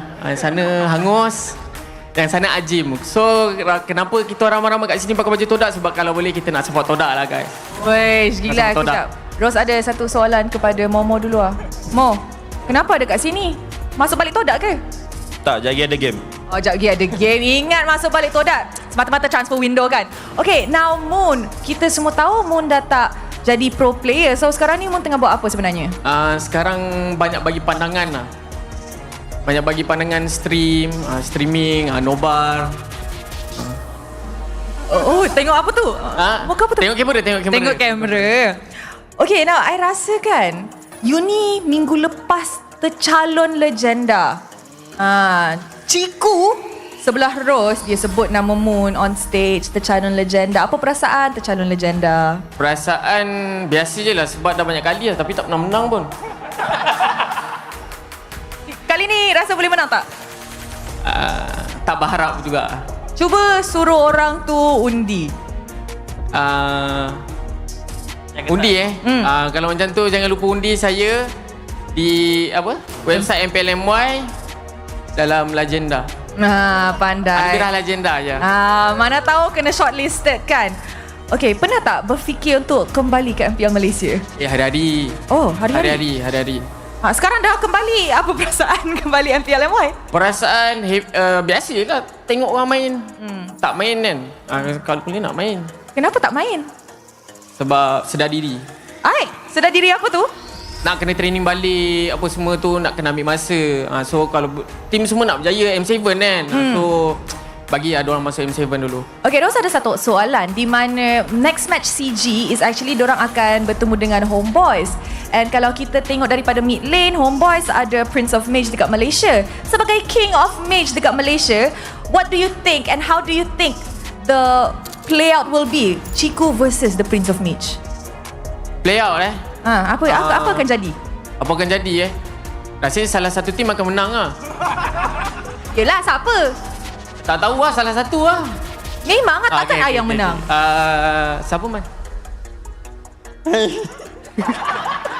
Siapa ni? Come on, siapa guys. yang menang? Come on, siapa yang menang? Momo, siapa menang Momo? Kau kan MPL kan? Siapa menang? TG lawan Boys. Todak menang. Mantap, memang kita takkan dapat apa-apa daripada orang-orang ni. Sebelum Rose wrap it up, score prediction. Semua, score prediction. Todak, CG. Todak CG? TG. CG. Nice. Skor. Mantap.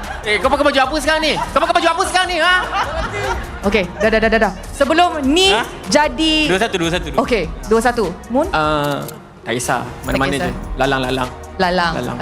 Memang streamer yang sebenar. Thank you very much kepada Moon dan juga kepada The Unbeaten Toda Era. Tanpa membuang masa, mari kita masuk ke game kedua dalam pusingan ini. Casters, back to you guys. Thanks, bros. That's the reunion of the Todak legacy. It's good to see that they still have that playful side to them, right? There's still a little bit of trolls on the side. Was Momo wearing a Todak jersey? Momo? Was it an No, MV jersey? it was an MV jersey. Okay, good. I think he's contractually obligated. Yes. That's why my head's like, wait, can you do that? I love that we have all of the OGs of Todak there. If only they could get Yums, you know? Yeah. Maybe he's busy today. I don't know if he's around. Actually, is E1 there? I think he's there. I think E1 is there. I didn't catch him on the camera. I was just guessing. I think they're getting a chair for him. It honestly is pretty cool. Like, if we can do this, like, periodically, just get old players, not just from Todak, you know, like, all, like... It's Saiyan Reborn! Yeah, no, legit. Like, get Lung to mid C. Okay, maybe not CeeLo. Okay, you know what? Maybe season 4. Yeah. Hey, you know what? Bring back another legend. Shout out to Artha. Artha! Yeah. I forgot that guy. He was an ex-player turned caster, now full-time Crusader. You know what? Ground. Logan, we need to see Logan again. Oh, Logan, Chi-Wing. Like they're still kind of modern, but at the same time, we haven't seen them for like 2 or 3 seasons, right? Dude, the fact that it's been so many years, and now we don't have to listen to people complaining, "Where's Fredo anymore?" God, that's why you know, you gotta bring it up. Hey, I think that half the people in the audience don't even know who he is anymore. Think about that. It's Dude, a different generation. We are Chad, old. What are you talking about? You know who Fredo is. Can you name which team he played on? Oh yeah, that Italian one. Oh, I think Italian one? I think I'm thinking of Fredo. I can say that, right? I don't think it's Fredo. I don't think it's racist. I think it's fine. It should be okay. It's not racist, right? No, it's not. It's not. Hey, 67. Yeah. Thank you, Kazu, for the explanation. Shout out to Kazu. I have no idea how to use it in my day-to-day life. But we'll figure it out. We'll figure it out. We're hip with it. We're 67 with it. Expanding Rivers is going to be played, but now a little bit of a change of comp from CG. There you go. Do you see what I'm talking about here, Gideon? Everyone from Todak is using a hero where they can make a play by themselves, and if needed, they can save themselves. Gata taunts in. Bad call, AOG out. Lapu goes in. Bad call, just be awesome and win it out eventually. Yeah, just kill him. Fanny, be like a fly. You go on it, and then you poop on them, and then you fly away. Okay, that's my experiences with flies. Yeah. Man, that's oddly specific with flies. We'll get into that some other time. Okay, chat knows it is. Alucard God Ferredo. Yes. MYA. Was he MYA? I think not, but I think MYA is solos. Yes, that was solos. He was part Good try, though. I'm thinking about it. It's coming to me. Saying Error. something. Not sponsored. Airplane company. Saying. Yeah, that's the one. It would have been so funny if they were still around. Because now with all the memes, with the Jet 2 holiday memes, it's literally perfect. Oh well. On the side notes, Kimi, Jushin, Lunox, good bans here coming up from Todox, taking away the invulnerability, taking away some form of stable mid laners. Damn it! Why'd you have to bring up Jet 2 holiday? It's stuck in your head now, isn't it? How did it start again? Darling, hold my hand.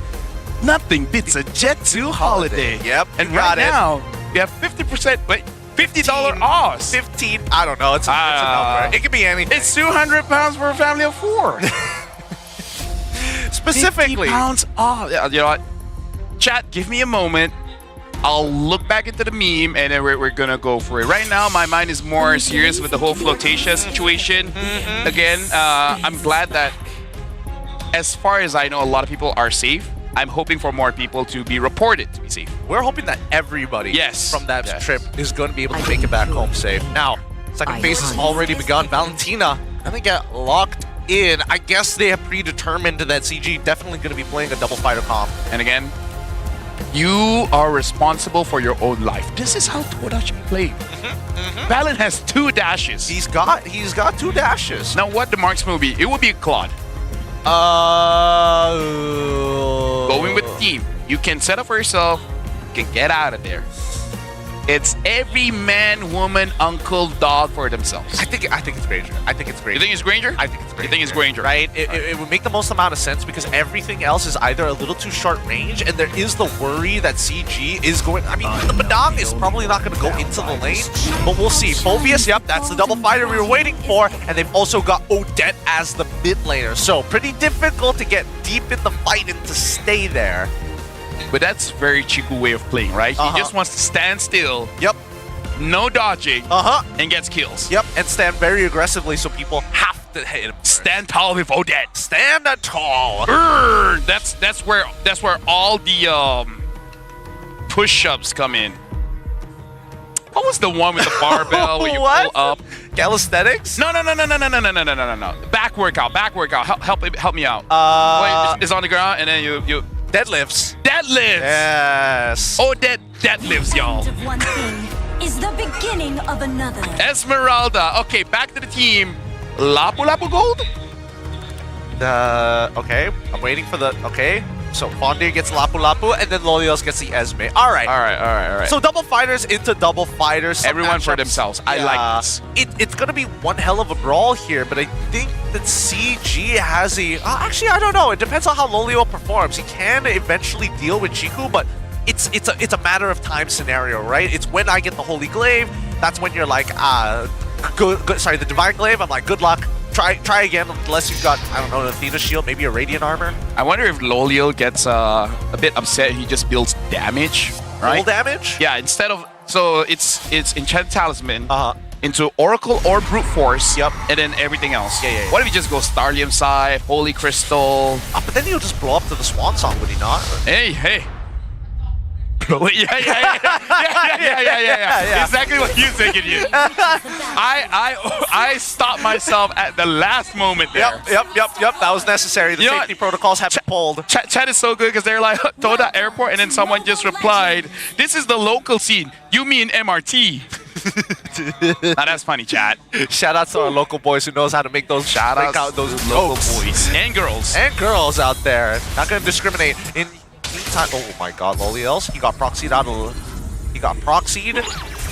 No, he's the one proxying. Sorry, I'm just not used to seeing Loliels. It's okay, both of them are Todak. Yeah, understood. It's strange to see, but he is gonna get a free reset here with no issues whatsoever. Into the Ruby matchup, it's going to be a little bit difficult until you hit level 4, and even then, Ruby is slightly favored. We're just going to have to wait and see, right? For now, we do see the early invade coming in from Zayed's side. He's opting to skip his buff just to make sure that he secures this to full clear top side. Something to know that Loliel is not using Festival of Bloods, he's using Tenacity instead. So he's really thinking that there's a chance that he's going to get locked down, and a bit... It's not super punishing. He's not using Purify. He's using the Flicker.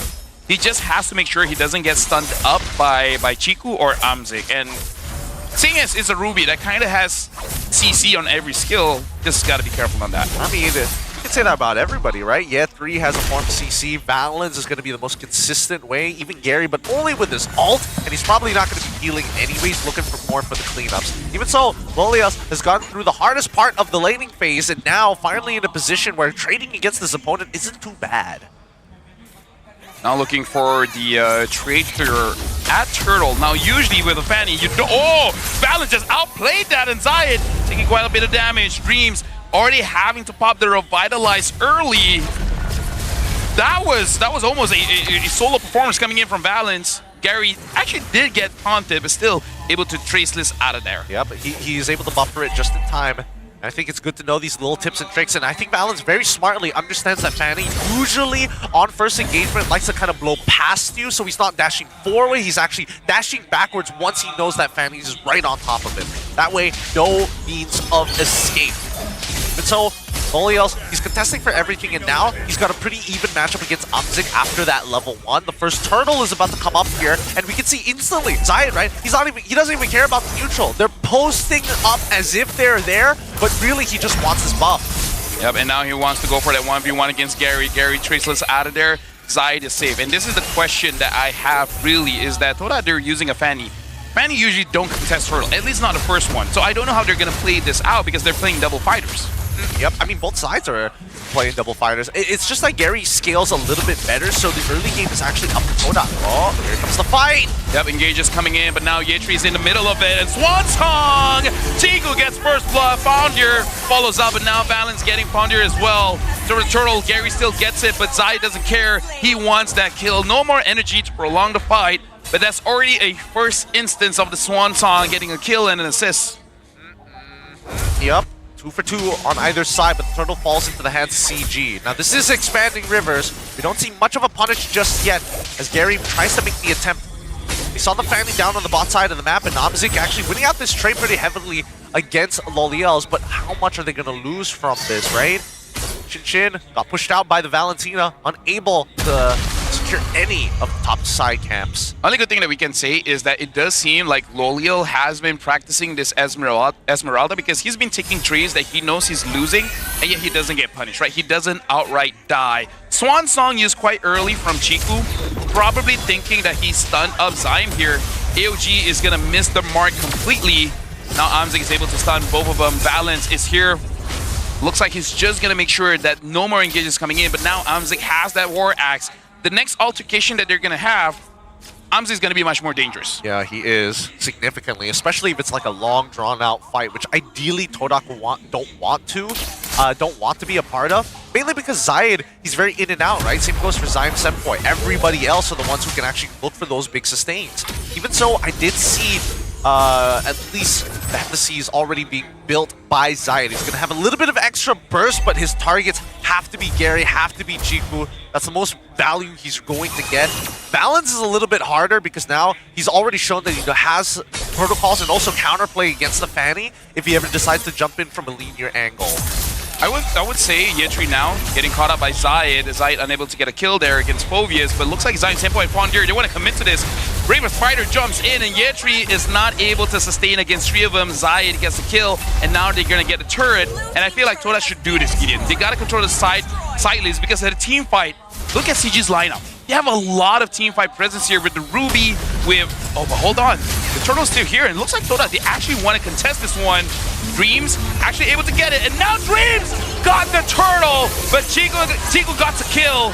Zai continues the killing spree, able to get Chiku, and now going to the back line, Gary gets traded, Fondir gets the kill, 3 members of CG gets taken down, and only sacrificing Dreams. Big plays being made by Zaim Sempoy. He dashes forward to take the space and quickly goes and steals the Swan Song. Good use of the ability, not as a peeler, but more for aerial denial, because you're already so deep in enemy territory, there's not a lot of wiggle room to work with.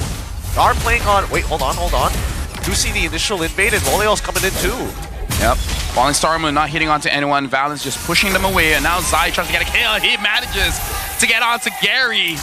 Zai again, so far the hero that he's been performing is with that Fanny.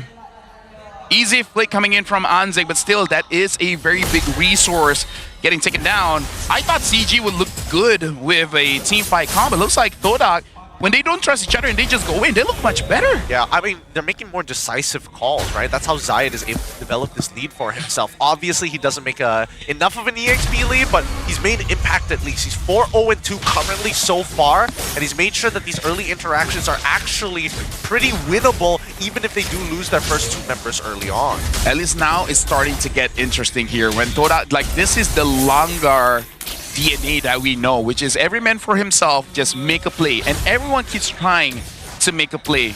It's funny how they had to fight against CG to kind of get that DNA back. Ironic, some may say. Yeah, ironic. After meeting Chico's like, oh yeah, this is how it usually has been done. Make a draft that makes 0 sense. Like, I still remember they taunting the casters, like, try to guess our draft, makes no sense, and yet it works. Season 6 was a hard time.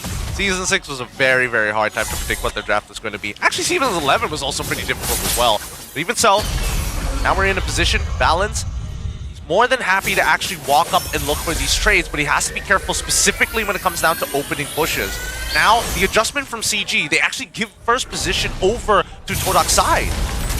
Yetri got engaged on, now it's 1v4. I don't think it will have enough. Now Swan Song coming in from Zaim Sempoy. Actually gets a kill. Amze tries to run away, but engage.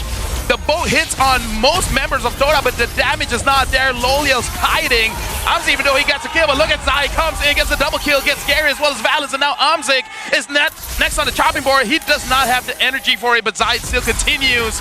Using the cutthroat, gets a triple. And Fondir jumps in to show that he still has the ult. Jumps in, clears up that wave, and so far, current score 11-4 with the Lord already in Kodak's favor. This game is snowballing out of control, and not in a manner that CG will be able to handle. With Zaim Sempoy being 2 levels ahead of Chiku, guys, and how he's been consistently stealing away the Swan Song, that's something that CG needs to consider, right? We saw that big wombo combo with Chiku alongside with Valens. We need moments like that again when Chiku has his 3rd item. Because I think right now, he's struggling to chunk out the big boys from Todak. Like, you'll get 50% of your HP, but you need a little bit more. And now Zaim Sempoy is where he's at, because now he has the Wishing Lantern, and he's going to take the Swan Song again. Swan Song, Wishing Lantern. You would wish you didn't get Odette going up against Valentina here. I'm gonna say, put this down, 5, 10, 25? What date is today? Is that something religious today? Like, GMX won against SRG. Toda might get a win against CG.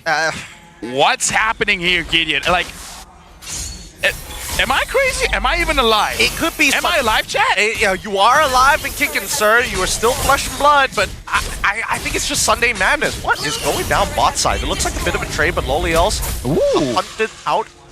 Dreams down with the Dom. Eyes and Zayed also with the War Axe here. The snowball is looking very, very good for Todak. Now, in a previous matchup with SRG versus GMXK, pretty similar scenario for GMXK where they found that lead, and the question was, how exactly do we exploit our opponents to bait them into a fight they think they're winning? Because right now, CG have no reason to actually deal with the problem. Balance gets punted up. Right now, CG looks like they're not ready for a fight, which I'm guessing they just don't have enough damage, because in the previous fight, Turtle actually hits onto tree, but again, the fallout was not there. And like I said, Chiku does not have the damage just yet. Zayat saw the conceal. He's gonna dash out of there. CG, I was waiting for more from Valence as well as Chiku, because the combination of Badang as well as Odette, you can see it, right? The Swan Fist combo.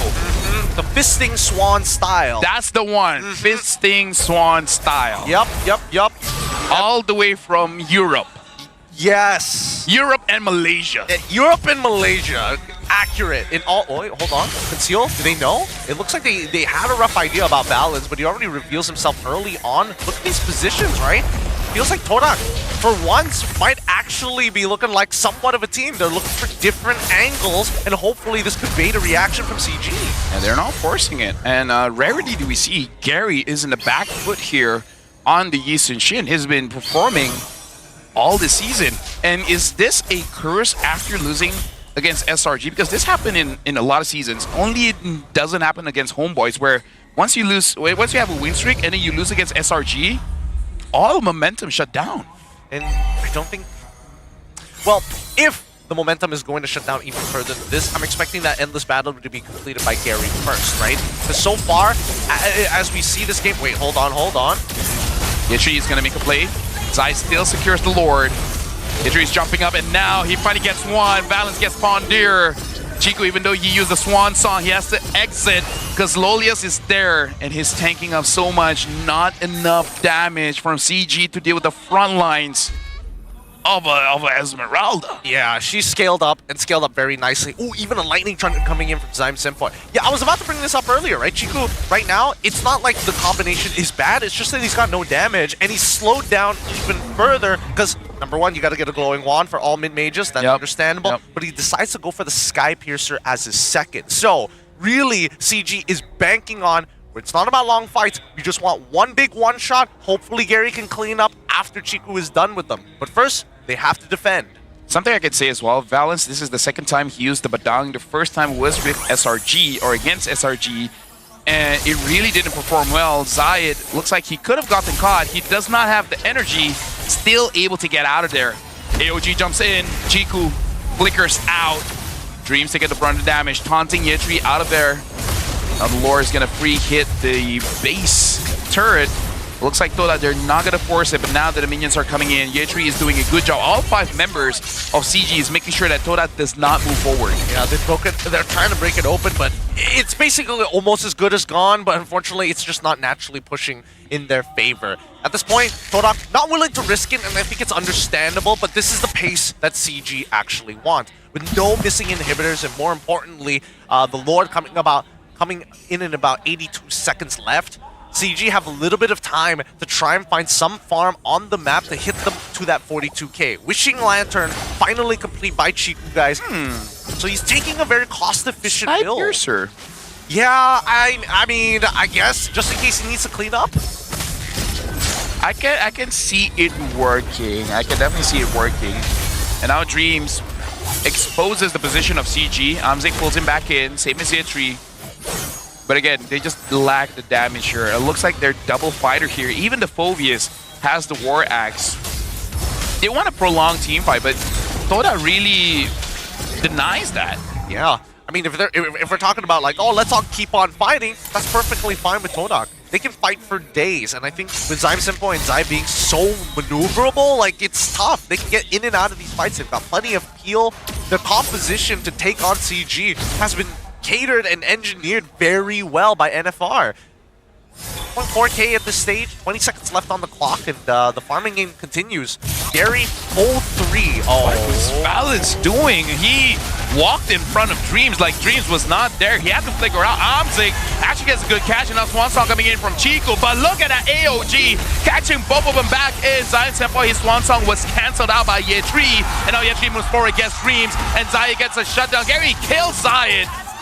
Zion has to run away. The KDA God is trying to make sure he gets it, but Gary finally slays him. And Valens, that might be the best bait in his life, because even I did not see that coming. I thought it was a mistake, but he baited Todak, and now they got a wipeout. What a master at baiting! Yep, it's 3K differential at this point. They lost so much gold off of that. The worst possible case for possible scenario for Todak actually happened. Let's look at the instant play one more time, right? Because it all started with Valens face checking the bush, but Amzik with the help of that flicker, which is probably why Todak played the way that they did. The counter engage can be dangerous, and whoever drops that swan song and finds a kill has already won the fight without having to do too much. There's a lot of details that we have to drop in that fight. Like how Zion, his swan song was cancelled by Ye3, how Valens made sure that everyone got out of their own position, Amzik being in position to actually use I'm Offended to pull in 3 members, and now Ye3 gets caught. Lolio finds Gary trying to get a 1v2 there, so that no one really got caught. The Lord is still down bot. They got to make sure that they don't lose any members here, because with that draft, actually holding out against Lord might be difficult without trading their own HP. That's fair, but right now, with the way that things are looking, with nobody really able to siege in the AOG off cooldown, they can do it again to try and guarantee at least this opposite, the long lanes inhibitor. Wander from the back, it looks like he's looking for an angle. AOG might hit 3! Chico still killed Lolio, and now the fight continues, but Zai gets caught in the walls. Balance, a clutch catch, triple kill for Chiku. Can he get the Maniac? Can he get the Savager? No, Ye3 gets that kill. And now the second wipeout for CG. And that's GG. Now we just gotta wait for the minions to come in. Yep, waiting for the final blow. This is sad to watch, right? The hopes and dreams for Todak fans out there crushed by their opposing opponents, their brothers-in-arms, CG Esports. My goodness. Man, 2 fights is all it took. 2, and to be fair, I thought that the first fight, not the worst for Todak. I gotta say, CG played like Todak, where it's always that crazy comeback. Get it, we've casted for years. Yep. Only with Chiku in the team do we see all these crazy comebacks that we call them the comeback kings. We finally saw it again, and again, ironic, it's against Todak. Dude, I was having flashbacks so hard that I couldn't even tell the players. I remember Vietnam. They were looking like everybody was Todak there for a moment. Everybody was wearing the same jerseys. They're all the same colors. It was tough, but even so, only one team can move on, and CG, more than happy to do so. Not luck, just CG. That's the way, and their fans are just as excited for the interview happening up on stage. Let's throw in Rose. How you doing? Pasukan pertama yang akan layak ke playoffs untuk MPL Malaysia musim ke-16. Dewan Triple Try, give it up for CG Esports. Dan sekarang Rose bersama dengan Amzik dan juga Chiku. Amzik sebagai rookie MPL musim ini, ada apa perasaan Amzik layak ke playoff? Salah, pasukan pertama pula tu. Saya rasa happy lah sebab ni first time saya main MPL. Lepas tu saya dapat playoff pula. Saya macam, wish, rezeki saya ni Alhamdulillah. Kenapa match sebelum ni Amzik tak main? Sebab match sebelum ni saya busy sebab saya ada kelas tambahan and then semua saya nak kena fokus study. Jadi saya terpaksa korbankan game tu untuk saya ambil masa sebagai study lah. So selepas ni macam tu lah, kalau busy dengan study memang kena ganti lah sebab kena fokus dengan study. Mungkin, tapi kalau coaching staff perlukan saya, mungkin saya akan main kalau diperlukan lah. Chiku perlu ke? Perlu Amzik ke? Bukan dia yang decide. Dia nak play safe hari ni. Amzik, Rose nak tanya sebab bila Rose tengah scroll dekat social media kan, ramai orang tengah macam joke ataupun meme pada you know lah, CG Cuman Granger. Apa perasaan Amzik bila Amzik dapat baca komen-komen macam tu? Bila diorang selalu cakap Cuman Granger. Saya rasa apa yang diorang cakap tu betul lah. Saya ni cuma Granger je, tak power pun main hero lain. Baik, tapi tadi Rose nampak main Harit, fighter pun tiba-tiba keluar. Yang tu semua luck je. Semulak je. Oh, budak ni agak humble ya hari ni. Which is actually very, very cute. Now guys, tadi kita sudah saksikan game yang agak menarik. And especially since CG adalah pasukan pertama untuk layak ke playoffs. Tapi korang rasa siapa MVP-nya? Ciku. Tak, audience macam siapa MVP? Okay, ada beberapa nama. So mari kita tengok MVP perlawanan ini in 3, 2, 1. MVP jatuh kepada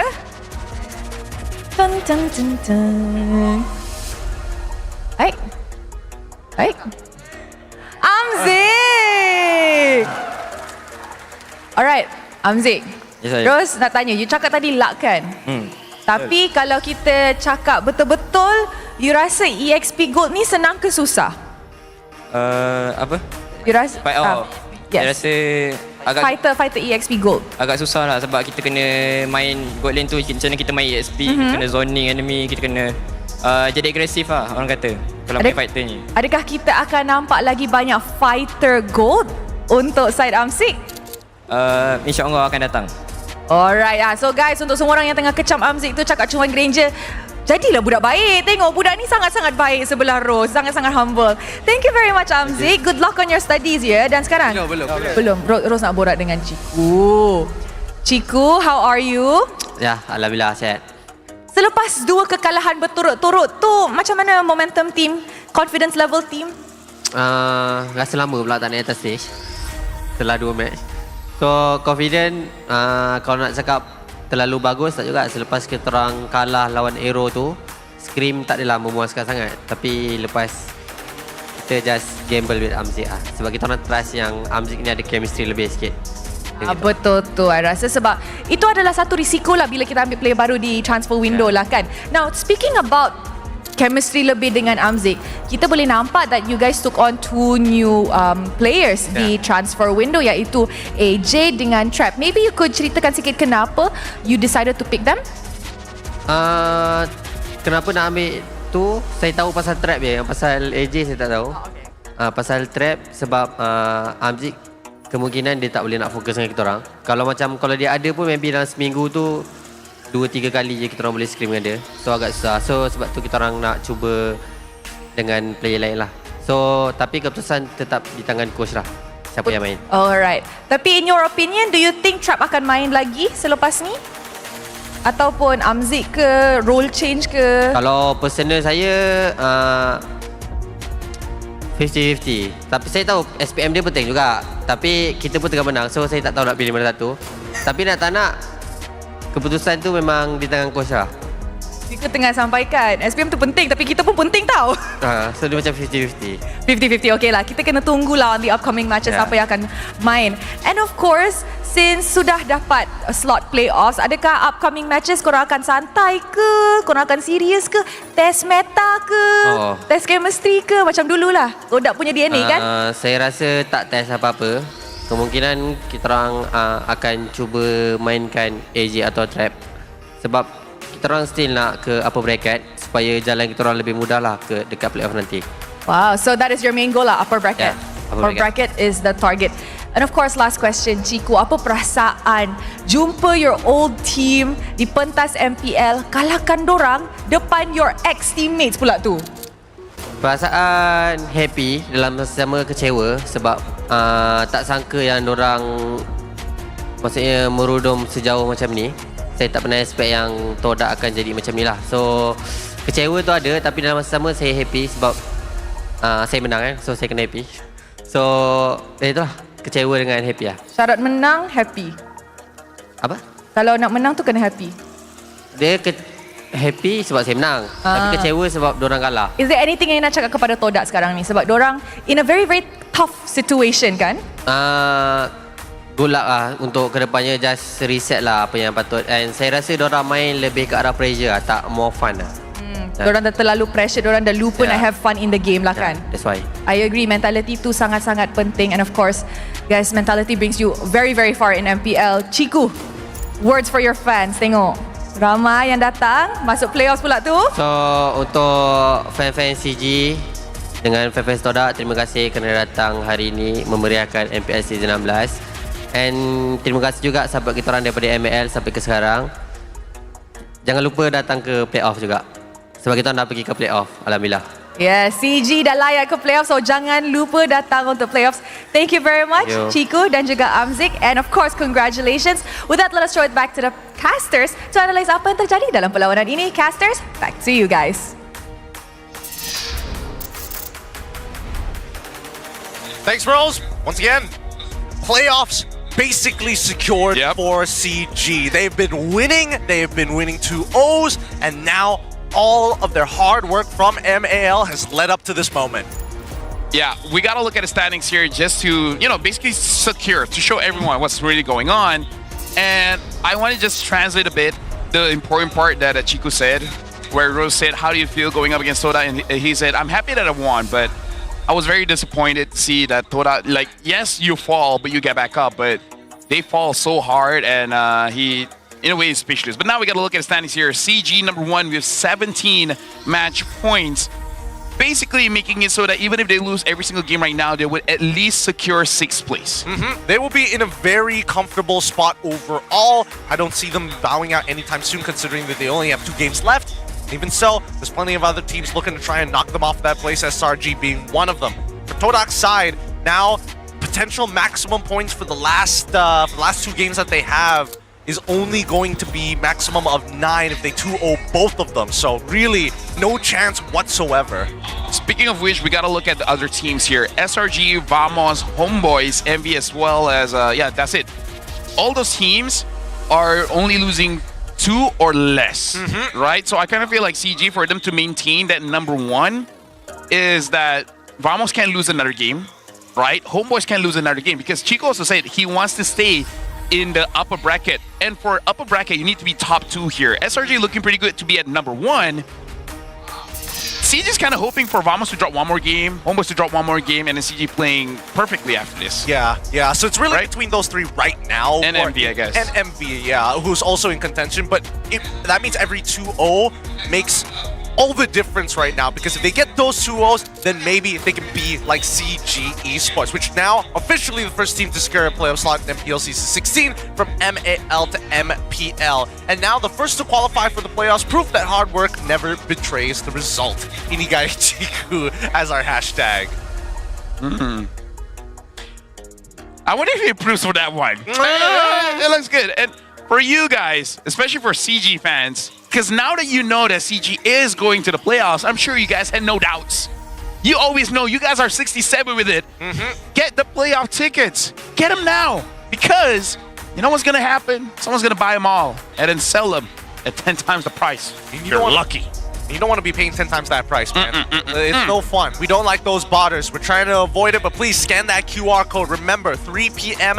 at 10th October. That's when the playoff tickets are going to be available. So, gotta be quick on it, all right? 5 more days. And if my experience serves me right, it's gonna be overloaded where even the system's like, y'all hold on, right? Berhenti sebentar. Please wait, as our servers are currently packed. But try your best. Try your best to get them tickets. I feel like at this point, if you're a SRG and CG fan, it's a pretty safe bet they're going to the playoffs. Oh yeah, for sure. I think that it's you can comfortably say that they'll make it there without much of a issue, whether it's upper bracket, lower bracket. I think that will be rather interesting to see if, maybe if SRG goes down, don't get the upper bracket slot, that would be quite the run. It's pretty interesting here because, again, basically like the teams that we talked about, Homeboys, MV, Vamos, CG, they can't lose another game. As of right now, according to the standings, this is how the forecast is going to be looking like, where basically we're going to see MV going up against Vamos as basically like number 6 and number 4. CG being number 1 right now. We'll be at the upper bracket. SRG being in the upper bracket as well. And then Homeboys, they're just basically waiting for that 6th team. This is just an early representation of, if we take the bracket as is, this is how it's going to look like. Yeah, and I think this is a good shape to see, because keep in mind that we still are on the double elimination system, making sure that there is an opportunity to make it to the grand finals even if you get knocked down. But keep in mind, it all starts with the upper bracket quarterfinals, and it's still a dangerous position to be in, right? Even so, Our teams haven't stopped fighting just yet. And for some reason, playoffs is always such an interesting time for MPL MY especially. We completely see a 180 for some of these teams. Others suddenly just grow a spine out of nowhere. I would say for last season, DxSoul, like, big glow up, and then every single time. No matter how good their regular season looks like, they had a season where they straight up beat SRG. And during playoffs, we're like hyping them up, glazing them. It was like, this is the second coming, man. They're gonna win this one. And then they lost day number 1. Yeah, they didn't even make it through the play-ins, which definitely hurt the soul because a lot of people were putting their guest coins there as well. I don't know. I don't know how the playoffs is going to start looking like, but so far it's still very exciting. Now, keep in mind, we still have to look at our MVP of the game, Amzik. He played a strong Ruby here. Again, the final play was him finding the I'm Offended flicker combination. His flicker got blown so many times before the fights that the one time that he was able to pull it off, that was the game-winning play. And in case, again, international audience didn't catch the interview, the reason why Trap is subbed in instead of Amzik, it's not that Amzik has been performing bad. It's just that, he has exams, and he also added information that we don't know, is that he's been having extra classes as well, making it so that even during weekdays, like at nights, for example, where usually you have scrim, you have to go to tuition, right? So. Yep. Hey, education's important, right, chat? Education is important. Once he's done with high school, he can do whatever he wants, right? From that point onwards. But overall, looking at how this game played out, 15-11 is the final kill score, even though Todak had the lead. Zayed 7-2-2. He was cleaning fights up, but just couldn't get over the edge. They pushed them all the way into their inhibitors. Everyone played well, honestly, from Todak, right?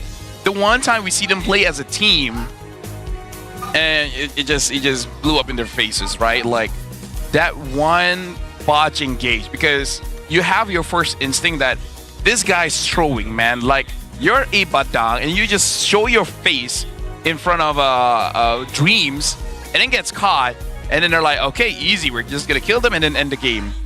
Who would have thought the Rui would come in, I'm Offended flicker, and it lights out. Even Todak couldn't respond. Yeah. They don't know what happened. I didn't know what happened. Valens honestly should have died there. He should have died, but... I hope it was intentional. I hope what Valens did is something that him and Chico are like, okay, make it look good. Yeah, make it look like you made a mistake, we'll do the rest. Oh, if it was, that would be a high IQ play. Knowing Valens, there's a good chance he probably wasn't thinking about it too hard before it happened. But even so, they still recovered very well, whether it's a mistake or not, and honestly led up to the big play at the end. Oh, dude, I'm looking at the side. 2 Lords. 10-5 in terms of orange buffs. 12-7 in terms of purple buffs. Like, Zayed was taking everything, and it still just wasn't even... it wasn't even that close. Looking at the damage here, yeah, honestly, Zaim Senpai, like, this could have been, like, either Zaim or Zai could have had the MVP showcase here, right? Because both played very well. Zaim taking that swan song, dealing quite a lot of damage, and surviving. The moment he dies twice, and he only died twice, and the wipeout only happened twice. So it just shows that he actually had a perfect game, right? The KDA God maintained his position until the very end. Heck, he's the carry, man. He is the carry. He was dealing some good damage. He was stealing those swan songs and giving CG a taste of their own medicine, which doesn't happen very often because not everybody looks to play Valentina or even Odette for that matter. And even Gary, right? That early game, not exactly the best for him too, but he still ends up with 718 gold thanks to his side laners kind of giving that pressure for him. There were moments where he was about to get solo kill, but still manages to pull an escape. Even so, I think that CG right now, in dire situations, they know how to respond better to scenarios in comparison to Todak, and I think that's the main factor which gave them the victory. At this point, Todak really has nothing to lose. Again, you can't get a playoff, so I want to say the other thing that you could say during the interview, which honestly, Gideon, I like that a lot of players, they're giving a lot of information and insights. Like, he said, Todak, they're playing under too much pressure. They forgot to have fun, right? So I hope now that you don't even have to think about playoffs, right?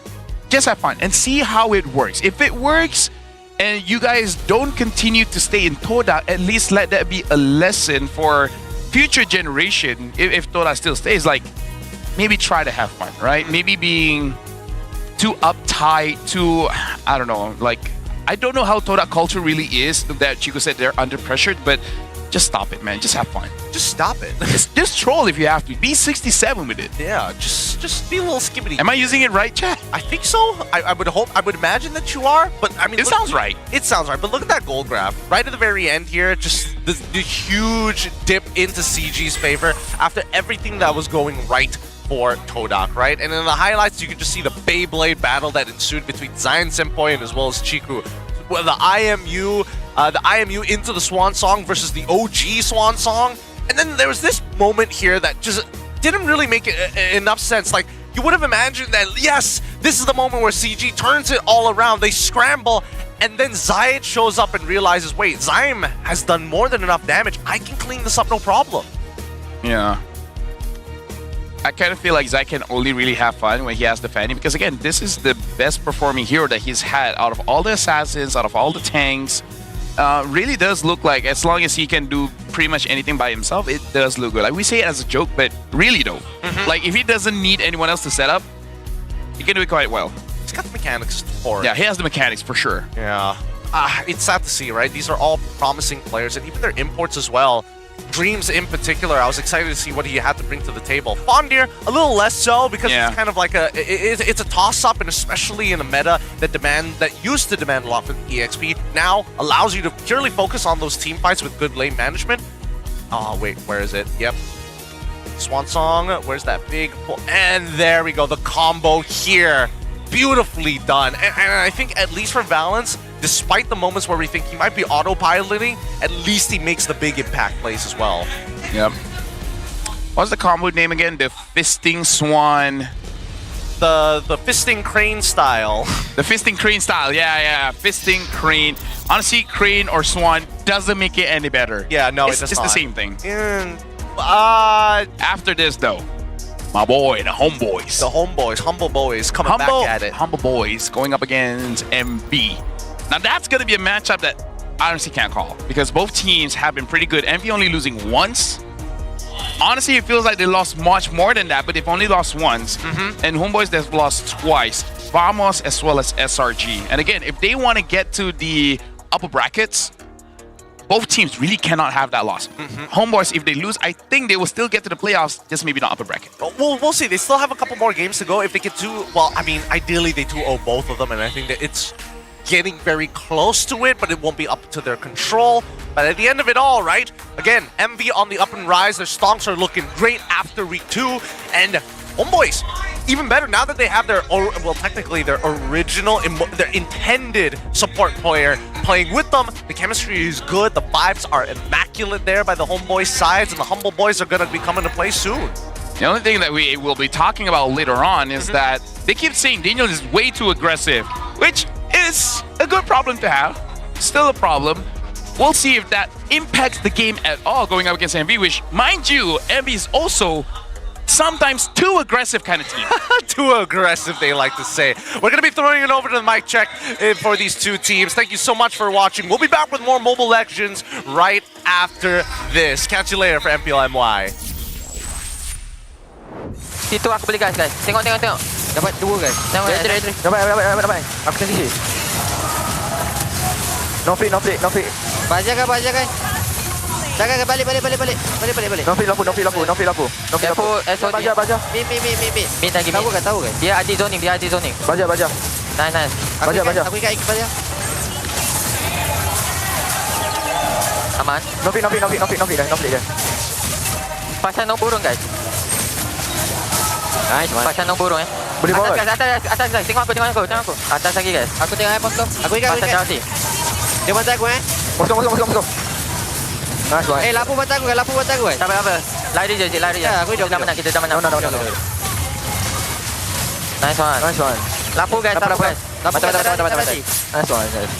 Nice boy. Terus guys. Ruby guys, jangan ngumpul, ada Ruby guys. Yes. Nice. Flicker badang. Datang. Auto. Gua Gue reset skill dulu. Boleh tak? Kasih tahu guys, ratain guys. Gua atas dulu. Pada lu. Dia orang bersatu guys. Boleh tu. Dapat 2. Nice one. Okey, Gatot guys. Gatot tukar target. Di depan kan? Ni. Cancel. Mari. Nice. Boleh. Nice one. Go guys. Gatot. Go. Kata load Load. Aku tengok FS. Ya. Esme. Aku ke Esme guys. Yes, Esme. Tarik Esme. Nice one. Aku tanding. Fanny. Nice. Boleh. Oke, cancel. Nak save guys. Ambil. Bukan, aku yang ni. Go. Aku pecah impor. No. Nice one. Habis dah. Kan, lagi time belum habis. Habis dah. Fokus dulu guys. End. Nice one. Nice.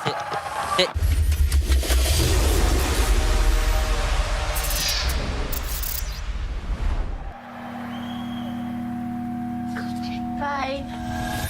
Saya boleh ni. Semangat nombor 1 ada dalam diri kita semua. Bukan atas usaha sendiri saja, tapi sokongan dan harapan yang dikongsi bersama. Sebab nombor 1 lebih daripada jadi yang terbaik.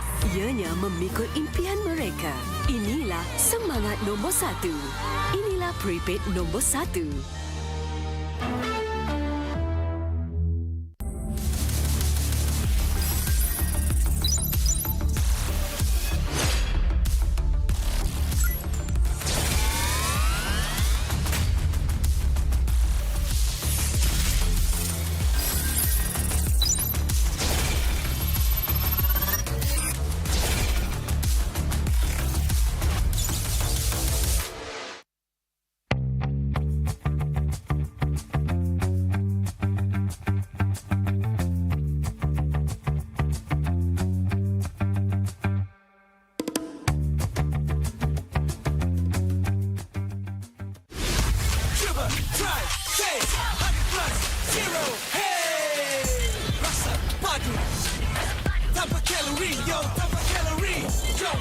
Harimu dengan 100 plus 0.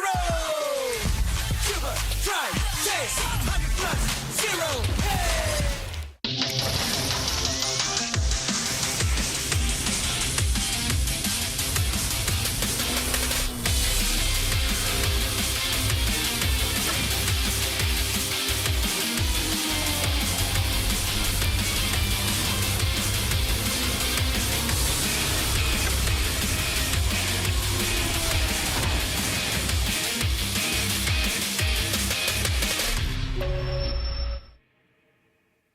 CeraVe baru blemish control membersih 2% salicylic acid untuk membersihkan pori dan 3 ceramide untuk melindungi kulit, memperbaiki AHA, BHA dan niacinamide untuk menangani jerawat untuk kulit bersih dan sihat. CeraVe.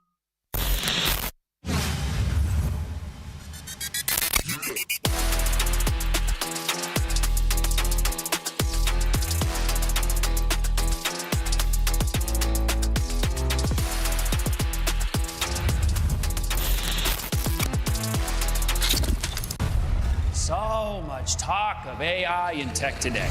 Virtual worlds, what are they going to look like when we get there? I would like you to meet Ares, the ultimate soldier. What are you? I'm looking for something. Something I do not understand. A malfunctioning program who wants to live. Fascinating.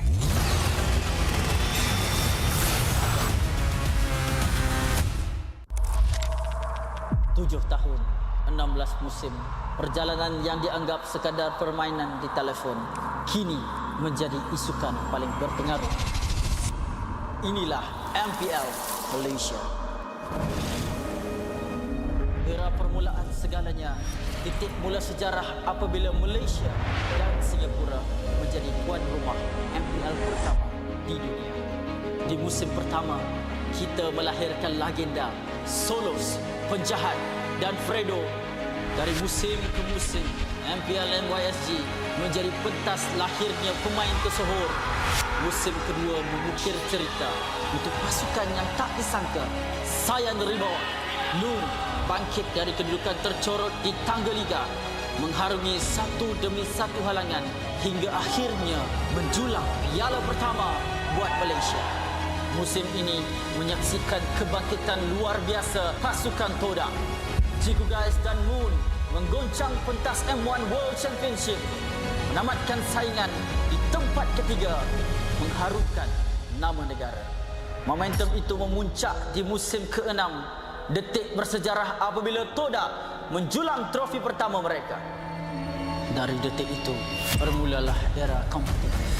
Dari musim 7 hingga musim ke-12, setiap musim nama baharu diukir di trofi.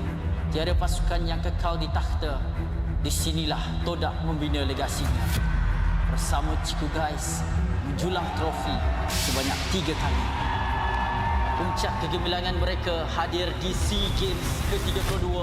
Gabungan superstar team Ripo, Chibi, Zod, Ciku Guys, Izarami, Momo dan Gary menakluk pentas Asia Tenggara dan membawa pulang pingat perak. Satu detik bersejarah yang mengangkat nama Malaysia ke mercu isukan tertinggi di era ini akhirnya mencapai noktahnya apabila musim 12 Homeboy, pasukan yang sebelum ini tidak pernah menjulang trofi, mengangkat piala buat pertama kalinya dan membuka jalan untuk babak seterusnya. Sorakan peminat bergema bukan hanya kerana nama, namun kerana SRG menjadi pasukan Malaysia pertama menjulang MSC 2024 dan mara ke Grand Final 2 tahun berturut-turut. Sekaligus menyemarakkan api harapan baharu untuk MPL MY. Era ini diterajui oleh Cram, Stormy, Yums, Skies dan Innocent. Bukan sekadar juara, SRG menulis sejarah daripada dominasi di peringkat liga sehingga ke detik terakhir mereka mempertahankannya dengan penuh megah. Musim ke-14 mereka terus membuktikan kekuatan, memecahkan lagi sumpahan menjadi juara bertahan. Musim ke-15 repeat bersejarah yang menebatkan SRG sebagai pasukan paling dominan dalam sejarah MPL MY dengan barisan pemain yang sama memperoleh kemenangan demi kemenangan. Tapi musim ini pentas akan digegarkan. Wajah baharu muncul menentang gergasi. Wajah lama kembali membawa dendam membara.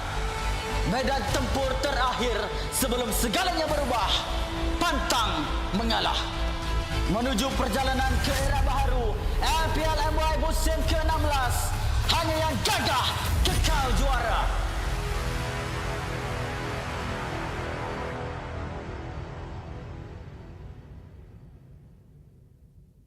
What is up, MPL MY? Husky here to give you guys a quick wrap up of what happened in week 3 and what to look out for moving forward. Now, before we proceed, I gotta introduce you guys to my favorite Filipino. That is... This land is our homeland, and it will soon be our burial ground. You get it, it's Lapu-Lapu. This hero from the Philippines has been tearing up the land of Dawn, ranking first in terms of picks in MPL PH and 6th in MPL MY. Let me tell you why he is so strong. The recent patches have given Lapu-Lapu some pretty insane buffs, but the most impactful buff is actually his second skill in the Bravest Fighter form. Storm Sword now grants him 10% damage reduction for every single hero hit. 10%! I want you guys to quickly pay attention to this clip. Lapu-Lapu is being played by Siska from Untitled. He chases the Granger away. Here, he hits 3 people with the Storm Slash. He gains 30% damage reduction, which allow him to soak up some damage afterwards. And CG, they were doing their very best to take him down. Procs his passive 1, heals up with War Axe, comes back, hit by Spread, doesn't go down, goes into lane, heals off the minions from War Axe, and procs his passive back up to get a second ultimate. He still goes down, but the earlier damage reduction kept him alive for long enough for the rest of the event to happen. And that is just Lapu-Lapu right now. Sometimes teams even would consider picking him in the gold lane to replace a marksman, but it does open up options and conversations, considering the fact that double fighters meta right now, at least in MPL MY, has been quite popular. Bottom line is, if you want a hero that is tanky, deals a ton of damage, can go mid to late game, and is extremely cool, Lapu Lapu just might be the one for you. And now, for my favorite Lapu Lapu clip. Can Cram make magic happen? Bravest by the backup! Cram! With the steal of a lifetime! Wisdom Nature outperforming, Cram swings away! And CG bites the damn dust! Chills. Literal chills. And that's it for the MPL Malaysia wrap up. Enjoy your Lapu Lapu games.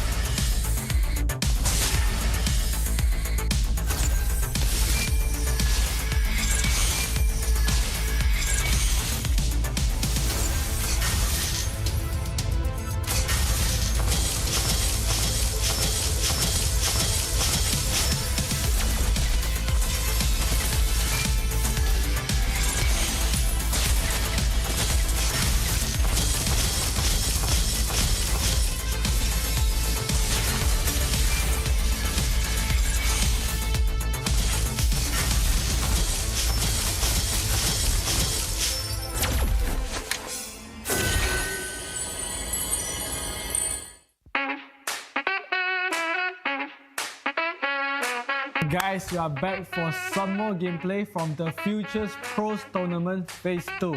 So, I'm about to show you the top 3 gameplay from the 20 teams, and let's jump into it. Let's go.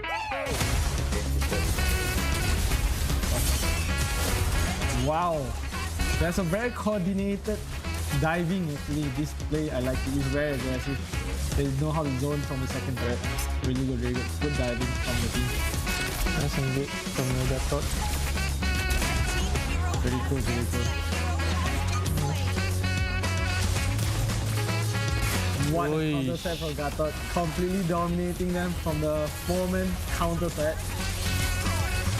The Gatot out into the pot out. Very, very clean mechanic. So I would say that there's a lot of good Gatot player upcoming in our Futures Pros tournament.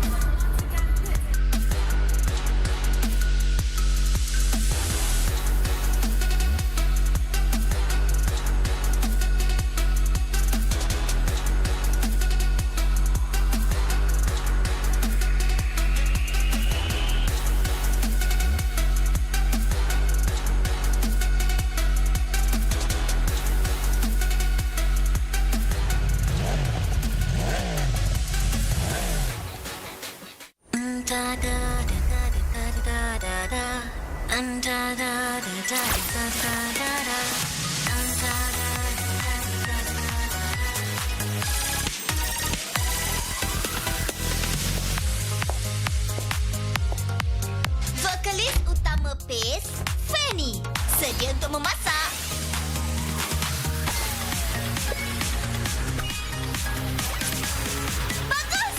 Cuba apa tamu yang berjaya. Saya ni hebat lah. Penny baru upload post baru ke? Peminat nombor 1 page dah teruja ni. Jomlah. Lampai gloss itu tinggi-tinggi. Tunjukkan semangat kita.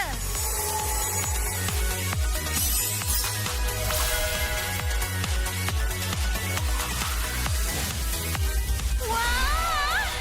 Kamu semua memang hebat di pentas. Kalau macam tu, saya pun nak buat yang terbaik.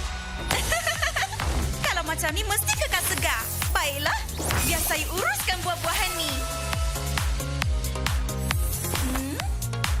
Oh. Hah?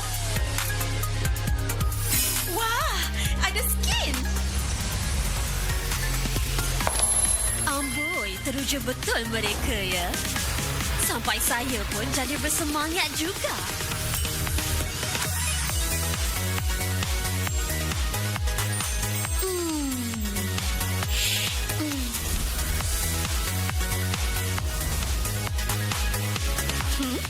Acara?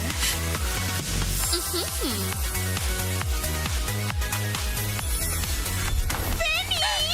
Sisi! Masa untuk melepak. Yeay! Masa untuk lepak! Wah! Terima kasih beri segala sokongan. Terima kasih beri segala galakan. Terima kasih beri semangat dan kekuatan. Tahniah atas 9 tahun yang menakjubkan MLBB. Selamat Hari Jadi!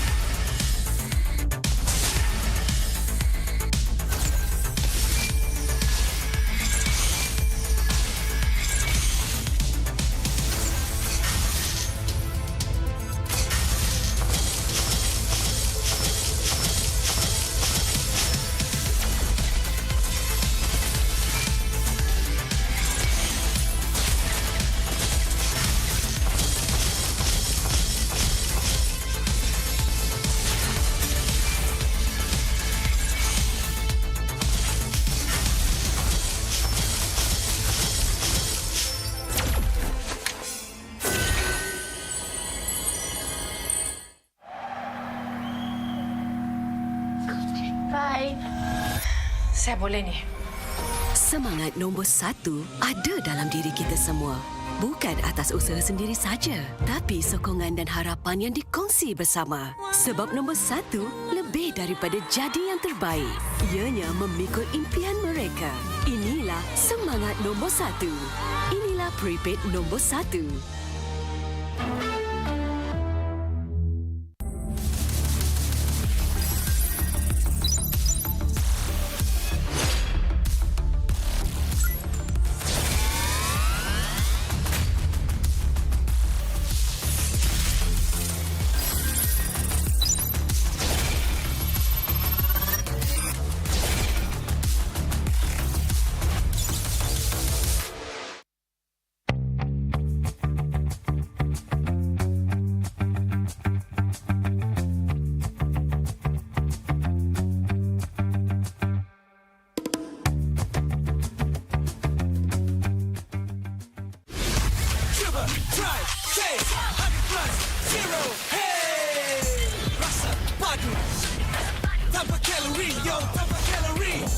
Hebatkan harimu dengan 100 plus zero. Cuba, try, taste 100 plus zero. Hey.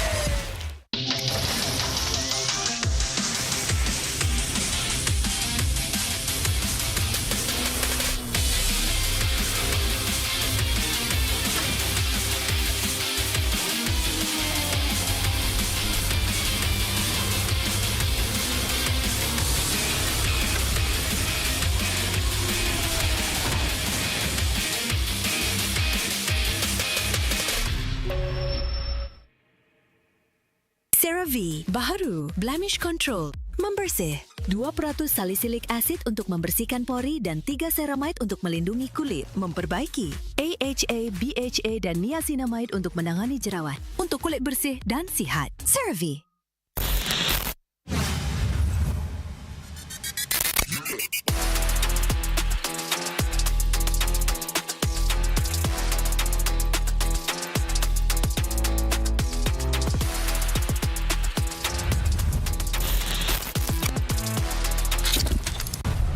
So much talk of AI in tech today. Virtual worlds, what are they going to look like when we get there? I would like you to meet Ares, the ultimate soldier. What are you? I'm looking for something. Something I do not understand. A malfunctioning program who wants to live. Fascinating.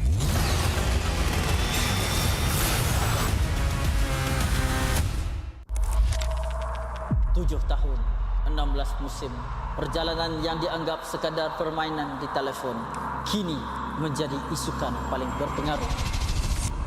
Inilah MPL Malaysia. Era permulaan segalanya, titik mula sejarah apabila Malaysia dan Singapura menjadi tuan rumah MPL pertama di dunia. Di musim pertama, kita melahirkan legenda Solos, Penjahat dan Fredo. Dari musim ke musim, MPL MY16 menjadi pentas lahirnya pemain tersohor. Musim kedua mengukir cerita untuk pasukan yang tak disangka. Sayan Rebound, Nur bangkit dari kedudukan tercorot di tangga liga, mengharungi satu demi satu halangan hingga akhirnya menjulang piala pertama buat Malaysia. Musim ini menyaksikan kebangkitan luar biasa pasukan Todak. Ciku Guys dan Moon menggoncang pentas M1 World Championship, menamatkan saingan di tempat ketiga, mengharumkan nama negara. Momentum itu memuncak di musim ke-6, detik bersejarah apabila Todak menjulang trofi pertama mereka. Dari detik itu, bermulalah era kompetitif.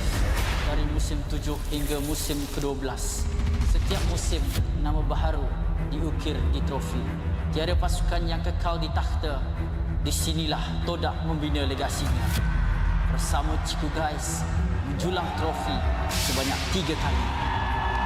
Puncak kegemilangan mereka hadir di SEA Games ke-32. Gabungan superstar team Ripo, Chibi, Zon, Ciku Guys, Izarami, Momo dan Gary menakluk pentas Asia Tenggara dan membawa pulang pingat perak. Satu detik bersejarah yang mengangkat nama Malaysia ke mercu isukan tertinggi di era ini akhirnya mencapai noktahnya apabila musim 12 Homeboy, pasukan yang sebelum ini tidak pernah menjulang trofi, mengangkat piala buat pertama kalinya dan membuka jalan untuk babak seterusnya. Sorakan peminat bergema bukan hanya kerana nama, namun kerana SRG menjadi pasukan Malaysia pertama menjulang MSC 2024 dan mara ke Grand Final 2 tahun berturut-turut. Sekaligus menyemarakkan api harapan baharu untuk MPL MY. Era ini diterajui oleh Cram, Stormy, Yums, Skies dan Innocent. Bukan sekadar juara, SRG menulis sejarah daripada dominasi di peringkat liga sehingga ke detik terakhir mereka mempertahankannya dengan penuh megah. Musim ke-14 mereka terus membuktikan kekuatan, memecahkan lagi sumpahan menjadi juara bertahan. Musim ke-15 repeat bersejarah yang menebatkan SRG sebagai pasukan paling dominan dalam sejarah MPL MY dengan barisan pemain yang sama memperoleh kemenangan demi kemenangan. Tapi musim ini pentas akan digegarkan. Wajah baharu muncul menentang gergasi. Wajah lama kembali membawa dendam membara. Medan tempur terakhir sebelum segalanya berubah. Pantang mengalah. Menuju perjalanan ke era baharu MPL MY musim ke-16. Hanya yang gagah kekal juara.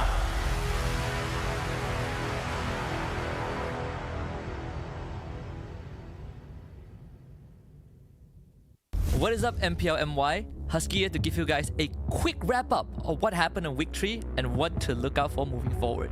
Now, before we proceed, I gotta introduce you guys to my favorite Filipino. That is... This land is our homeland, and it will soon be our burial ground. You get it, it's Lapu-Lapu.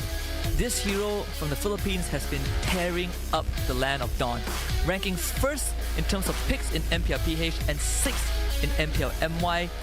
Let me tell you why he is so strong.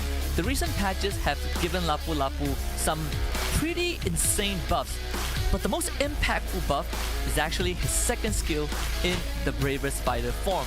Storm Sword now grants him 10% damage reduction for every single hero hit. 10%! I want you guys to quickly pay attention to this clip.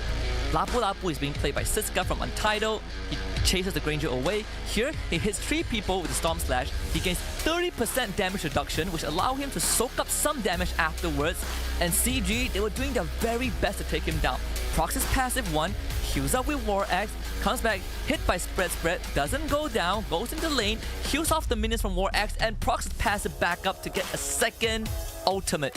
He still goes down, but the earlier damage reduction kept him alive for long enough for the rest of the event to happen. And that is just Lapu-Lapu right now.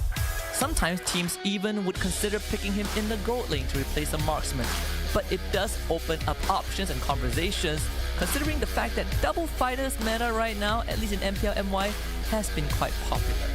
Bottom line is, if you want a hero that is tanky, deals a ton of damage, can go mid to late game, and is extremely cool, Lapu-Lapu just might be the one for you.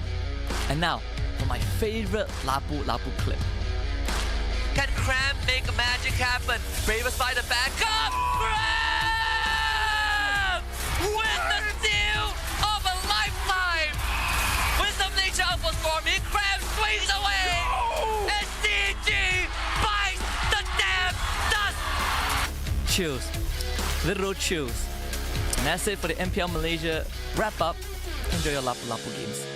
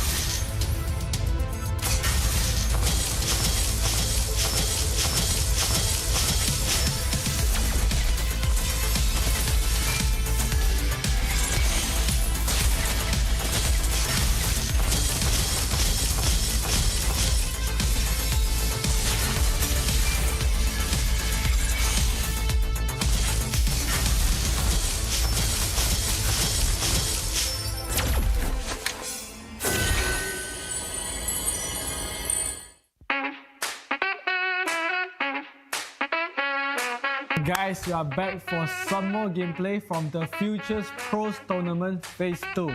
So, I'm about to show you the top 3 gameplay from the 20 teams, and let's jump into it. Let's go.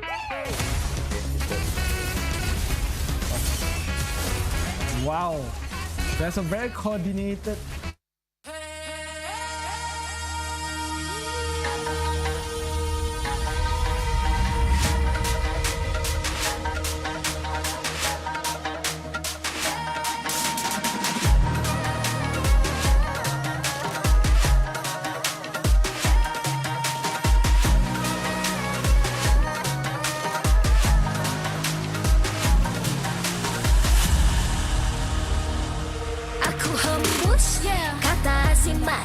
Bila terjatuh, aku beringat jalan dah jauh, cari titik pemula. Krak, krak, krak, krak. Jangan patah semangat. Semarak api bukan calon cadang. Biar apa menghalang, aku sambut datang. 1000 daya, 1000 alasan. Harungi semua sampai di akhir garisan. Eyo, eyo.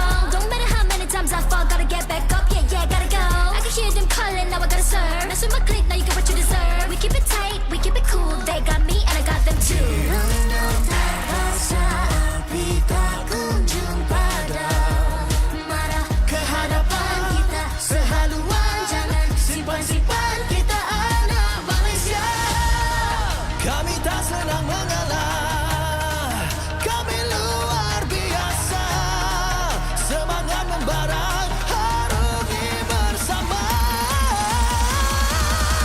Jaga, jaga, kita jaga. Jaga, jaga, kita jaga. Jadi ayo.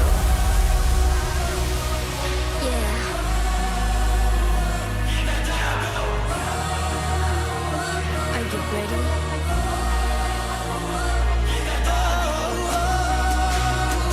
Can you feel me now? Yeah, yeah, yeah. Let me hear you say.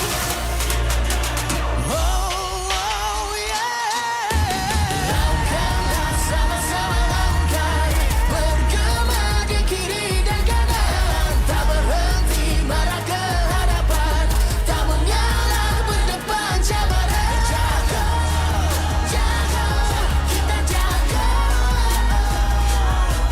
Jaga, jaga, kita jaga. Jadi ayo.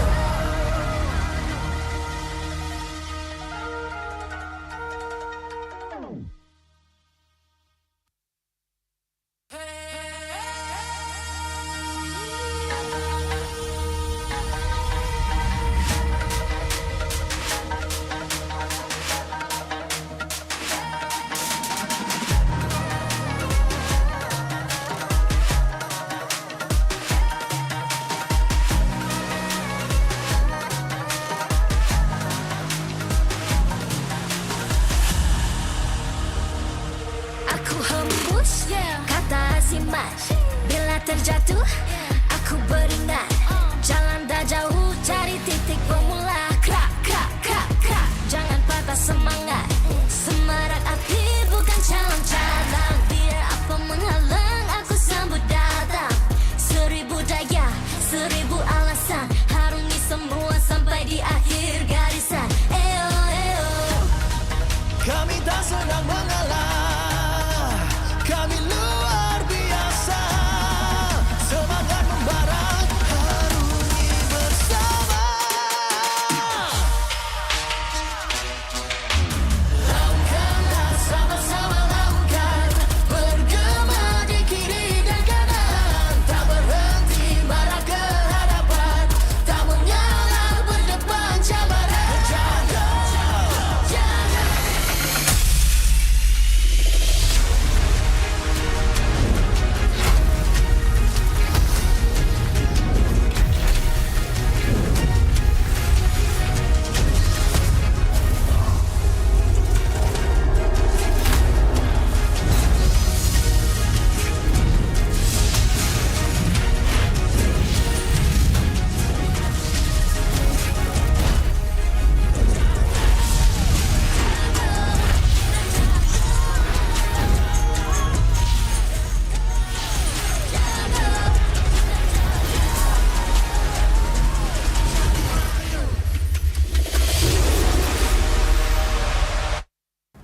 MPL Malaysia Season 16 is powered by Moonton. Presented by Celcom DG. Stream, game, vibe on social media, and more to your heart's content without missing even a single moment. Power up with lightning-fast 5G speeds. Stream all day long with Celcom DG prepaid 5G. Our official sponsors. Official gaming smartphone Infinix GT30, just launched. Comes with a free magnetic cooler, even more affordable than the GT30 Pro. The only phone in its class with GT trigger, 1.5K display, and 144Hz refresh rate. Supports steady performance with 120 FPS in MLBB. Available in 2 exclusive colors for the GT30, green and blue. Perfect meals for gamers, Grab. Grab food for one. When eating alone, enjoy meals from 10 ringgit with just 1 ringgit delivery fee and no minimum spend. And group order. Get 15% off when eating in a group. Bigger gang, bigger savings. Our esports partners, 100 Plus, Ferry, and Yamaha. And thank you to all our strategic partners, CeraVe and Playas. TRON Ares in cinemas on 9th October. a visual spectacle action-adventure. TRON Ares follows a highly sophisticated program, Ares, who is sent from the digital world into the real world on a dangerous mission, marking humankind's first encounter with AI beings. Catch TRON Ares in cinemas 9th October. Keep an eye out for special ticket bundles that reward you with in-game diamonds when you purchase TRON Ares movie tickets for 4DX, IMAX, or ScreenX.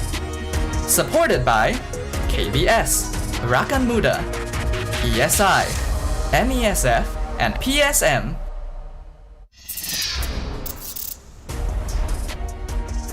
Welcome back, everybody, to the MPL Season 16, and Week 4 is about to end with our final best of 3 on the line here. My name is Gideon Q, of course, again, LaFell here at the desk. Now, Week 4 has been kind of interesting. We've seen new resurgences of Lancelot. We've seen the picks and bans kind of shift focus from not only punishing the EXP lane, but going and holding off until the mid. Maybe CG was already onto something before everybody else. Something about Chiku, I would say Chiku Valence especially, right? They have Gary as well as Rain, but Chiku and Valence, you know how people try to explain, like, there are people that are smart and there are people that are creative. I would say that Chiku and Valence, they're smart, but they're also very creative, right? Where they see combinations that people don't usually see. But now we got to talk about MV here, because MV has the biggest chance to chase the upper bracket because they only played 4 matches so far. If they remain perfect, not dropping another game, CG will not be in the upper brackets. But here's the thing, the one common denominator throughout week number 4 is that every single team, when they're going into this, it's not about the meta picks and bans, it's what teams specifically are good at. And with Homeboys, now that they have their dedicated roamer Daniel ready to play, we've seen him on 3 heroes so far. Cho, Chip, and Kalia. Does he have anything outside of these 3? Does he have a mean Grok ready to go? Maybe he has a Gathot ready to go as well. That's a very good question, and I wonder if, because he keeps using the Cho, will we see other, like, fighter roamers, like something like a Khalid, you know? Maybe even a Hilda. But the real thing that I want to see is that, again, I think I said it yesterday, the thing that I like about Homeboys, especially as a caster, is that I can define their identity. And they are the closest to what MPL ID looks like, where they're very good at skirmishes. They know how to start fights, and more importantly, they know how to end it. I think the weakest point has to be closing out the games, because there are a lot of times where it's like, oh, they're closing out the games. It's getting really, really tight. But overall, the Homeboys, I think this is a good look for them, and I think this is truly a good challenge. In case you were wondering who the Homeboys are, here's their lineup here up on the screen. Say hi to MelQT, Daniel, Izanami, Emal, and Reza. Let me just say, I'm just going to talk about their coach here, Coach Jasmine. If there's something to praise about him, I just want to praise his scouting abilities. Because last season, he got Ivan and Vel, and he got number 2. And this season, no matter what placement that they have later on in the playoffs, the fact that he got Reza as well as Daniel, it feels like it's an upgrade, which is crazy to think considering how Ivan and Vel did so well last season. I think Ivan and Vel really laid the foundation for the Homeboys into not only what style they want to play, but making sure that their fundamentals are strong. And now that they have Daniel and Reza, they're trying to incorporate them into their identity. It can be interesting, especially against a team like Monster Vicious, because so far, with Ruff, Leone, Mondos, Uni, and as well as Momo, now that Uni is feeling better, he's not sick anymore, his calls have been great. And Leone and Mondos have been winning the 2v2s in the mid lane. Yeah, honestly, like, I like that you bring up Uni, because he's the reason the team wins and loses, which is good and bad, right? It's good that the team really commits to whatever he says. So we win as a team, we lose as a team. So a lot of weight is on Uni's shoulder as essentially the leader of the team, but he's got a stacked roster with him. You got Momo as well as Ruff on both sidelines, which, by the way, both have been with Toda before, and we know the reputation of people that went out of Toda. They've been very consistent. Ruff sometimes plays with his emotions a little bit too much. That causes them the game. Momo, not so much. He's steady as a rock. He is steady as a rock. Steady as Dwayne Johnson. And when Uni is calling for him, is like, I need you now. Say his name and he appears, and Momo is there to execute. And I think what also gives him a little bit of diversity is the fact that Ruff is actually pretty mean on like a fighter mode lane. Like one of the meanest ones we have. Yep. That's why his name Momo, not Nono. Which is funny because actually there is a cosplayer named Nono. So maybe that joke did not do well. I hope she doesn't hear that. Yeah. Clip it. We got it. We got him on tape, boys and girls. All right. With that being said, though, we have a bit of a video to show you guys, just to introduce to you the potential epicness of this matchup. It's Homeboys versus MB. Let's have a look at the video.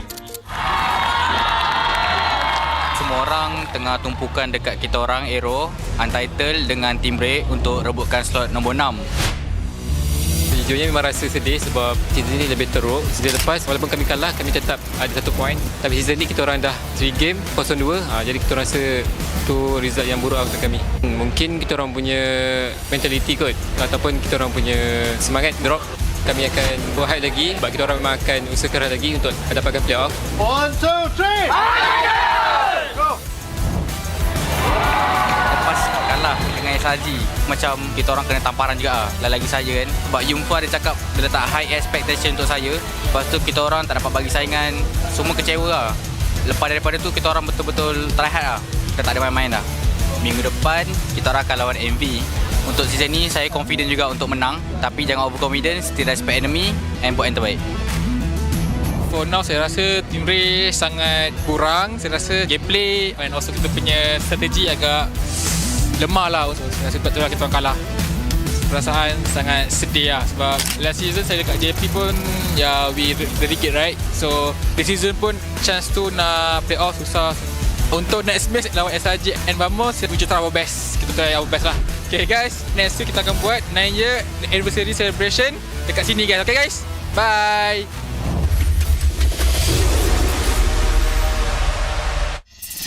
Yikes. Ooh. And with week 4 already coming to its conclusion, week 5 has so many more games that are even more high stakes. And you would have imagined that it would have happened here in week 4, but things have definitely shifted. Team Ray, whenever they play, they always have a joy coming with them. Kind of like their mascot. She's been sad for a while. Going up against Vamos and SRG, it's really not helping them. if I was the team owner, I'd be like, maybe you could take a break this week. Yeah, you know what? Here's some money. Go to Terengganu, go to Penang, like have some fun. Go check out the world. Just skip this weekend. Yeah. You know, it's gonna be rough anyway. Save the mental. Not enough money to travel outside of Malaysia. Hey, Malaysia's great, but it's around. Maybe Subang. Yeah, it's a nice vacation. That's probably the best way to put it. Oh man, these teams, they've got some tough teams ahead of them. Arrow facing off against some of the best as well. Yeah. And Tidal have to face off Homeboys. And I mean, depending on how this matchup, it could affect the mentality for next week. For sure. And now we got to continue on the conversation here where first win or fourth fall. Because looking at Homeboys, there were earlier games, I believe in week 2, where we're really questioning, like, are they strong after the lose against Vamos? But after that, Homeboys have been looking amazing. But MV, here's the thing. Now that Homeboys is looking amazing, MV has never won against Homeboys in the regular season. And to make things more interesting, they never met in the playoffs for 3 seasons. MV and Homeboys, they just never met. It's either they are not within that same bracket or they just bow out too early. Every single time we see it happen, it does get a little frustrating. I'm not going to lie. We've wanted to see this matchup. We see that the regular season is always a good time for the Homeboys. And then we have that statement for MV where it's just like, I want to play Homeboys. I need to fight Homeboys. Never gets the chance to do it. And Homeboys, like, again, I like that both teams, they're really style, like, I don't like when people say we're playing aggressive because that seems a little bit too broad, right? The thing that I like for both MV as well as Homeboys is that for Homeboys, they have this DNA that kind of like old Toda. Every single player is willing to make a play. Izanami as a mid laner is the kind of guy that doesn't care if he dies, right? Oh, yeah. If he gets a good set for his team, especially for his jungler and gold laner, he'll take it. After the SEA games with Chiku, and Chiku like basically scolded him, was like, bro, don't save your ult. After that, he's like, oh, I should push more buttons. Yeah, and then after that, completely amazing. And I would say the same thing for MV. Bondles has been very consistent as mid. I rarely see him make a mistake, which is amazing for the team, right?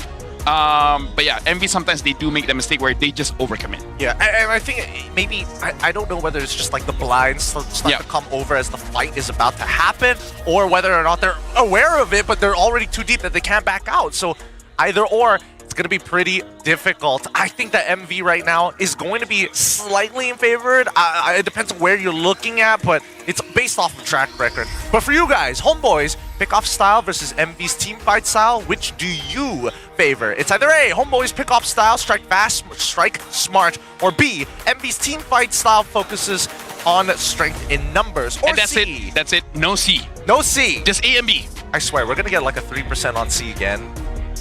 Dude, what if like 33, 33, 33? I'd be a little more upset, actually. I would be very upset. Do not vote C. Make a choice. A or B. Die on this hill. Which is your favorite child? Ooh, wow, yikes, ouch. That one, that one. That's the reason I never ask my parents that. Hey. Because I know my other siblings will be upset. Hey. Get on my level, they say. Even so, I think that at least, who do you think is going to come out on top? Because I'm leaning a little bit more to MV, but I see the uprise of the Homeboys now that they feel like a solid squad. I feel like, so there's two sides here. I feel like Homeboys has the edge for one reason. This pickup style really works against a team that becomes over-aggressive, right? Because I really feel like Uni is the one, whenever he overextends, when his positioning is further ahead than Momo and Leone, that's it, game over. But the reason why MV could have the edge is that, remember, MV going up against an, was it a title? I can't remember the last opponent they faced up against. The Ruff popped off, especially on that Granger. They tried so hard to catch Ruff, and he was never caught. He only caught once in the laning phase, and then after that, he was untouchable. So honestly, same thing. If Daniel or Izanami or anyone cannot touch Ruff, that's it. Like that's over. That's over. You're totally right. It was against Untitled, as a matter of fact. But even so, it's going to be a difficult matchup no matter what. Because, I mean, I think that the Homeboys right now, with the momentum that they are bringing to the table, makes a lot of sense. But the drafting is going to be the most important thing, because there's a lot more flexibility with MV. That's just me. Yep.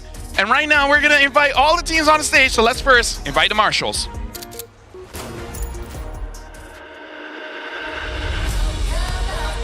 Introducing our marshals that will ensure fair play and professional integrity in the matches. Thank you for your hard work, Rez, Mei, Nuna, and Izai.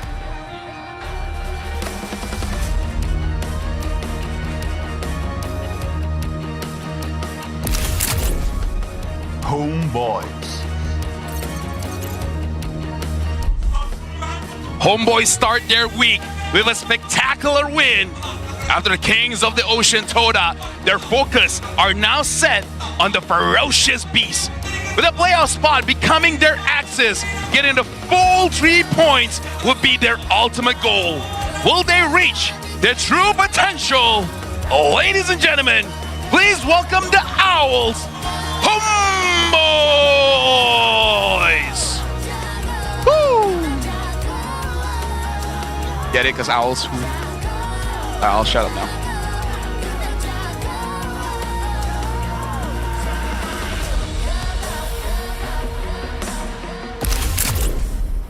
Monster Vicious. With a clear draft direction and a fierce but controlled gameplay pattern, Monster Vicious closed their previous match with a clean 2-0 win. For today, obviously they're aiming for that sweet 3 points to advance themselves further up the standings. Can this monster rise up and tear the Owls' wings apart? Ladies and gentlemen, give it up for Monster Vicious!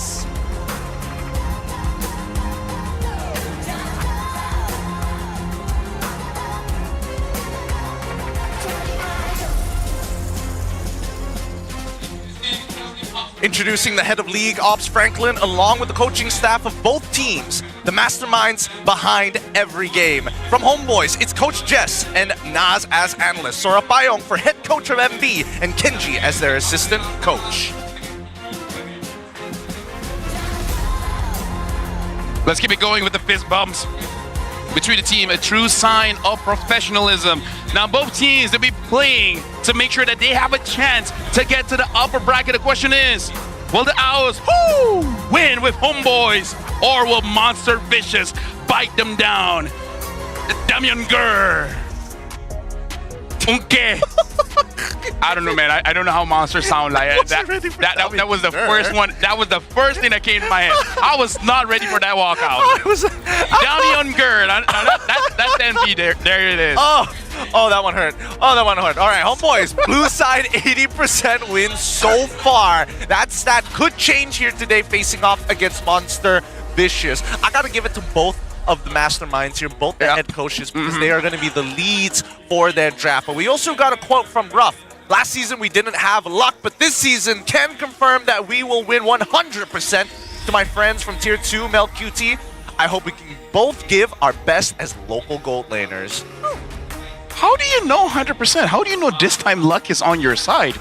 What if luck doesn't like you? Who knows, man? Who knows? Something's giving them that confidence, whether it be the coaching staff, whether it be the fans. Something is making them believe here today that they've got this in the bag. Maybe you got a girlfriend. Could be. Could be. Because sometimes, girlfriends sometimes they can make you confident, but sometimes, they can make you be very humble. Hey, don't let me get started on the quote-unquote superstition of a girlfriend buff, especially if those come to the arena, usually lose their games. No. Usually it's a nerf, because most guys, they're very funny. The moment they have a relationship, they start making lame jokes. Look at us. I said Damian Gurr. Okay?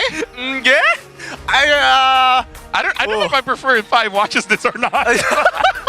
Anyways, we talked to Mel QT and said people say not to look at the past, but the past matters. So to MV, you didn't beat us last season, so don't expect to win this season either. Woo! Very different outlook. Very different outlook, and also very different from the portrait. Got rid of the blonde hair, but I still think that it is going to come down to Ruff and as well as Mel QT. Again, they came from the Tier 2 scene. Well, they started off with Mel QT at the Tier 1, dropped down to the Tier 2. Oh, yeah. And alongside with Ruff, who's been loaned out to Tier 1 teams multiple times alongside with Nova X Kobar, coming back to his original to face them off. So again, they want to show that Malaysia has some local talents cooking.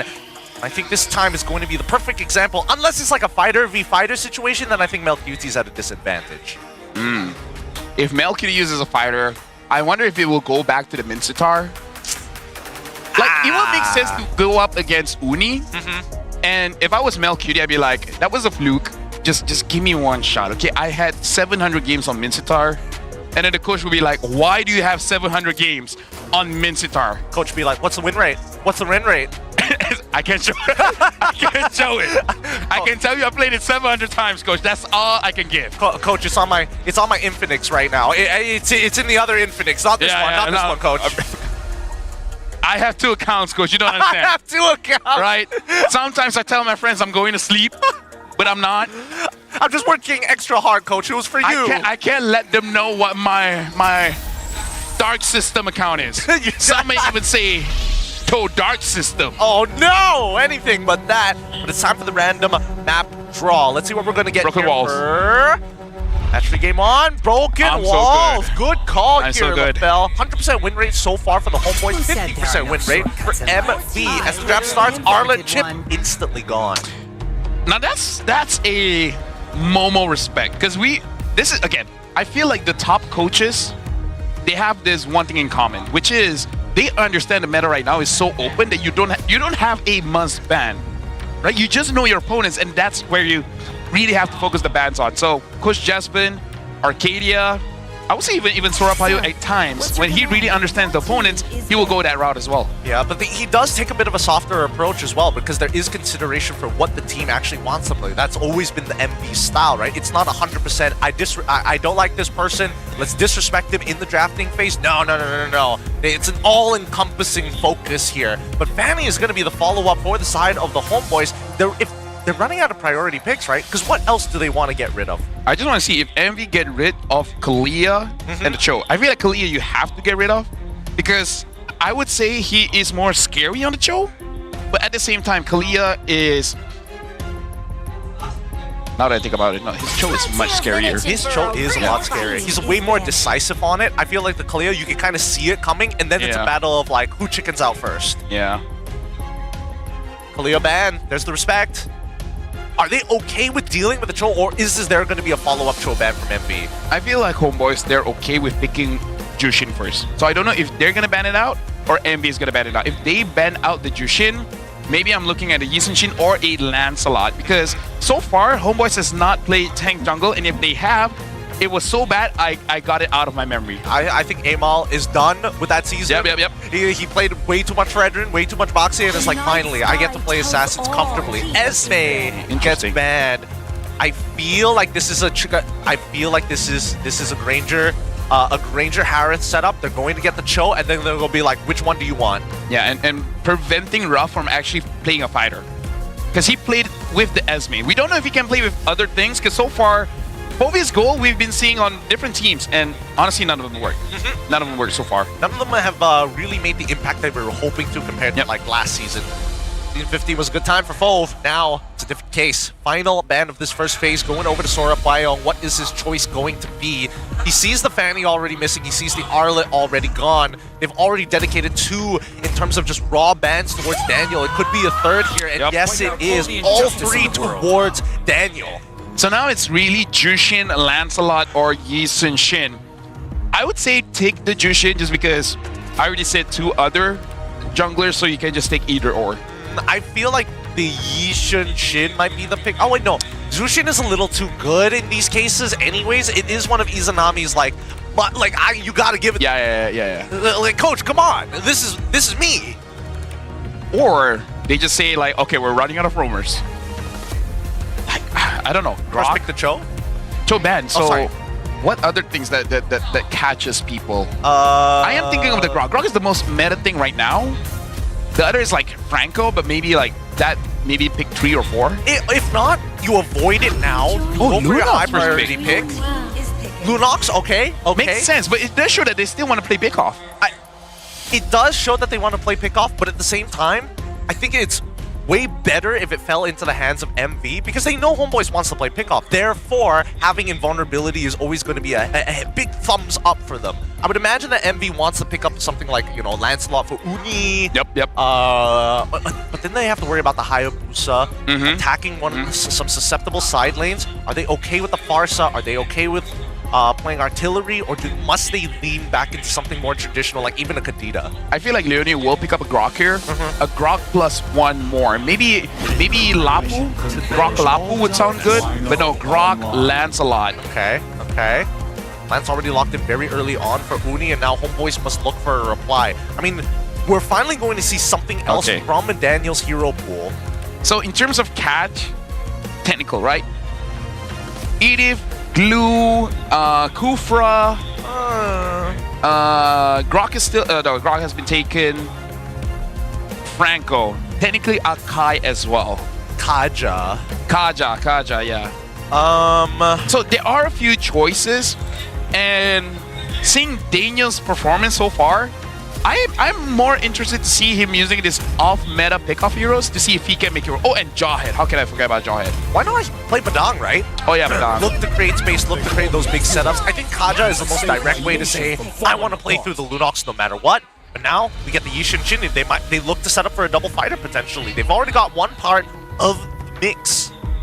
This is interesting. They're not picking up the roamer here. Very interesting. It means that it's very niche towards the point that they feel like is not going to get banned out. Hellcurt? Hilda? Hilda makes the most sense. And right now, they pick up the Kimi, one of Bondo's special as well. Having the Kimi as well as the Grok kind of says that Homeboys will lose mid-prio. I just hope they don't go for a boring hero on Daniel, something like a Hylos. I can see it work, honestly, but you know, I prefer something else, something with catch. Maybe, honestly, maybe the Franco. Maybe the Franco. The only reason why I'm a little hesitant on that Franco is because a lot of his impact comes through, oh, I have the threat of the Bloody Hunt, but it's mainly that Iron Hook that people need to be careful of. But when you have Grok on that side, you can easily telegraph it, right? As soon as they throw it out, as long as you're using the skill, you will block it. And Hilda gets banned out. MP already one step ahead. Now let me cook Gideon. Will you allow me to cook? Sure. Okay. I have another hero. That's like a Cho. Oh. Very fast. Okay. And you can like position your opponent closer to your team. Cho uses a kick. This guy uses a spear. What about Zilong Tank? Not where I thought it was going. Not where I thought it was going to go. Yeah. But only benefit is that his chain CC isn't difficult to execute. Dash on a target, you flip him over, you can basically one-shot a guy with the help of your team. Guinevere. You know what? That's not too bad. Yeah. It seems like him kind of hero, you know? Wait, is there... Wait, okay. If you do go for Guinevere, you have the Lunox on your side. Is there any other ways to get a knock-up on your team? The EXP is kind of predetermined. Is there a double fighter that could fall into that category? Khalid gets banned out, unfortunately. The Dark Wave is a knock-up. It is a knock-up. So you can do that. Or Charizla. That's the wombo combo, right? And we've seen Reza use the Charizla before. Okay, like, I just like that we're just theorizing, because now that we think of, there is a few off-meta picks here when you're talking about pickoffs. And they're good picks, right? Yeah, they're good picks. It fits the build, it fits the current meta game. More importantly, it fits the personal styles of the players alongside with how the team's identity is going to be. First pick going over the red side, however, with Granger as the final ban. Ruby alongside with Esmeg is gone. So I'm curious to see whether Homeboys is going to double down, because right now we don't see a very tanky lineup, just a very slippery lineup. My kiss will grant Alice! Now there we go. Oh, by the way, why did I talk about Phobias? That's right, we already have the CC. Yeah. Unless CC Gold. That's the thing. That's the only thing. When you have Yishin alongside with the CC, you cannot predetermine that matchup. But Alice here for the side of MV, the only time we saw it was with Smooth. I fought against it. How is it after the hotfix? Honestly, very good. Because, and the thing is, when does it get very good? Because I really feel level 3 about to hit level 4, it was so oppressive that as a roamer, I don't know how to protect my backline. Because the movement speed increase, you can actually feel it. Where even as a Grok, I'm trying to push away with the Mighty Swing, and she's relentless. She just stays there. She sticks onto you really well, and the 2v1 potential is huge without Kaja. Here we go, the Kaja alongside. And Hyla. Oh. So it is a CC Gold. All right. The high loss makes a lot of sense because it does. It's really uninteractive with Alice, right? I clear the wave, you try and trade against me, I walk away. Oh no, think about this, Gideon. Alice wants to be around you. And Hylos wants your opponents to stay around you. True. And then there's the Angela. Oh no, I'm liking Envy's draft. Dude, Alice, Angela, it really is Anjingla, you know? It's okay. The international audience will get it. But you know, there's the combo. That's one for the locals. That's one for the local books for sure. It is a interesting combo, and I think that as a team, I'm worried that they're not going to have enough damage if Uni starts to fall behind. That's my only worry right now. Because at this point, really? Nah. I really feel like this Alice, especially it's going to 1v9. Momo is going to be the one using it. Let me remind you. He's just going to 1v9 this. And Bondles is one of the better Kimmies in the league. That's true. So I feel like if Uni has a bad day, you know, take off your headset, go to the toilet, and then just let the rest of your team. By the way, he can't do that, but if he can, that'd be cool. He would. If he had the option and it was allowed in the rulebook, he definitely would for this style of composition. Now, the boys are getting ready up on that stage to head on into the land of Dawn. Luckily, no tech pauses are going to be called, I hope. Fingers crossed. I'm looking at the Marshals, and the Marshals are looking at me. No, they're not. They're actually looking at the crowd. But still, I like this Alice pick, Gideon, and I like it because I want to see if it's good in pro play or I just suck in rank. Maybe. Hey, watch it. Maybe. Watch it. I wasn't the one leaning against the Alice. If it was me, the Alice ass whooped and whacked. I don't know. It's new. It's still very, very fresh in Monster Vicious. I want to see how hard this Alice is eventually going to scale. Their whole damage profile is going to be magic in comparison to the multiple different options and plays that can be done on the map in small skirmishes. Gideon. From the side of the homeboys. I jinxed it. I know. I know. What? Like, bro. Yikes. Bro. Pain. The one time when I introduced the Marshal and I did not mention a pause, it was perfect. now I don't mention the pause in the walk-in. They pause. Look, to be fair. Oh, yeah, we be saw fair. Momo, I thought Momo was the one that was having the tech issue, but apparently Ruff is the one, and it's a type 1 issue. Based on what our marshals is telling us, we will fix that up real quick. Thank God we've never had more than a type 1 issue. Malaysia is great, bro. Yeah. Like we got them nasi lemak. We got them good toilets. I love that fat rice and toilets. The fat rice and toilets, and I gotta say, the men and women here, the cars are great. cars are great. Taxes are good, right? And then we got the players. You guys didn't get that. If we had a picture-in-picture, that moment-long pause felt like forever. Oh my goodness, the eye contact. In person, they're great. In person, you know? They're great. They're awesome. We are known as one of the more toxic online countries, so... But now we are. We used to not be. We used to not be. Hey, we got to take pride in something, right? God. We got to take pride in something. God, I don't know if we want to be known for this. I don't know why we turned such a huge 180 after winning MSC 2024. It was like one time, dude. Oh, there you go. We got May or April or June. Honestly, it looks like Chantel. Huh. Chantel's in MY. Yeah, she left MPL. And she works in this game again. Yeah, she's back in. It's like, back in. We're doing back end this time. All right, let's jump right into it. Homeboys on the blue side facing off against MV on the red. Mirror side starts. So we're going to eventually see Amal end up towards the EXP in comparison to Uni, who will end up towards the gold. Please, Daniel, do well. I've been saying this since week 1 that Kaja's a good hero. Be my boy. Do the thing. Do everything. Be my boy. He's going to try, but now they know exactly where Uni is going to be starting early on into this wait. game. Yes. It's not bundles on the Kimi. It's rough. It is rough on that Kimi. And it's going to be a hard time. Ooh, good cutoff there by Leone. I mean, Leone has done so well on the rock. I'm surprised that Homeboy is willing to give it to him. Hey, yo, Izanami, let's not get any lower than this. I know Emal is here and it gives you security, but dying now would be very uncomfortable. Yep. Only had a brief moment to see the emblem set just now. Momo is using not only the Brave Smite, but also the Festival of Blood, so he can be sustaining quite a bit. There are a bit of cooldown in terms of the healing coming in from both emblems, but still it's going to be pretty good, especially considering that Alice has consistent damage. Good reset from Leone. Really, really good reset. He knows the Brock attacks and the angles. More importantly, once level 4 starts to come on through... Oh, okay. As expected, Uni showing up into the mid lane, adopting a very similar strategy of poking out the mid lane early on before these neutral objectives. I guess that's the meta. You know what? After this, eventually we'll see mid lane tank. Mid lane tank, baby. Yep. We were teams were concerned that the mid laners die too often. Yeah. So we put them on tanks. Actually, you know what, Husky? If you're hearing this, let's try it out. Mid tank, EXP, mage. Which mage does not want to get levels quickly? But now, looking at the turtle here, Uni has no HP left. Amal gets the turtle, and first blood. Uni dived too deep. Leone trying to run away, but now Daniel's there. Good, but not good enough. Daniel secures the kill. And now look at this. The Alice combo, they got Izanami, but the kill went over to Bondles. So far, good trades coming in from both, but big mistake coming in from Uni.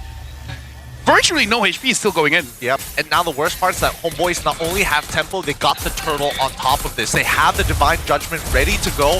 Where are they going to deploy? I feel like topside is a pretty good shout here because what is Ruff realistically going to do? He also blew his Flicker super early on, so now he's kind of dead in the waters. And now the Divine Judgment being used. Leone having the Harker coming in, really not enough to deal with the damage that Izanami is putting out. Chaos Assault, very, very good here, as Momo doesn't have to worry about his mana any longer. It's all about that pressure. Speaking of pressure, they've already caught out where Uni is supposed to be. MelQT leaving that lane super early on. Oh no. Pressure pulse, not hitting onto anyone. MelQT already using the Vengeance, so still pretty good coming in from MV. Like, even though they use the hard guard, but again, 20 seconds, like, I talk about this with my friends. 20 seconds is very short. It's a little too short, to be fair. Yep. Give her back her scaling. Make her shield big again. Yeah. There was nothing wrong with Angela. The only thing that's wrong with Angela is that people use her, you know? They need to care about Angela like a person.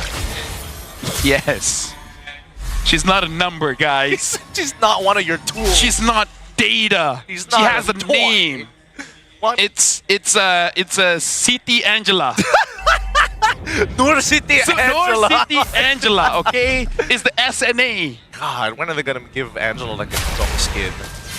That's what people have been Ruby asking has it. for. Yeah, Ruby has it. Why can't bundles also play a hero that does that too? Now, see this next upcoming fight, this neutral objective. Homeboys, they have to be very careful.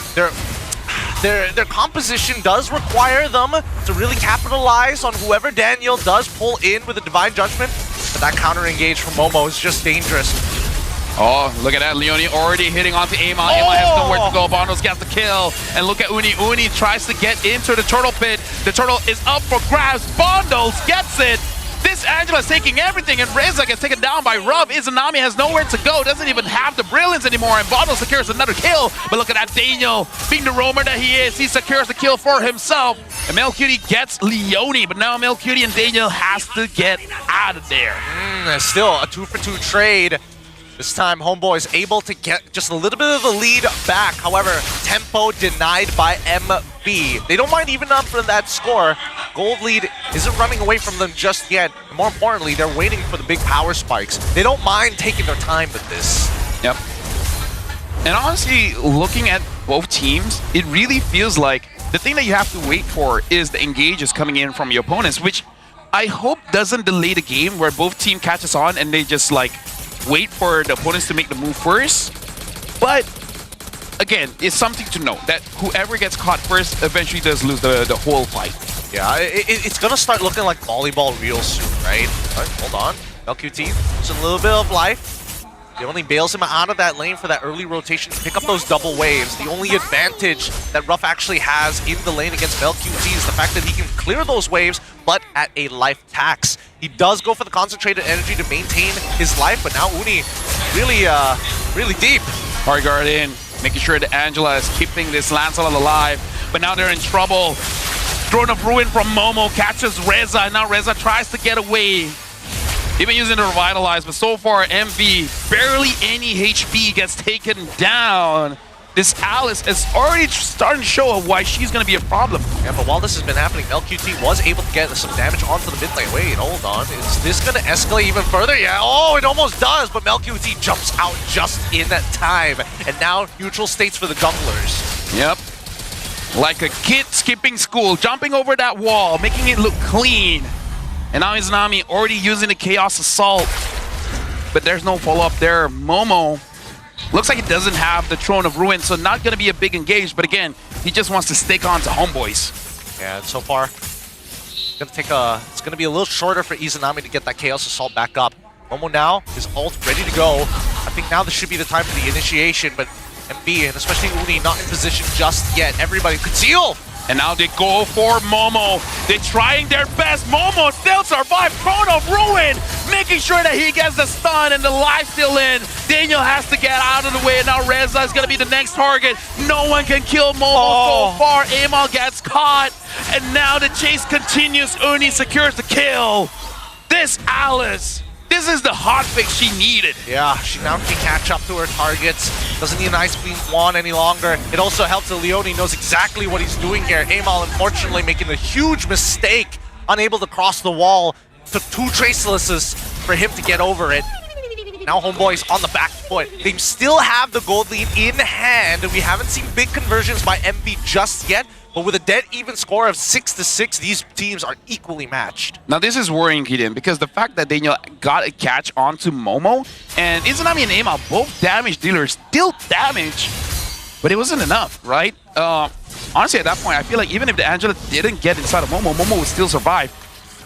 Interesting here. Looks like Cursed Helmet will be the first item for Momo, making sure that he can survive. He just needs to deal the damage. And technically, the damage from Cursed Helmet does consider as damage that you can spell Vamp off of. Yes, yes. And the best part about it is that it also starts shredding down your MR, which actually works in favor when Bundles gets right on top of him, right?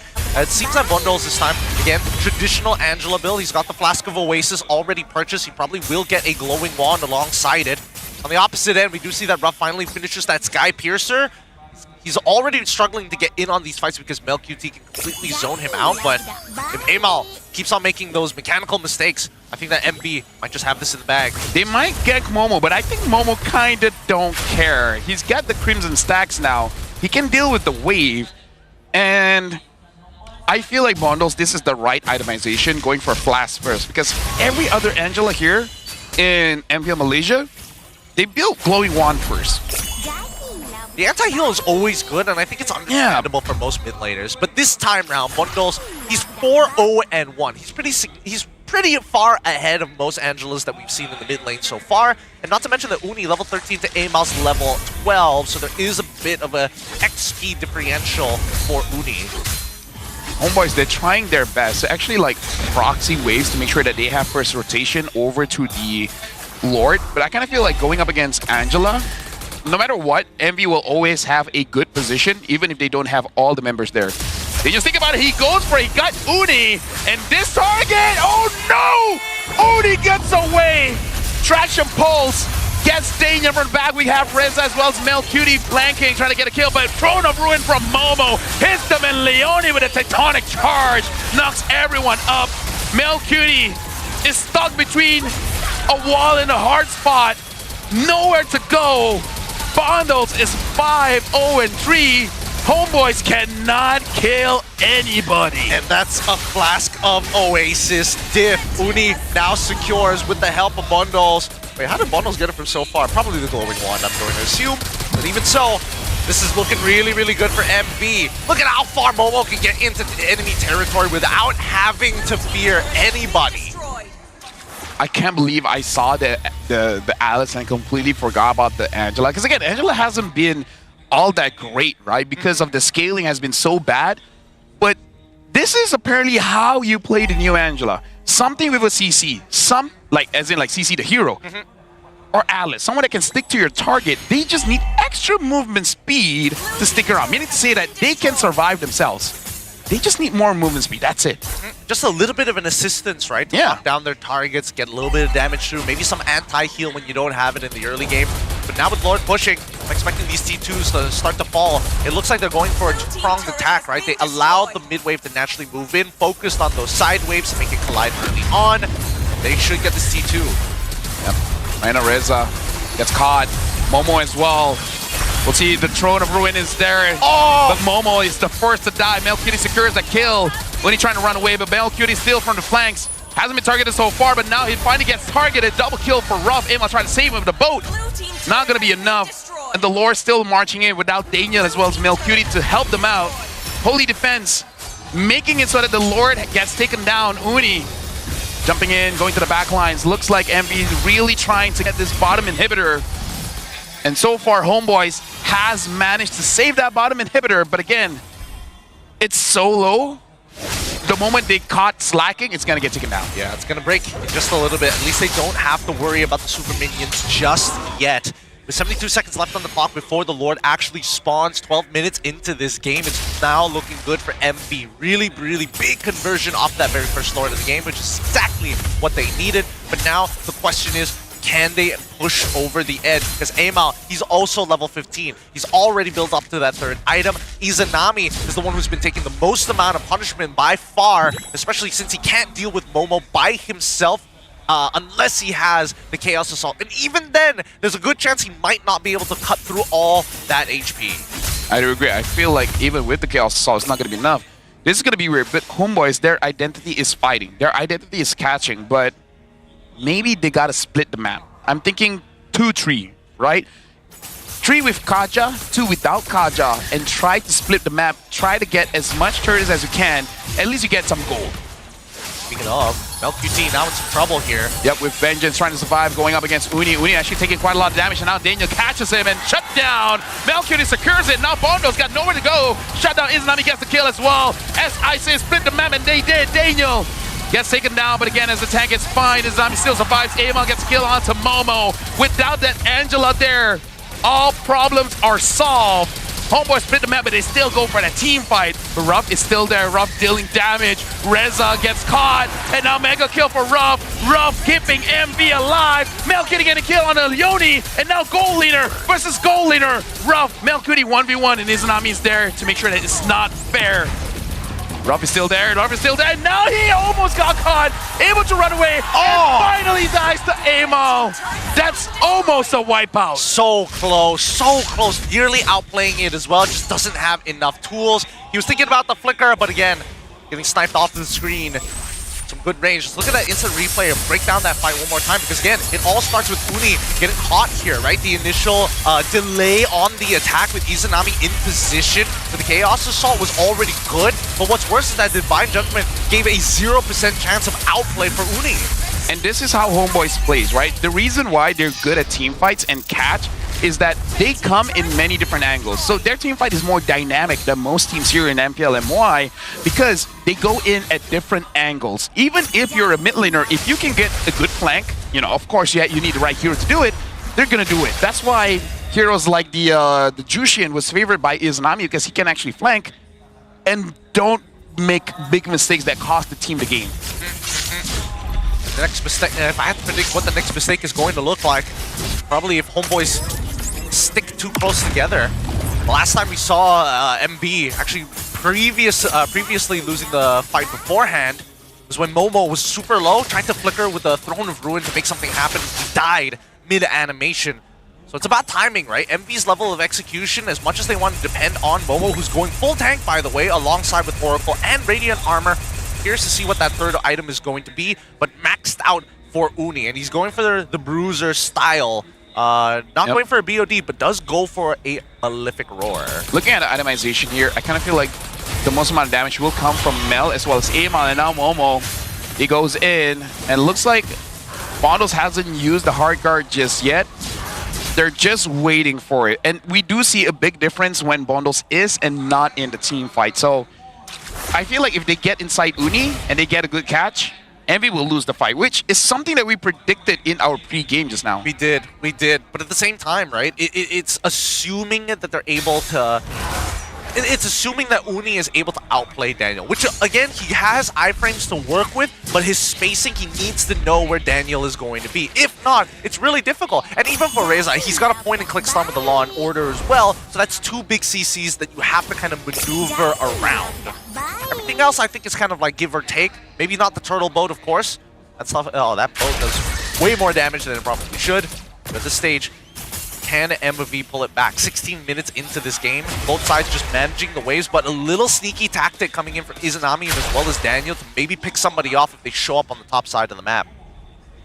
I don't get it. I kind of feel like getting hit by a boat would hurt. If you're in an iceberg, sure, you might be fine, but other than that, it's gonna be a bit painful, you know? Too many tragedies, too many boat tragedies in one lifetime. Yep, and now the Lord here, it looks like MV is first to the scene. Melcutie is still far away, but being broken walls, it's very easy to reset Lord, which honestly can be very annoying. And right now, seeing Momo looking for targets here, looking for Mel, looking for Izanami. But look at that, look at Daniel and Izanami. That's an angle that you don't usually see. They're waiting for Uni to open at the top side of the map. I wonder, I feel like they have conceal here. Yeah, they do have a conceal, but do they have the right angles? The first wall has already been thrown up, and Momo is looking for an opportunity. Oh, wait, God, Melcutie, look at that damage! That's more than I thought. Momo has to flicker out of there. And now Ruff trying to deal as much damage as he can. Melcutie, he's not a marksman, but he knows he needs to deal the damage. But now Uni gets caught! He is caught by the Divine Judgment, and Emma gets the kill. Leone overextends as well, as Izanami secures that kill for them. And now the Lord is free. MV, I almost can't blame Momo. I'm like, what the heck is that damage from CC? Yeah, Melcutie melted him down, taking 2/3 of his health bar. And with such a decisive team fight victory, now they're looking to crash into the inhibitors. What are you going to do? Clear the waves? Give it your best shot, MV. Oh, it looks like he used the winter, but still not enough damage. Momo gets taken down, make a kill for Amo. And now Homeboys advances, but there's no minion left. Making sure you're not making a mistake here. Ruff pushes Homeboys away from their turf. this is looking good for Homeboys because they're coming back into this game. I feel like for the Flame Boys, the humble boys looking at this and be like, hey, our team's legit. They pulled it back. They definitely pulled it back against MV. The early game was a little tough, but they adjusted very nicely. They know that Momo is not invincible, and honestly, his damage is not very high because he's building full tank anyways. He's just a really big setter here on the Vampire Queen herself. Now they go for the final push. Rizza finds Ruff in the backline. Rizza taking quite a lot of damage. Melcutie attacking directly to the turret. Looks like Homeboys want to end it now. Imaldo looks very low, gets shut down by Ruff, but looks like Homeboys, they end the game. Game 1 goes to the Humble Boys. Homeboys very happy, of course. Flame Boys in the crowd. Humble Boys all around. This has been an exciting game, right? We've seen how Homeboys have kind of managed to pull that back and adapt on the fly. This is something new that we're seeing from this freshly made squad. MV, they're not bummed about it. It's like, okay, 1 or 2 bad decisions led us to this point. I probably shouldn't have died before that lore, but that's something we're going to remember for game number 2. Thank you very much to Melcutie for reminding us why CC gets bad. Gold lane EXP doesn't matter. We got to look at the itemization because I kind of feel like he has 2 damage items, and I'm feeling one of them is C Halbert. Because I gotta say, if I was Momo, it's like, dude, I'm a Vampire Queen. You got yo-yos. Cute damage. And I was like, oh my goodness, where's my Angela? That turned into cute damage to that's cute very quickly. And gotta keep in mind, right? More like Melcutie to be like, be my cute Vampire Queen. I didn't execute that well, but at the same time, I was cringing as I was saying it. He's looking to tell Momo to sit down just for a moment, right? Oh, this is going to be a more intense game. You can see that from the player cams itself, they were already getting pretty deep in intense talks with how it should be played out. Makes me excited for game number 2, right? With this, again, another Alice has been shown. Unfortunately, it ruins her win rate now, down to a 50% win rate for 2 times that she has played. 1 win, 1 loss, 1 by Smooth, 1 by Momo. But there is a little bit more focus on this strategy coming in from MV. I feel like it's actually a good game coming in from both. It's really just those surprise elements. Homeboys was surprised by the early game of the, what's her name again? Alice, right? They were surprised by the early game of Alice. As I was talking to you, like in rank, level 3 to level 4, you're surprised by how tanky and the, I would say, chasing ability of the Alice is. It really does catch you off guard. But then they also forgot the damage that comes from CC, because let's face it, everyone keeps spamming out the CC. It's very easy for you to forget, like, this girl deals damage, you know? She does, especially if you're very generous with your ult, which is on a relatively short cooldown. It's comparable to arguably even Lapu Lapu, right? 20 seconds, give or take. But let's look at our backstage MVP. Who's it gonna be? We gotta give it to somebody, but only one person can be the most valuable. It goes over to Melcutie with a CC gold lane. I gotta say, man, like, everyone did work, but without Melcutie melting Momo down, like, we gotta talk about the effects of that play, right? Number 1, giving confidence, right? Giving confidence to the Homeboys, be like, we do have enough damage, because I know, okay, never mind, not 2 damage items, 3, no wonder the CC melts. Yep, he wanted to be all damage, and he got exactly what he wanted, right? Ooh, man.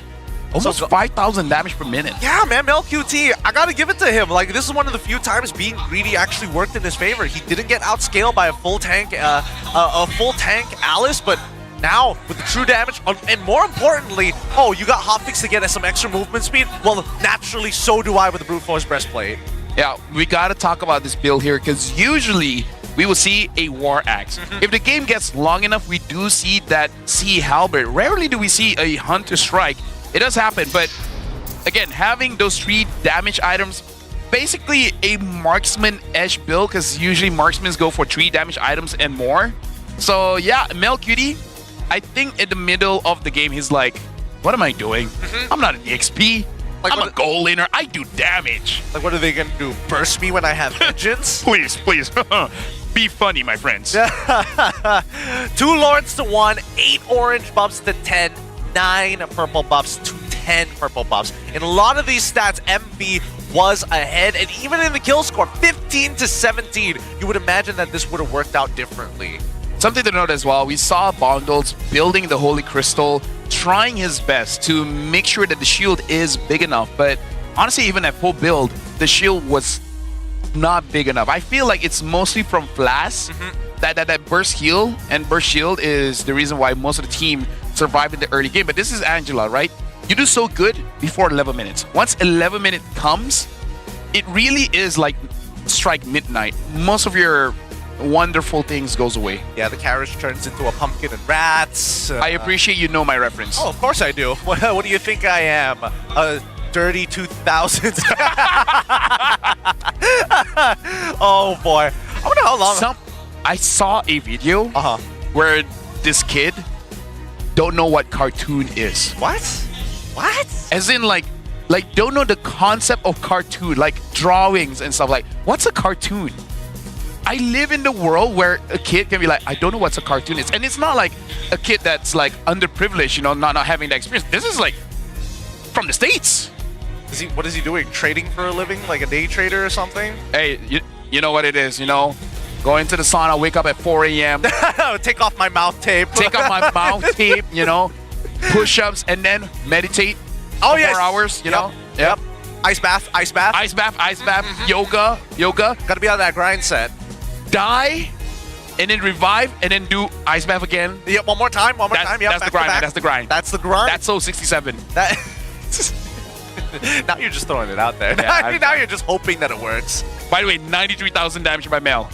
It's ridiculous. I don't know how he gets away with this. Like, really, I genuinely don't. Like, where's he getting it from? And it's not like he tied down, like, 2 people at once and was getting, like, maximum amount of damage. He is literally, I'm gonna look at one guy, I'm gonna make him suffer. And it's either, unfortunately in this case, Uni or Momo, who happens to be the sandbag. But let's give it up for our rich guy in the carry. It's gonna be Amal and as well as Ruff. Leone as the best wingman, understandable. His Grok tech is good and did slow down Amal.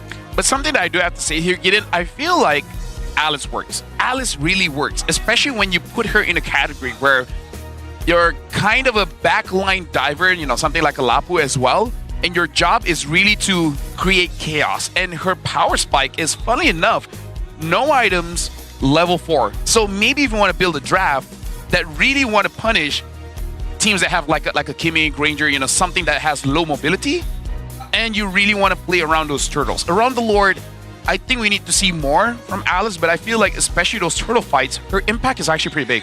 But here's the thing, right? Now that they've kind of taken away her mana, yeah, a lot of her old builds don't necessarily function. Like, I can't get a Clock of Destinies. The Gleaming Gem doesn't give me any benefits whatsoever, even though Clock of Destinies realistically makes a lot of sense to build on top of things like concentrated energy, right? It's sort of that fighter style of sustain, but even with full tank, look at how Momo in the earlier stages is able to kind of plow through the raw base damages of the homeboys. Which makes me think, right? Because most meta EXP laners right now, they have 1 damage item, which is the War Axe, right?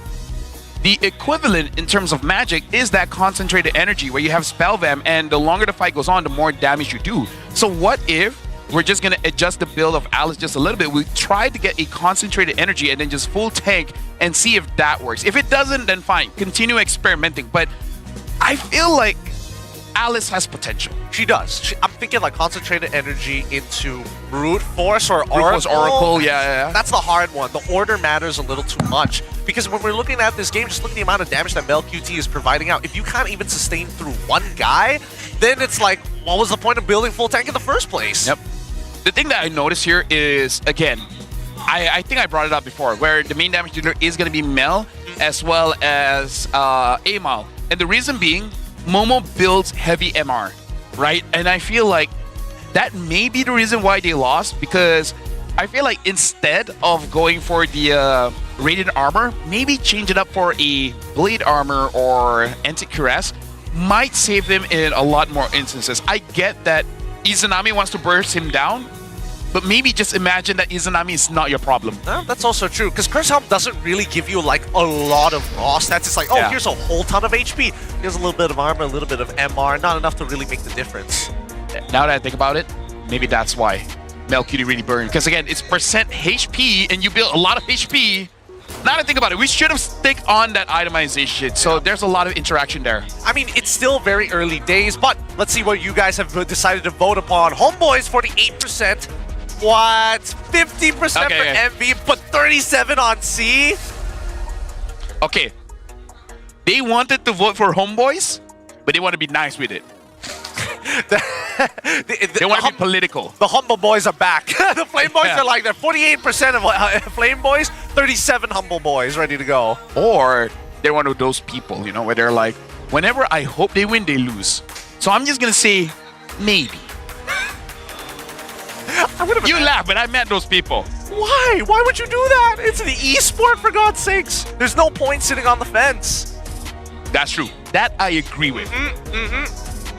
But again, apologize for not talking too much on the items, because only now we thought about it, right? Maybe building a lot of HP and building MR for Momo in that specific game is not the right build. And this is why even when I'm live streaming and people ask me like, oh, what's your build on this tank? And I'm like, there's no fixed build, right? As a frontline, there's no fixed build. Yep. It's really just thinking about how exactly you're going to use, like what types of damage will you face most common, right? And reduce that down. Now, it's been us old people, of course. We've been here for a long time, and luckily for MLBB, they turn 9 this week. You're invited to the MLBB 9th anniversary celebration. Don't miss your chance to become our lucky 9th anniversary winner. Get ready, feel the beat, watch the moves, join the fun, and dance with us. Come celebrate together. There will be a lot of exciting surprises waiting for you that day. MLBB is 9 years old. Right? It's crazy. It's crazy. MLBB is a baby. It's, well, I guess, I mean, it's a small child now. No, I mean, like, I know, like, 27-year-olds that are still babies. That's a very wide description for babies these days. All right, let's go look at the player cam, see the vibes going on with amongst the players. And I think for MV side, yeah, touching on the item build once again, I think there is like the how do you test it, right? You can test the numbers and say one is technically better than the other for its raw numbers, but then it also comes down to the item passives itself. I think that Momo was thinking that like, all right, having more HP is good. Yes, they do max HP, but in the early game, it's not that bad. Maybe I can, you know, survive until I have 3 or 4 items before it even works. Just a little late, just a little late on it. What? Max HP. Oh yeah, 2 people able to cut you down. Yeah, maybe it would have taken a little bit longer than the rest of the items, but even so, it does give it a bad look when both Nox and CC do max HP. Yeah, I really feel this is especially Momo, right? As a professional player, they really shouldn't do this, where they autopilot the builds.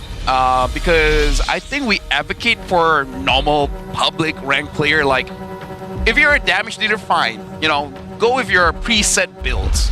As a frontline, you can't do that. Rivers, by the way, so we saw Double Fighter coming in from Homeboys. They might want to do that again.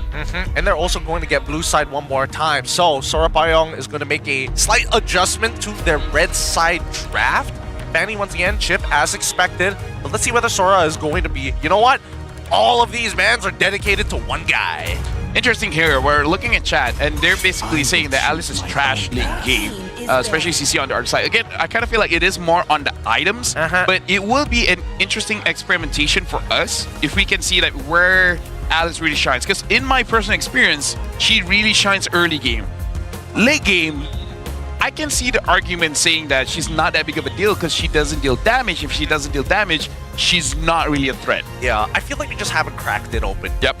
That's something that we gotta figure out over the time being. I don't know, maybe some of the other MPLs have maybe cracked it already, but we'll just have to wait and see until those games are played. Arlet, once again, gonna get banned out. Same exact pattern for the side of Homeboys. MB, I'm hoping for Kalia. All right, that third pick should be Cho. That third ban should be Cho. And from the Homeboys side, where are they going to make a bit of an adjustment of their own?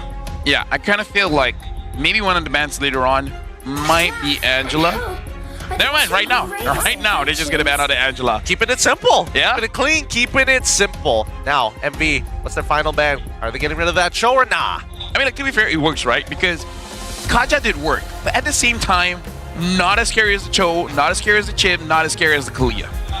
I think that there might be an argument just to ban out the Lunox, right? make mid lane just a little bit more unstable. Yeah, make it a little bit more punishable for junglers. I'm with it. I'm all down for that. Let EXP laners play the game. Yeah, let EXP laners play the game. EXP lives matter, except when they dive you. At that point, they can die. At that point, I hope they die. At that point, I hope they die. All right, here we go. Cho gonna get banned down. Exact same drafting pattern here. I don't know why they were taking their sweet time deliberating on it if it's gonna be exactly the same. But now, first picks for Homeboys. They have no reason to change unless Izanami really feels like, okay, I'm not feeling Lunox right now. Can we just pick up the Jushin? The only person that might not like that is just Daniel, right? Because it's like, where's the damage, Izanami? My boy. Are you Izanami or are you Easy? Never mind, I spoiled it. I'm sorry, I wonder chat. if Daniel ever calls Izanami his boy. So far, I'm the only guy that does that, and I'm happy. Or Izanami. It would be very creepy if someone else calls him my boy. Just you wait. The next time you go say hi to Izanami, Daniel walks by. You're like, hey, what's up, my boy? Daniel comes up to Izanami. Yo, my man. They dap each other up. My brother B. My brother B. every teammate has a different nickname. Yo, the Big E Amal. Oh, man. Lil Amal. Lil Amal. Nah. Big Bro Ezza. Just skipping the R. Big Bro Ezza. Anyways, right now the Lunox is picked up. This time changing out for Shin. I feel like the Lancelot wasn't that big of a problem, though. I think the Lancelot wasn't that big of a problem. Maybe just denying that Shin. Yeah, I think it's all about access to double fighters. At the end of the day, True. At least for MV, now it's like, what are you going to do, homeboys? Play double fighters without the Shin this time? Homeboys might have to rethink their strategy this time. Coming this time. Pretty sure that Kaja is still a priority here, but we'll see whether or not MV is going to double down on that in the second phase. The question is, does he actually go for the Lancelot? Sometimes he does go for the Haya in this kind of situation.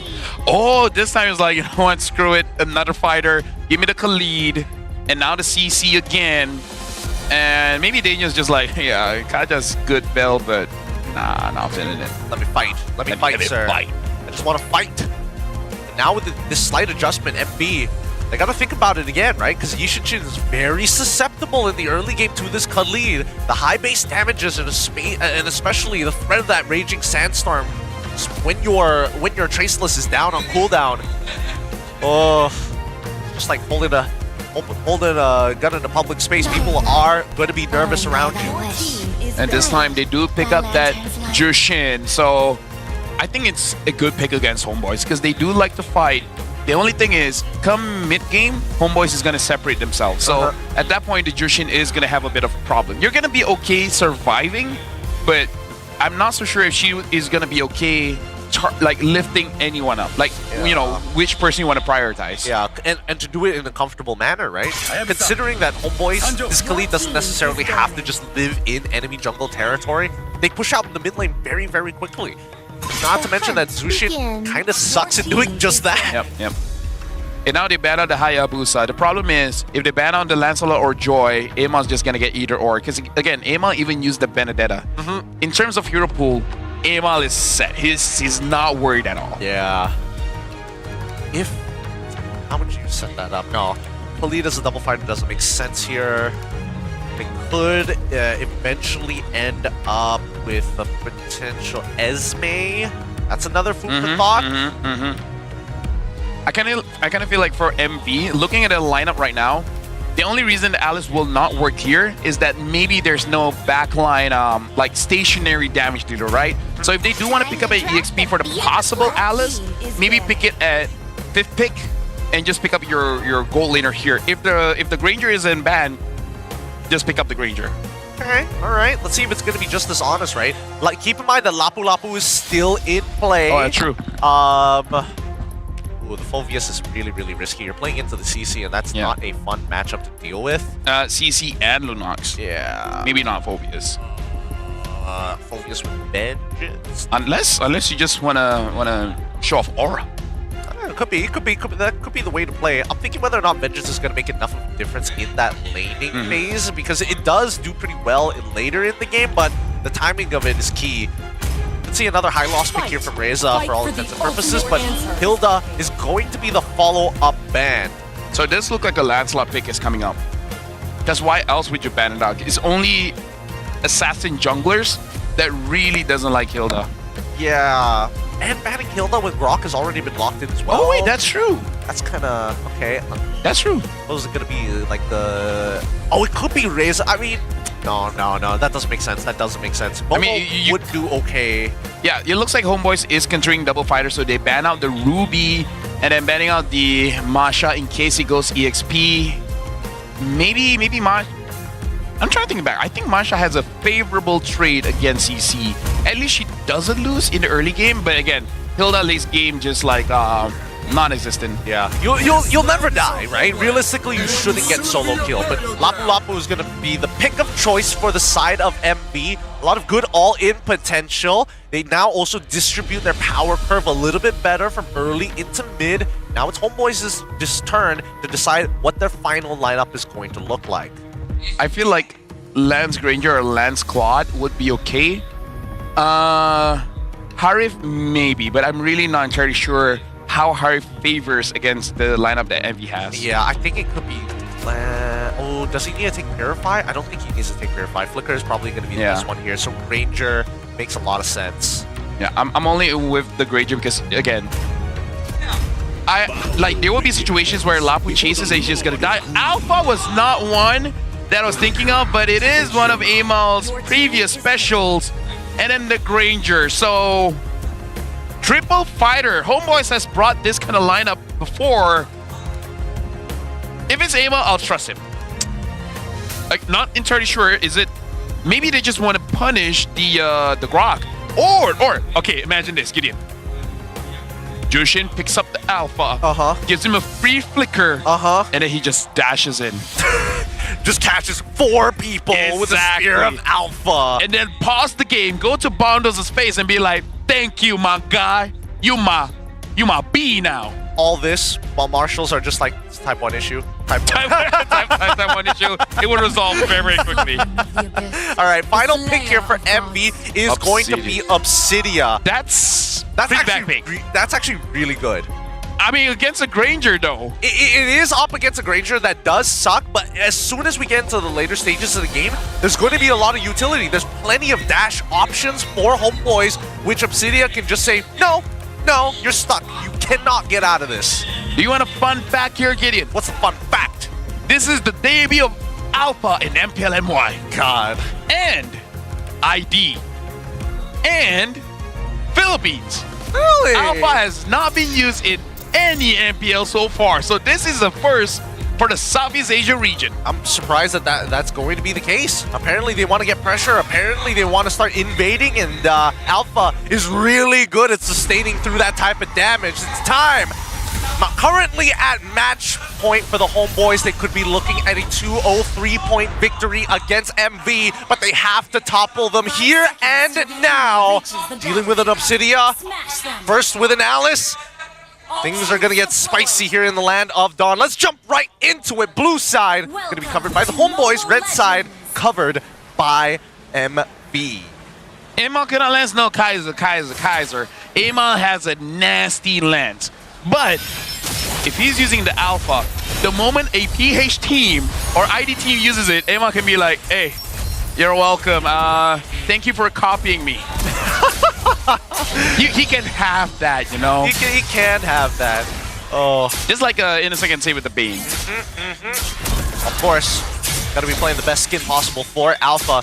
In terms of emblems, nothing too out of the ordinary. A lot more movement to be picked up, though. First Lethal Wanderer goes over to Uni, but that's about it. Both sides taking a good amount of movability and making sure that they have Wilderness Blessing to keep up with one another. They're taking quite a bit of damage, but should be fine still. Able to heal up with a quicksand guard.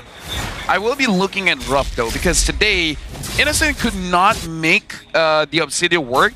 If Ruff can make it work, then hey, pilot issue, you know? Yep. It's not, don't blame the plane, it's the pilot. Ruff, he is holding it well. He wants to steal it, but nicely played by MelQT, leaving the damage numbers just enough for him to sneak in that auto. Now, As this game progresses, I am a little curious, right? Because why did Leone... I mean, I would have liked to see Leone actually take a concussive blast so that he can maintain pressure alongside with Mondols in the wave clearing department. But also having the quantum charge has its uses. Personally for me, I play my Grok with Brave Smite, so that every single time I knock people away with my Mighty Swing, I actually get a heal. So I can sustain quite long when I'm zoning people away. That's my personal build, because I kind of feel like I don't need Concussive Blast because I cleared the waves fast enough. Oh, pass rush down from the side of the homeboys, and Momo's already deep in there. Oh, no! You recall! Not gonna lie, Daniel, you deserve it. Oh yeah, he deserved that one. You deserve it. Oh, this 1v1 currently from Ruff, not looking good. Oh, nice flicker coming in from Ruff. See that from a while way. Not level 4 yet, could not use to the bone the hunt the bone. Oh. And now Leone catches him over and the hunt the bone. Gets Melkid and yeah, over the wall. Now that's a cool interaction that we see. Daniel not yet level 4 just yet, but Amal jumps in. Leone having to use the flicker. Good engage coming in from MV. Oh, Ruff wants it again. Oh, you don't have the hunt bone. Yeah, please don't go back in, sir. Please don't go back in. The next wave is about to collapse, and now he's going to go straight onto it. A good kill coming in from MV's side, especially in the early game. Hunt the bone is such a useful ultimate. The only problem is that it has a weird interaction, right? And Yeah, speaking of that, Daniel secures another kill. Mel might be upset with that, but nothing food can solve. It's a good old meal. Cover up the mistakes of the day. Yeah, as I was saying, I wasn't expecting Obsidian to get pulled over the wall. Usually, I would expect it to look more like a CC curtain call interaction where they're kind of like both spazzing out because there's no legal space for them to move. Yep. Either way, right now, Ruff is looking more comfortable as well as confident on this Obsidia. Gotta admit, haven't used the hero so far because in rank, no one wants to use Roam, and I just want my game very, very fast. Mel now having that Hunter Strike, freezing the wave, not giving an advantage towards Ruff, but now that the turtle has spawned, this being the rivers, I wonder if Mel's just gonna be joining the team fight or just gonna make sure that Ruff stays in lane. I think Mel is gonna double wave after he hard shoves in, right? It doesn't make sense for him to not utilize the expanding rivers to its full extent, because the mid wave will clash first, and if a fight so happens to break out, at least he's within range to do something about it. Daniel, losing quite a lot of HP, having to use the Raging Sandstorm defensively, and now just trying to heal up. Reza is there, trying to zone people away. Izanami does not have a lot of HP. Momo dives in, but the Bravest Fighter flickers forward, able to get Amal. Amal gets taken down, same as Izanami, but Daniel kills off Uni, so now there's no retribution in the match. This turtle is going to be free for everyone. Daniel using the flicker to run away. Melcutie is here in the fight. We got to look at the turtle. Oh! Secures it for the team. Mel, after an MVP showcase in game number 1, is showing up in game number 2. Steals it away. The homeboys have no reason to be in that type of position. But now Ruff quickly going for a lane swap just to get the initial push and get as many stacks as he possibly can as he continues to farm. This early lane swap, interesting from the side of MV. He knew he was in a losing lane, but now he might be able to breathe. Momo should be able to sustain for the time of being, but more importantly, he wants to be opposite to where the turtle is going to spawn. We'll see if there's any difference here, because Amal now having the War Axe dives onto Leone, completely melted down. And now Bondo's taking quite a lot of damage as well. MV, their front line is going to have a hard time here. Izanami as well as Amal and Reza, they're melting them. It's really hard to tell for Leone whether or not Daniel is just there to look for small little trades or a full all-in. Either way, he should not be getting hit by the Raging Sandstorm when his abilities are up. He can plow through. The timing is a little awkward, and I think that's what Leone is trying to figure out right now. Gideon, this is a great thing when it comes to rookies, because usually veteran players, they want to play it smart, but rookies are like, no, you're in front of me, I'm taking you down, right? So you always like, there's no way he's going to engage on me, right? I mean, like, that doesn't make sense. That wouldn't make sense right now. And I think even better yet, I think it's just hard. It's just difficult to tell, because this is what Daniel's been doing the entirety of the game, right? He's kind of conditioned Leone to act as such every time he opens the map. Look, he just takes a quick, short little trade, backs up. Is he going to all in? He doesn't know. He's like a sociopath. Like, whenever he's moving, you're like, what are you doing? Are you zoning? Are you catching me? Are you trying to just fit into society? What's going on, sir? Oh, all right, reveals Leone. See, what is he doing? He's just matching Leone, I guess. Damn, Daniel. It's going real fast right now. As Turtle spawns, this is going to be a dangerous trip for Amal. Yep. And Izanami gets attacked by Ruff. Ruff actually wants to get that 1v1. Daniel now having the Thunderbelt. We got to look at here. Reza using the Vengeance, staying alive so far. Momo to the backline. The Tectonic Charge already being used. Uni kills on Reza. And now Daniel focuses onto Uni, trying to get him down. Traceless out of there, but Amal is still full HP. MV is still going for the fight. Actually, Ruff gets Izanami. Is it going to be worth it? Momo gets Daniel, but now Amal secures a kill, and actually Ruff gets a double kill. What's going on? MelQT, he's trying.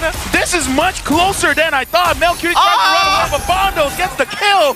I thought that was Homeboy's favorite. What happened? Yeah, no, I mean, you got to give it to MelQT, right? He saved the scenario, finds the low targets, and is able to take him out. He did have to sacrifice his Flicker. He had no charges of Death Sonata ready to go, no resources to work with, not even a Rondo to play with. And unfortunately, it does mean that they lose out on their T1s. All of them gone.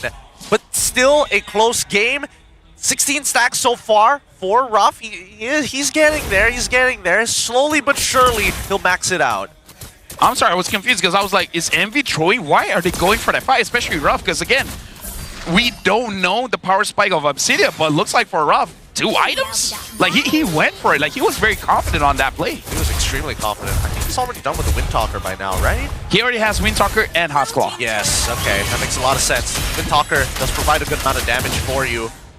Not to mention that, at the very least, Homeboys, a lot of resources dedicated towards the bot side for a T1. I don't know if this is going to be worth it, but at least they've got the scouting party here with Daniel.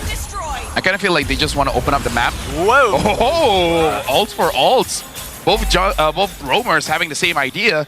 But yeah, I kind of feel like that was actually for Daniel or Amal, because I feel like they really want a flank play, and those darn turrets kind of prevent that from happening. I think that Amal honestly could have won that fight entirely if he just caught Uni with the Spear of Alpha. He was just slightly off the angle. Very small things here that make all the difference. Now, Queen's Wings already being purchased by Amal as well as Momo. Reza does have the Brute Force Breastplate. He should be a little bit more confident to start walking in and out of these fights, but Reza gets pulled in. Yep, looking at the positioning of MV, they are ready to fight. Daniel coming in from the flanks. Momo already using the Bravest Fighter. And Momo looks like he's taking quite a lot of damage here from Amal. Looks like Momo gets taken down from the backline. Izanami flanks, but Leone with the Tectonic Charge stops the engage. And now Reza chases after Bondos. Bondos flickers up, but still gets killed. Ruff is there. Ruff gets on Reza. Ruff, can you 1v3? Looking at the damage that Ruff is taking. He cannot. Good engage coming in from Amal. And once again, the famous Homeboys flank takes down MV. They are adapting so well. They saw what happened in the previous fight one time, how they initiated, denied it entirely. And to be fair, I would say a lot of the blame really comes down to the decisions being made by MV. Momo jumps into the fight against an Alpha. An Alpha. Yes, he's got high burst damage, but Alpha has ultra sustain. It's not easy to take him out in one fell swoop, especially when he's max HP. So again, I think that MV really need to recalculate how they're going to utilize Momo in these cases. They want to take out MelQT, and they're expecting Daniel and Izanami to be working together to find the initial engage. I feel like Coach Jasmine taught Homeboys the art of Shinobi, where if you want to protect your loved ones, stab your opponents in the back. Because every single time they take a fight, it's never fair. Yeah. It's always in a position where you catch your opponents with their pants down. And they're also getting really good at kiting here as well. Not to mention that there is like a pretty unstoppable combination of Reza's Curtain Call and the Raging Sandstorm. You'll have a bit of time to react to it, but if Daniel has his Flicker, you're basically going to get hit no matter what. Now, even Leone here. Man, how come it's really sad that every single hand cam we've seen, it's just, I'm farming camps, I'm taking the Lord, I'm being chill. We don't get to see all the fancy shenanigans you can do on this phone. Yeah, the bad influence is teaching rank players that, yeah, just farm. You got the Lord, the enemy is wiped out, farm. Just farm. 10-10 scoreline, 11 minutes into the game, nothing to escalate here. You win by getting 20,000 gold. You're full build, but have you got the 20,000 gold? No. keep farming. Keep farming. 3K lead for Homeboys. And for ranked players, I'm kidding. I'm kidding. If the opponents die, do something. No need to farm unless you're stealing away their camps. That's fine. You'll never know. Uni eventually needs to hit level 15 before this next neutral objective eventually spawns. Just to find a wave, start working with it. A space, and see how much both sides need to respect it. Yeah, Momo really needs to get onto Mel, because if Mel gets taken down, then that's going to be much better for MV. Actually, no, it's very difficult for Momo, actually, because Mel, Amal, Reza, and Izanami, this is something that Homeboys does. They overload in damage, making it hard for you to target down. And I believe you mentioned this, where Homeboys, they like to spread. It's hard for you to catch all of them at the same time. Yeah, they haven't made that mistake in a while. So far, looking at the stacks, Ruff, he is in good position, right? He's got the damage, ready to go. He's fully built as well, but the same can be said about Izanami. Let's compare the gold laners so far, because the average KDA is 4 to 3.5, but gold per minute is where we see the big difference, right? Oh, hold on. This might break into a fight here. Both sides are just poking. Reza gets in the back line. They go for bundles. Good engaged by Izanami and Daniel, immediately taking down the mid laner of MV. And this has happened time and time and time again. And they don't see it coming. And they got all 3 flickers out of the hands of MV. Luckily, Ruff was anticipating some kind of flank angle. Wanted to come in a little bit late, but with the conceal from it, Daniel, the extra movement speed, despite it being nerfed, was enough to close the distance. Zone him off and find the Raging Sandstorm. MV, they gotta be careful of these flanks, right? Because of their lack of structures, they don't have the vision, and neither do they have the movement speed to keep up with people like Daniel in this particular position. I gotta say, the way that Daniel plays, every roamer wish they can play like this. Honestly, maybe even Yums looks like that. I'm like, I want to do that. That's pretty cool flank angle. I want to flank from the back and them like literally never see me coming. Here we go, cracking on into inhibitors now. Should be only 1 inhibitor lost, and look at MelQT just sieging them. Yeah, MelQT having that win of nature as well, so he's ready in case if Ruff, Uni, or Momo wants to dive in. They might even get punished here. MelQT dealing quite a lot of damage from bundles, and I guess this is a good situation for MV because at least there's not going to be any weird flanks. Unless Daniel proves me wrong. I mean, he will come from the fountain. He might actually, because I feel like all the focus is towards Izanami and Amal in 90% of these fights. Oh! Yep, Daniel getting focused down, but he does have that immortality. Okay. So he doesn't mind being a little bit more aggressive. Whoa! Where did half of Bundle's life go? I think that's Amal actually, but now, look at this. Conceal coming in from Leone. Emil gets popped. Reza revealing basically everyone, and now the boat actually hits onto Izanami, is saved. No big deal, and Daniel be like, what you doing, bruh? bruh, look at me, bruh. What you doing, bruh? Bruh. Just look at him dance. Look at him dance. Bruh. He loves being in front of the faces. You know what my name is? Oh, he gets caught! He's trying to run away, but killing spree for Mel. What a Everyone was looking at Daniel, and it's like, there's no way. Daniel's like, there's no way they would think you're there. Dude, he sold it beautifully. Yeah. Beautifully so. He pathed out, he came from the orange buff side, walked out into mid-health away for a second, and made sure that everybody... Oh! Daniel actually goes in and gets onto Momo as well. Daniel might pop his immortality, and he does, but Ruff takes down Amal. Ruff having to use the flicker and the wind of nature. A lot of resources from the gold lane here. But they get a lot. Izanami using the flicker, but he don't mind. Finally, he don't mind. He doesn't. And finally, Homeboys having to use their battle spells to actually close the distance against MV. It was a really good disengage from Leone, but unfortunately not enough. 4-man knock-up off of the tectonic charge. Really didn't do much there. They still lost members. They still lost battle spells. Oh my goodness. Look at these items. Look at Daniel. Yeah. Look at Daniel. He should not be allowed to get away with this. Blade of Heptases. Thunderbelt. To get on, like, Daniel reminds me of Prime Zorn. Like, he plays good, but he tilts you. He tilts you. I will get tilted if I see... Wait. Does MV see this? Do they know that Daniel's up there? Oh, now they do, but look at the Lord. Lord is so low. Leone wants to get that tectonic charge. MelQT is in front. Reza gets stunned up. Look at the back. Daniel gets caught. god! The Lord is so low. Emma taking a lot of damage. Emma gets the Lord! And Melcutie continues to kill everyone in front of him. Ruff gets onto Izanami. And look at Uni trying to fight it out, but Mel bursts him down. Uni still shuts down Melcutie, but now my boy builds the Wind Talker, taking down MV all by himself. Go back all the way to MPL Philippines Grand Finals. Same aura. Woo! Man, down to the wire at the very end. Everybody else taking off their headset, fist bumps, and hand daps all around as Izanami finishes up the job. A 2-0 victory for the Homeboys, securing themselves 3 full points. There's one thing about playing clean. There's another thing where your opponents have no idea what you're doing. Homeboys, they're the strongest right now. I'm worried if teams start to figure them out. Why didn't Daniel come in so that we can see them going up against SRG? Yeah, that would have been something or else. CG. Or maybe even CG, yeah, both of which would definitely winnable games.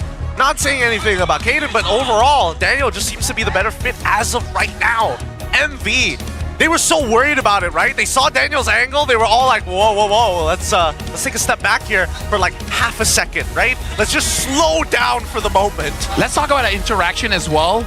Hunter the Bone gets onto Izanami, he just brilliant, like, what are you gonna do? But now, looking onto the stage, I see Rose, my boy, as well as Mel, let's get on it. 3 mata penuh untuk Homeboys dan sekarang Rose bersama dengan Izanami dan juga Melcutie. Boys, congratulations. Thank you, thank you. Thank you. Thank you. Wow, amazing play hari ni. Alhamdulillah. Did you guys honestly expect to clean MV this clean? Sebab kalau kita tengok daripada prestasi 2 minggu ni, Homeboys dan juga Monster Vicious tengah on form, tengah win streak juga. So, did this come as a surprise ataupun memang dah expect dah korang boleh menang hari ni? Kalau dari saya memang saya expect lah. Cuma memang akan hard game sikit lah. You rasa hard game ke tadi? Hard kan? Hard. Kenapa macam tak yakin je hard? Sebab late game hard lah. Sebab late game hard. Okay, now let's go back. Sebab semalam adalah hari yang Obsidian baru debut dekat MPL Malaysia. Tetapi as of now, based on my recollection, 4 games sudah and hanya 1 je yang menang. And menang tu Mel yang main. Apa sebenarnya yang jadi salah bila orang lain yang main Obsidian ni? Kalau dari saya sendiri memang hero tu tak meta pun.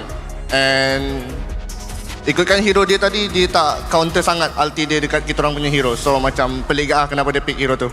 Sebab dia punya hero biasanya kalau nak lawan assassin kan, kalau tak silap bro? Ya, assassin and yang dash. Yang dash lah, banyak zigzag. Betul. Now sejak daripada musim ke-13 Monster Vicious tak dapat menang lawan Homeboys. You rasa tu curse ke luck? Curse untuk dorang, luck untuk korang ke? Ataupun memang korang lah yang counter sebenar Monster Vicious ni? Fakta. Tu fakta. Memang dorang takkan menang.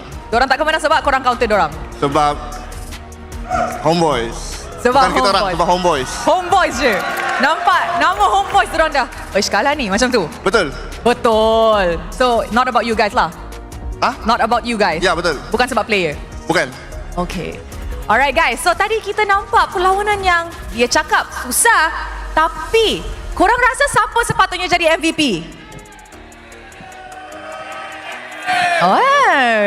Ada satu nama yang agak kuat. So with that, mari kita tengok MVP of the game in 3, 2, 1. MVP of the game jatuh kepada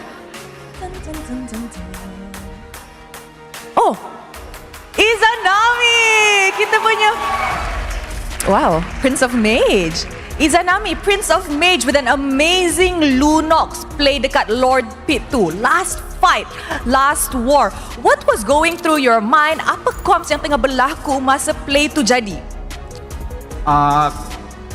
Comms kami sebenarnya just macam game pertama tu sebab saya ada kajar lah, boleh combo dengan Lunox kan. Tapi game yang kedua tu sebenarnya saya tidak combo pun, cuma saya just cari space lah untuk flank sendiri apa semua sebab target saya backline dorang, bukan dorang punya frontline. So saya bagi tim saya main dulu and then saya finishing lah dekat belakang.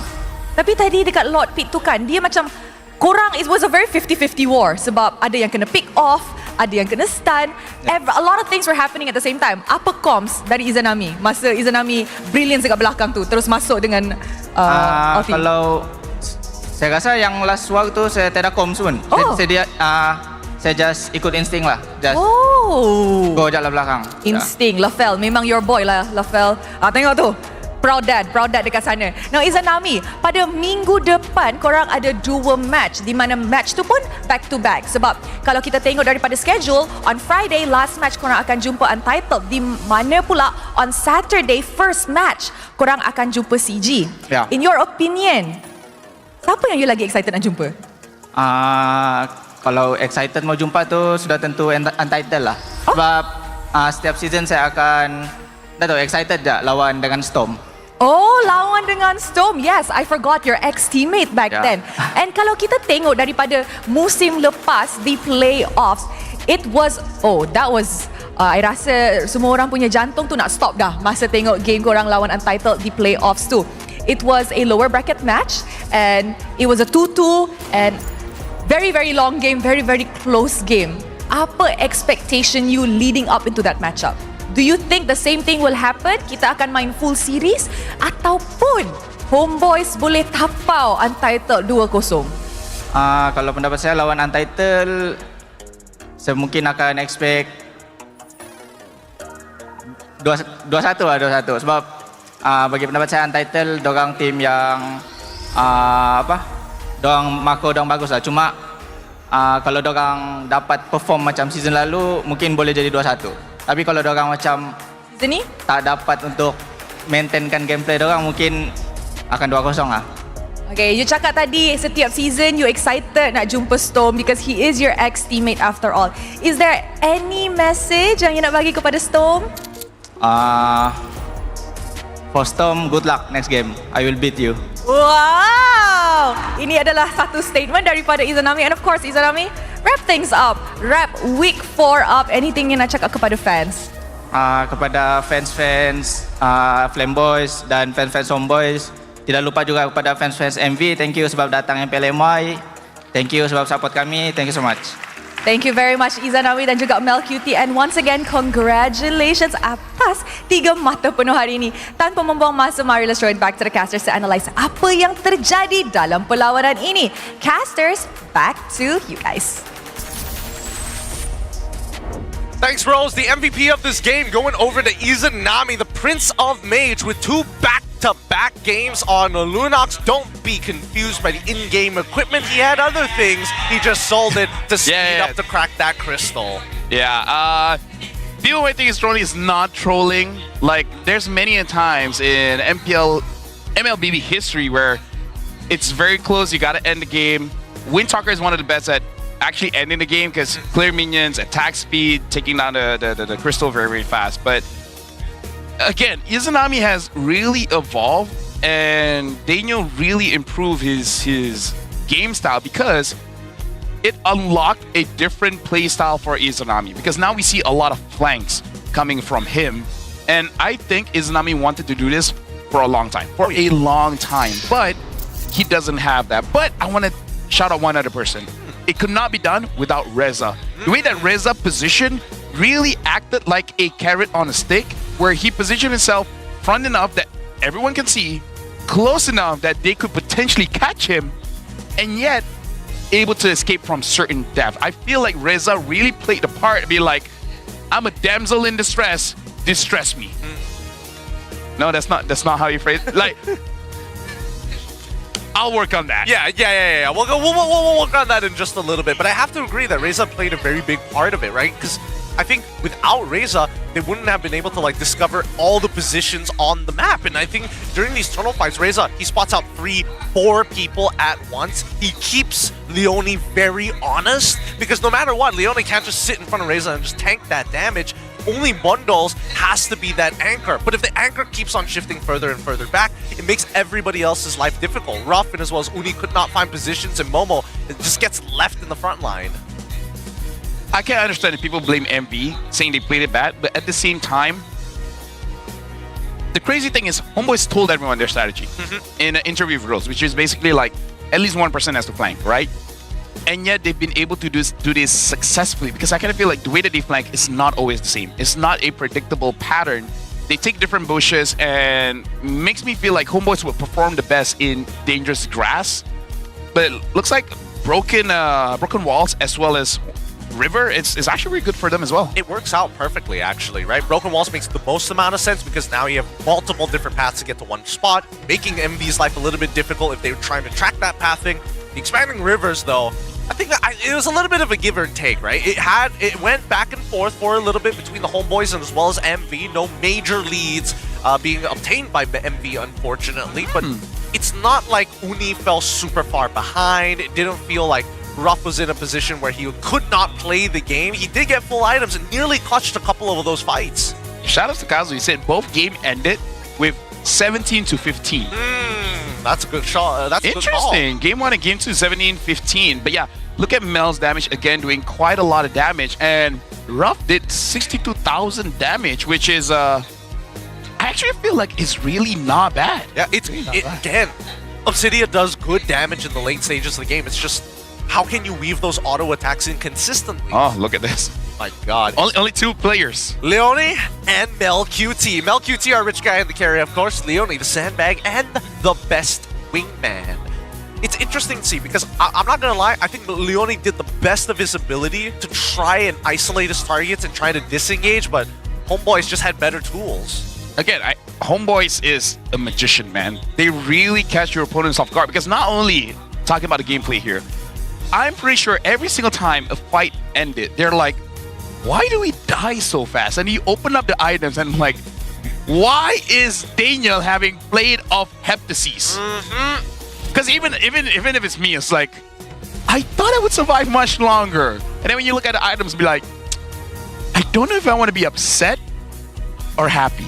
And it just sucks for any of the squishies on the opposite end. Even that's why, like, Jushin, as you like to call it, one of the tankiest majors, was also getting chunked pretty hard. We look at the gold graph now, and we can see the storyline of what happened. By 6 minutes already, Homeboys were developing small leads, but at least for Monster Vicious, they pulled it back. But after 8 minutes, that's where the problems started to arise. Consistent fights all across the board, and the maximum amount of gold that we saw was getting close to 4.9, never breaking into the 5K. Honestly, now that I think about it, Malaysia is a good representation of Southeast Asia, where Homeboys feels very Indo, and SRG feels very Philippines. Right? We have other teams like CG that really plays like Malaysia, you know? Yeah. It's nice to see like the top teams. You can hide the names and you can tell them, oh, this is MPL ID, and they'll be like, yeah, I can see that. I feel, well, at least it does help us be more of a cultural hot pot, right? Sorry, mixing pot, some may say. It's great to see all the different styles come together. It could be a representation. I mean, yes, it is a little unpolished around the edges, but that's to be expected for a regular season. However, I think the one thing that Homeboys does have an edge, just in general, is their conditioning. Every single time you see these fights occur, just notice that Homeboys, not only do they not back down, but they always come from a different angle, like you mentioned. Izanami as well as Daniel both were visible on the map when this flank actually happened, but the conceal gave them so little time to react. And again, you always have to be like, there's no right choice. You go to the back line, and all of a sudden, now Reza and Amal are in your back line, right? Like, it's all a matter of perspective. You can say you got flanked by Izanami and Daniel, but the moment you chase after Izanami and Daniel, suddenly Amal as well as Reza, they're the one flanking you. So I believe that Homeboys was in a position where you lose on any situation, basically. Yeah, I think the only winning scenario is when Momo actually finds good initiations, right? If he's able to force out Brilliance from Izanami early, if he's able to zone Mel QT from a fight. He got pretty close to killing Mel QT there if it wasn't for that Winds of Nature. But even so, it's not all up to one person to carry a game. And I don't know, I'm really liking this season of MPL. Not only is the meta quite open, but the playstyle is quite open as well. It's diverse. It's not fully micro, it's not fully macro. definitely one of the best seasons we had. Yeah, I think it's really polished up, but I think now it's a good time to start having some hot takes here, LaFell. I'll give you a little bit of time. Guys, there's a minute left on that clock. LaFell's going to take it away. By all means, here's your minute. Cam, zoom in. Thank you very much. And in my hot takes, honestly, it's not one thing. It's just a few small things here and there, because I mentioned this before, and we even have confirmation from Chiku. For the professional teams, you don't need to put so much pressure on your players, because you play this game to have fun. The moment you stop having fun, it's gonna feel like a job. And when it feels like a job, these are young players. They will rebel, whether they know it or not, and they will start to suck. Looking at you, Toda. Loosen up. Loosen up. Maybe get rid of Zai, but that's on you. I'm gonna move on and actually talking about how, since now the meta is so open, start to embrace your own identity, which is something that not all the teams, we can see top 3 teams, CG, Homeboys, as well as the SRG, they really have their own identity. They know who they are. And that's the problem with most teams. When we hear these loser interviews, Team Ray, we don't know why we're playing. We don't know who we are. We don't know what the draft is. Every single time you hear the losing team, they don't know what they're doing. So coaches in Malaysia, time to step up, find the balance. Be strict enough that your players don't just do silly mistakes, but be loose enough to let them be themselves. So there's your minute. That's it. There's your minute. Hey, thanks, LaFell. This is it's an interesting idea, but I also think it is very necessary for the rest of the world to start catching on, especially here within Malaysia, if you want to up the quality of our games. What I do agree is, at least on a fundamental level, there's a lot of things that teams need to work on. Once you figure out those fundamentals, finding the identity becomes a little bit easier. Those items is not Islami's full items. That was just for pushing, but now we gotta go backstage with Rose, where she's talking with MB to see like what really happened in the game. So Rose, now it's all yours. Terima kasih kepada caster-caster kita dan selamat kembali ke dalam post-match insight bersama dengan Rose and dari seorang daripada Monster Vicious, iaitu Sora. Now, Coach, dah 3 season berturut-turut tapi masih lagi sama bila lawan dengan Homeboys. Apa sebenarnya yang masalah? Kalau mungkin bila kami menentang Homeboys, mereka mungkin ada lebih sebenarnya the structure of Homeboys tu, bila diorang decision making tu lagi better daripada kami, lagi laju, lagi cepat. So I think sebab itulah mungkin 3 season berturut-turut kalah dengan Homeboys.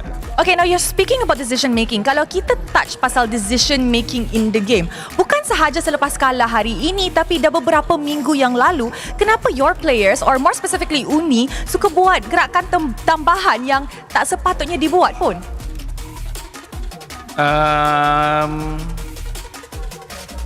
Apa yang saya perhatikan, dia lebih kepada bila dia buat move tu, dia tak cakap dengan, dia tak inform teammate dia lah. Kalau suka certain move tu okay dia buat, cuma tak cooperate dengan teammate, so nampaklah belanda tu teruk sangat.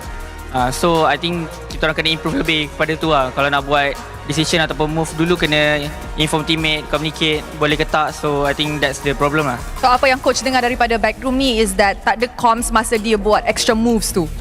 Masa dia masuk bush yang sama tu, 2 kali tak ada comms. Betul. So kena lebih cooperate dengan teammate, I think.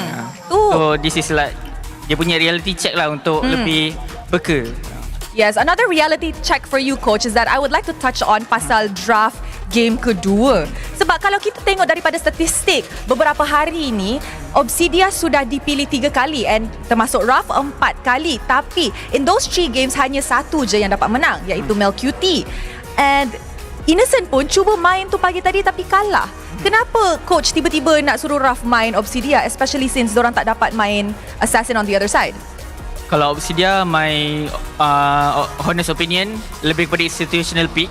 And kita boleh tengok juga, kalau mungkin kat MPL Malaysia tak berjaya, tapi dekat Indo, dekat macam apa, daripada Dewa United, mereka bawa dengan sangat bagus. So kami cuba juga di training and berjaya. Sebab tu kita orang ambil last pick, tapi tu tak dapat buahkan hasil lah juga. Will you guys try it again? Let's see first lah. Let's see first. I think for me, Obsidia still can play, cuma too situational. situational. Very situational. So kita kena tengok daripada hero comp opponent juga.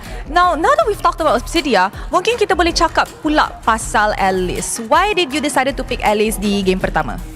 So kami sebenarnya keluarkan macam chick strat juga sebab pindahkan Kimi ke goal and then Angela mid and Alice. So quite sinergi antara Alice dengan Angela and it worked. Dekat early game kita dapat kill 2 kali, hampir wipe out. Cuma bila bawa ke late game tu kita tak terjemahkan dengan sangat baik lah. Kena dengan Pok Cici, flanking daripada Daniel. So a bit late decision to engage first, that's why we lose. So I think pemilihan Alice tu tak bagi impact disebabkan kita orang kalah. Sebab early game bagus, cuma late game punya decision making untuk agresif tu agak lambat sikit. It was more towards the decision making of the team in game.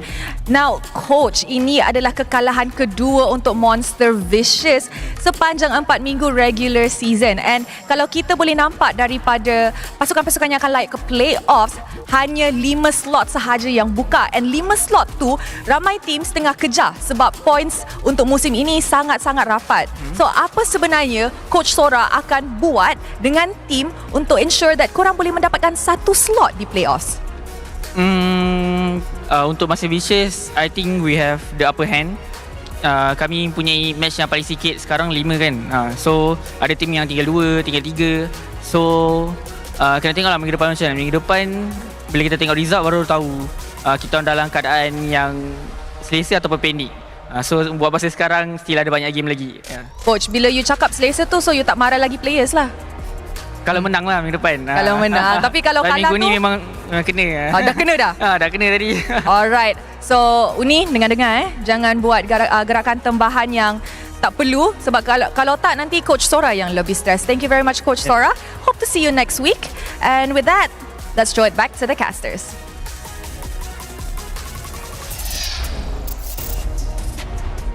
There you have it. With Rose and as well as Sora firing on the insights of what happened to MV. But at least they don't change spots. They're still in their 5th place. They still have 9 points. But for everybody else, some good and happy moments. CG currently sitting at number 1 with SRG hot behind their tail. Homeboys now jump up right into 3rd place with 13 points, with Vamos just under them with 11. After MV, it's Untitled, Arrow, Team Ray, GMXK, and finally Todak. I can't believe SRG forgot about Homeboys when Rose asked them who's going to be the top 6 teams going into playoffs. I don't know. Maybe they're just too used to playing against them, you know? It's one of those things where it's like... You can see it in their face. They're like, we're forgetting about one team.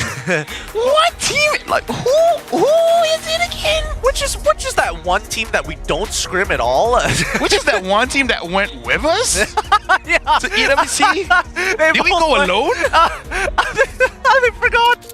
Oh, they forgot. I feel like after watching the schedule, they're like, right, those guys. Those guys, yeah. Kind of a pseudo rival. But is anyone really a rival to us? So far, nobody comes close to SRG, right? Nobody. It has been proven time and time again. Few teams take one game away, which I think step in the right direction, you know? If you're not happy with one win, you're not allowed to be happy if you get a full match. Oh, that's true. That's true. I think out of all the wins that we saw, the games that were taken away from SRG, I think the GMX one by far the most interesting. Yeah. CG was quite a stomp. Yeah, the CG one was quite a stomp, and I feel like that one, like SRG is like, okay, that's on us. But the GMXK is like, what can you do? Not as stompy as CG, but it's like in between. Yeah, a good in-betweener, a good balance between the two. Now, we have to talk about week number 5. You already saw the promo, so you may get excited for these upcoming games. On Friday, we have SRG playing once again, facing against Team Ray. Untitled must face the Homeboys on that same day. But on Saturday, things get even spicier. Homeboys versus CG, Arrow versus MV, Vamos versus Todak. Finally, Sunday, SRG versus MV, TR versus Vamos, Arrow versus GMXK. So at least a lot of the teams who are in the middle of the standings will have plenty of play time in week 5. I'm working on Saturday, and I'm liking the matchups that I'm on. Yeah, it's good. Some of them are looking really, really nice. Which are you most excited for? Vamos and Todak. Because Vamos with mask off, going up against Todak, if Todak is bad, Vamos will make sure they know they're bad. It sounds like you're more excited for the post-game interview more than the game itself. Oh, no. They haven't done the V recall in a while. Oh, God. What if they do the T recall? They're no, you're calling it too early. Okay, here's the thing. It can go either way, right? Either Vamos is going to put all their energy, because they only played twice that week. What if they're like, we don't care about losing other games, but we want to win Todak? And then it's either two. Either they're going to stomp them, or they will feel so bad that they're like, it's okay. Here's a game. Here you go, sir. A bit of a throw. And then on the interview, they're like, good luck next time. Good luck next time. We wanted your KDAs to look nice before it all ended. Poor Todak. The storyline. Can't catch a break. Can't catch a break. Keep getting strays everywhere. But GMXK is going to have a pretty tough week ahead of them. And I'm hoping if they can take a game off of SRG, even if they're taking just one game every other game, I'm down for that. Just go for the DX run last season. And I'm liking the quality of MAL teams. CG-ish MAL, they came from the MAL, but were they really looking pretty good, right? And then honestly, GMXK, not bad. I'm happy. They don't get stomped. They don't get stomped, but even so, what about you guys at home? Tell us what you think about MPL MY Season 16. We've been looking for feedback here, and the best place to get it is from you guys at home, whether you're a part of the local scene or from abroad. What do you enjoy about the English broadcast now that you're here? For the BM side, they're probably doing the exact same thing. Tell us if you guys want pizza, cheaper food, cheaper drinks, and etc. And now, hey, want to hear the mic check? Yep, let's go into the mic check. Thank you so much for watching. That's it for us. We'll catch you next week. Tengok aku. Bawa kita jalan guys. Relax. Aman. Lagi kita kasih. Ayo. Lihat go. Boleh tu. Kaca. Depan. Kosong lagi. Depan. Ayo. Depan guys. Saya depan. Go aman. Go ilmu. Ayo. Target. Fokus target. Mati. Let's go. Langsung ini. Nak lawan. Oh, baik. Jom. Mati. Aku pegang Eli. Eli tadi masuk. Mana? Mati. Elis. Gua mati ya. Sebentar guys. Sudah mati kornya guys. Tengok. Nice. Johnny. Elis lo. Lagi guys. Lonte guys. Jangan ngejar. Lo. Aku gua bisa lanjut nih. Tengok lanjut. Boleh. Aku saling slot. Lanjut. Mati lanjut. Nice. Bro. Nice bro. Aman. Torong. Bisa. Torong guys. Boleh tahu lo. Boleh. Nice. Alhamdulillah. Lapor. Los paru. Orang. Yes, mati. Yesus mati guys. Nice. Target guys. Hero ini. Mati. Nice boy. Ada orang nih, push nih. Ada. Jom. Pelan. Jangan buru-buru. Nice boy. Nice. Dia flicker kan tu? Keras banget guys. Sabar. Pula.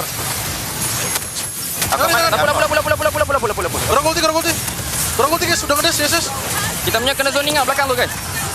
Kata. Nice. Saya Mas main free hit guys. Tak ada flicker. Ambil dia. Nice. Ada tau. Recall lebih guys. Bak kata MV season lepas. Aku nak sebut ke dah? Sebut. Ayam bos. Jangan bagi aku end dulu.